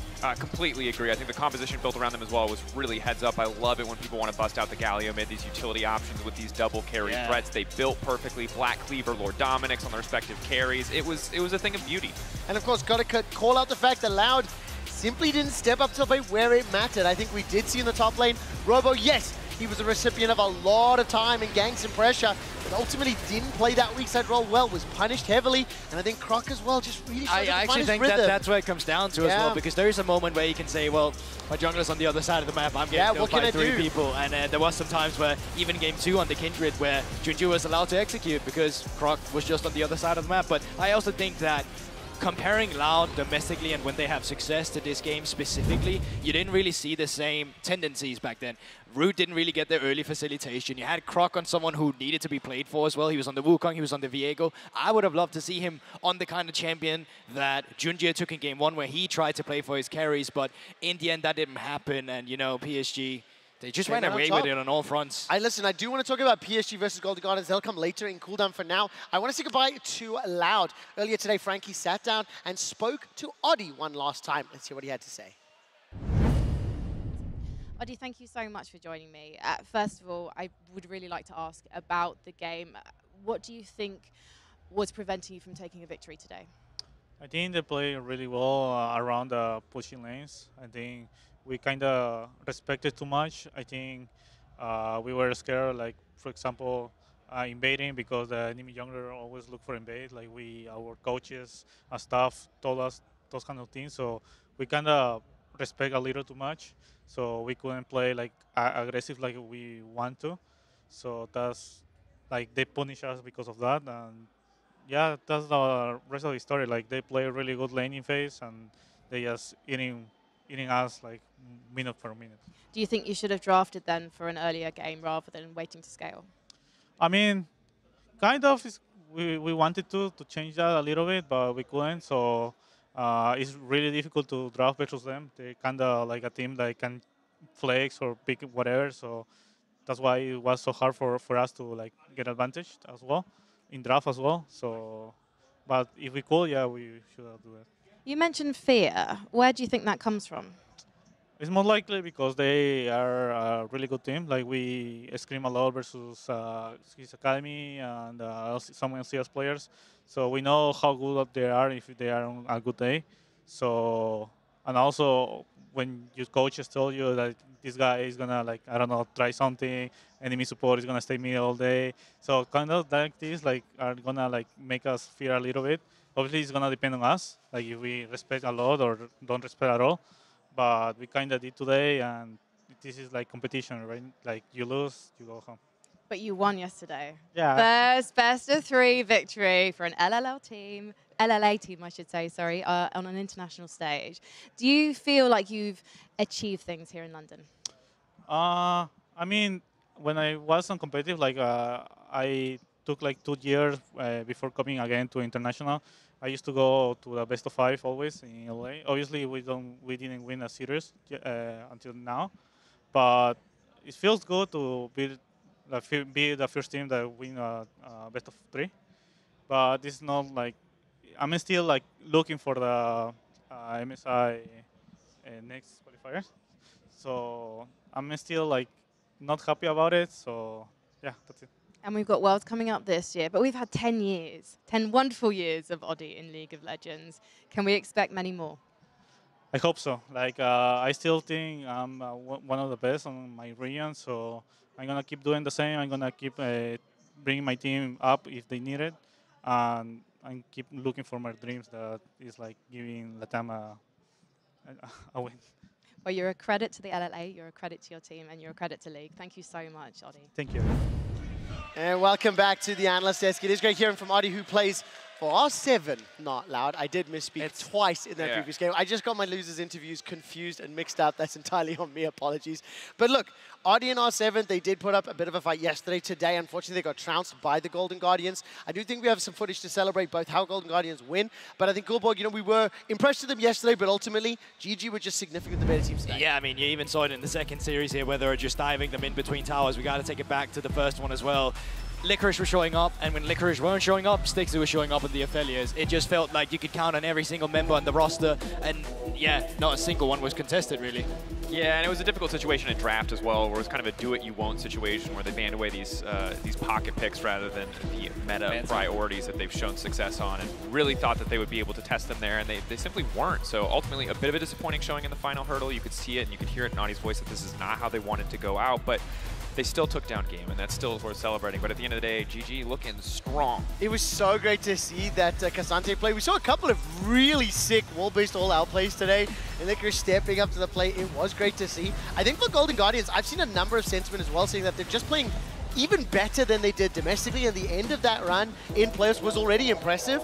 I cannot wait to see what they do tomorrow. I still heavily favor them against PSG, but it will be a closer fight based on what we saw right now. Yeah, and I just want to hang on that. I saw a tweet specifically where the comment then under was like, yeah, but they're also playing weaker opponents. And while that is true, at some teams you can just look at their set plays, look at the way they dive, look at the way they set up waves. Those are things that can improve no matter your opponent, Also, and that's something that happened for Golden Guardians too. When you play weaker opponents, you actually have to step up and crush. How many times have we seen the favored major region teams, international events, I saw G2 struggle? But that's my point, right? So when you do see these matches, we say, look, the favorites should beat the underdogs in a firm and a convincing way. That's what we're seeing from Golden Guardians. That's why I have that faith in them. It is definitely the case, and I think based on the way that PSG are playing as well, this feels like the last and most important test for this team if they can make it to that stage, because this is like the final step of evolution, I would say. The opponents have been getting steadily stronger over time. PSG definitely a force to be reckoned with, because they've shown even if they get big leads, they're not a team who will fall behind. They won't take the same crazy risks in draft that we saw R7 take today. So this is a matchup that I think actually, regardless of how you feel about their previous opponents, is very meaningful. So listen, let me call up the bracket for tomorrow. I'm going to do this one again. Oh, God. I can only apologize. As you can see, now that the results have been concluded, Draco. Can you point, Draco, just to help our viewers? Help me understand. Okay, sorry. We're going to highlight here. Go. Okay, great. Break down the first series, the results. That's Bam. it. R7, dead. Loud, dead. Yes. And what happens tomorrow? How many games are tomorrow? Not a best of 3. Got to make sure I get the right. It's in the middle. Yeah. Best of 5. Wow. Also, it starts 1 hour early than our weekdays have done. So same time as 1 hour early. Wow. Well, this is okay. Yeah, it's weird. So we start at. Hold on. We'll do this one more time. We start at 11:45 BST. That is London time, British Standard Time. We'll do that one last time for you. 11:45. Sorry, 11:45 BST. That is when we start the show. Now, I want to get some predictions here before we do start to wrap up for the day. I've got one last replay to show, but the replay isn't ready yet. Goldborg, who will win tomorrow? How many games will it be? And why will you be so confident in your prediction? I mean, I didn't say I was. Okay. I think I'm having a hard time. I think before coming into today's series, I probably just would have gone with Golden Guardians, but obviously PSG showed up a lot more. But I also think just in terms of how quickly they dismantled R7, I think just in terms of how they've evolved with the tournament too, I think I will give an edge to Golden Guardians. I will probably give them a 3-1. I think PSG is a good team. I think they will take games of Golden Guardians, but I just think that Golden Guardians will take the most and win the series. Yeah, the biggest struggle that I have is that a lot of the matches we've watched are kind of fake data just because teams have been getting blown out in lane or individual discrepancies. Yes. The jungle today in our final series really show up, so it's hard to know for sure. But I think 3-1 is a fair prediction. I think PSG have shown that they have more compositions that they can bring to the table, that they can use things like the Galio mid to match. But Golden Guardians by nature are a super creative team. They'll bust out flexes, they'll play Casante mid, they'll play Casante top, they'll play the Nocturne, and I think that they'll have a much easier time dissecting the clear, like, scaling hyper carry way that PSG prefer to play the game. I'm so happy you guys said Nocturne. Wow. Because the very last replay we have is going to be a special one. Every second counts, thanks to the reliable Cisco network. Rivers Nocturne was able to stifle R7's engage and keep the Golden Guardians snowball picking up speed. So let's take a look at this play. Goldborg, talk me through why you like this. Because they can't see anything, you know, they're trying to come in for a team fight, Nocturne just press that R button. All of a sudden they're getting routed by Golden Guardians and just completely dismantled in that team fight. So I think it's just a beauty because at first the Nocturne's going caught, and they just flip it on its head, turn it around with the push of one button. Okay, so listen. It was a little difficult to see the first time around, but if you don't remember the clip, I want to watch it one more time, just because it's so beautiful and give Draco the opportunity to explain the second time. More importantly, no. What I think more is, when you see the Nocturne vision disappear, it is something that is a little bit of an unspoken strength in pro play. That denial of vision allows you, as the attacking team, to utilize the information denial, right? And it's really fantastic, and I think the thing that we take for granted from the spectator POV is you have this overall perfect vision, so it's really hard to appreciate just how difficult it is to coordinate, how flawless your communication has to be when a Nocturne ult comes through. Especially things like Grave Smokescreen as well. There's countless times where you look at a play and you're like, that guy's dumb. And then you're like, wait, he can't actually see anything. You could be like Caps, who looks over at his teammate's monitor instead as well when Nocturne's ulting. But, is that okay? Is that? I don't know, but it happened. It happened. That's true. I can't deny that it did happen. I have one last question before we do sign up for the day. Are there any picks that you have been surprised to see? Like, I think today we saw a number of first-time picks again as well. I think the Rising to Kennen, theoretically on paper, could work. It just didn't. I was actually just happy with both adaptation that both GG and PSG made. I was a big fan, like Draco said as well, about the Kindred paired up with the Galio. Really good 2v2. Also just disengage when you finally use that Lamb's Respite and have the Taunt to come out afterwards. But we've also just seen the Nocturne. So I think the flexibility between both PSG and Golden Guardians, not only something to appreciate today, but also something to look forward to tomorrow. I'm just really loving the consistent pairing that we're seeing of utility mid with carry junglers. G2 did it with the Nautilus. Yep. Nidalee, which I hated. Please never play Nidalee. Is that my gamer? Please stop that. Don't do that anymore. But I love the Kindred Galio pairing, and it's looking really strong. And when you have so many mid lane champions like Lissandra, like Annie, who can do some damage but will really struggle to kill a whole tank, the pairing just feels better and better and better. And hey, Azir sucks now, so you can't really outscale anymore. It's all about tanks in the mid lane, baby. Keep giving me more. We've not yet seen a significant amount of Ezreal. We know Orianna is something that always shows up in international events. We got one more best of 5. I just want to see whether or not those will come in. Say or not. Corky, old man. I don't want to say it every time. Ezreal, Corky, thank you so much. To the few of you still here in the arena, thank you. And to the entire crowd that was here today, for everyone watching at home, thank you, thank you, thank you. We will be back 11:45 London time, 11:45 British summer time. It is a best of 5 game start at 12. Be there or you'll miss the game. So be there. Wow. We'll see you tomorrow. Good night. Strong ending words. I don't really know where I'm going.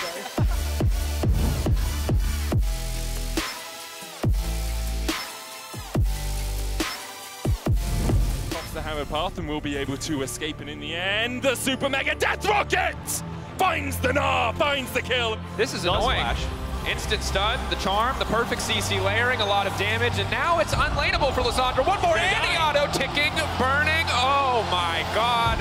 Shuts down. Oh, I think just go. Just go. Okay. Go. No ulti.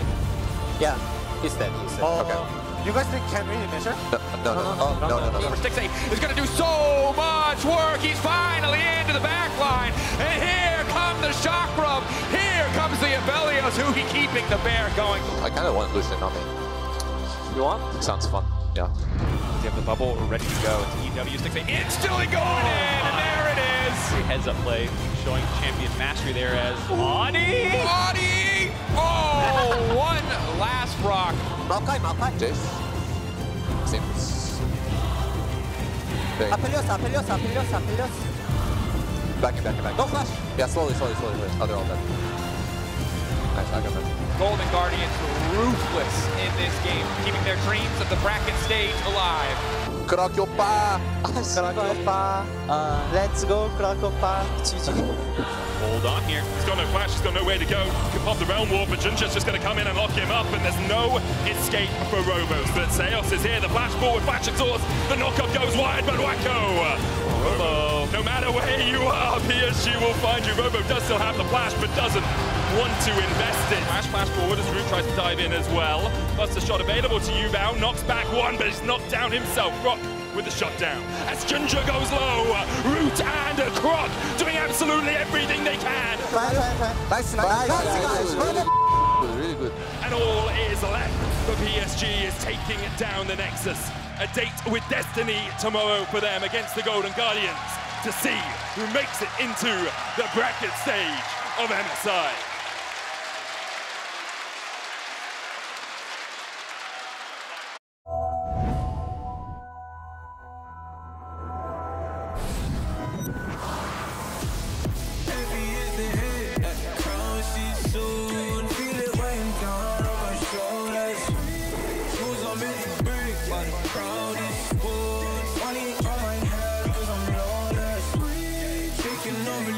Walking down this road, I relate, feel the same, ain't no debate.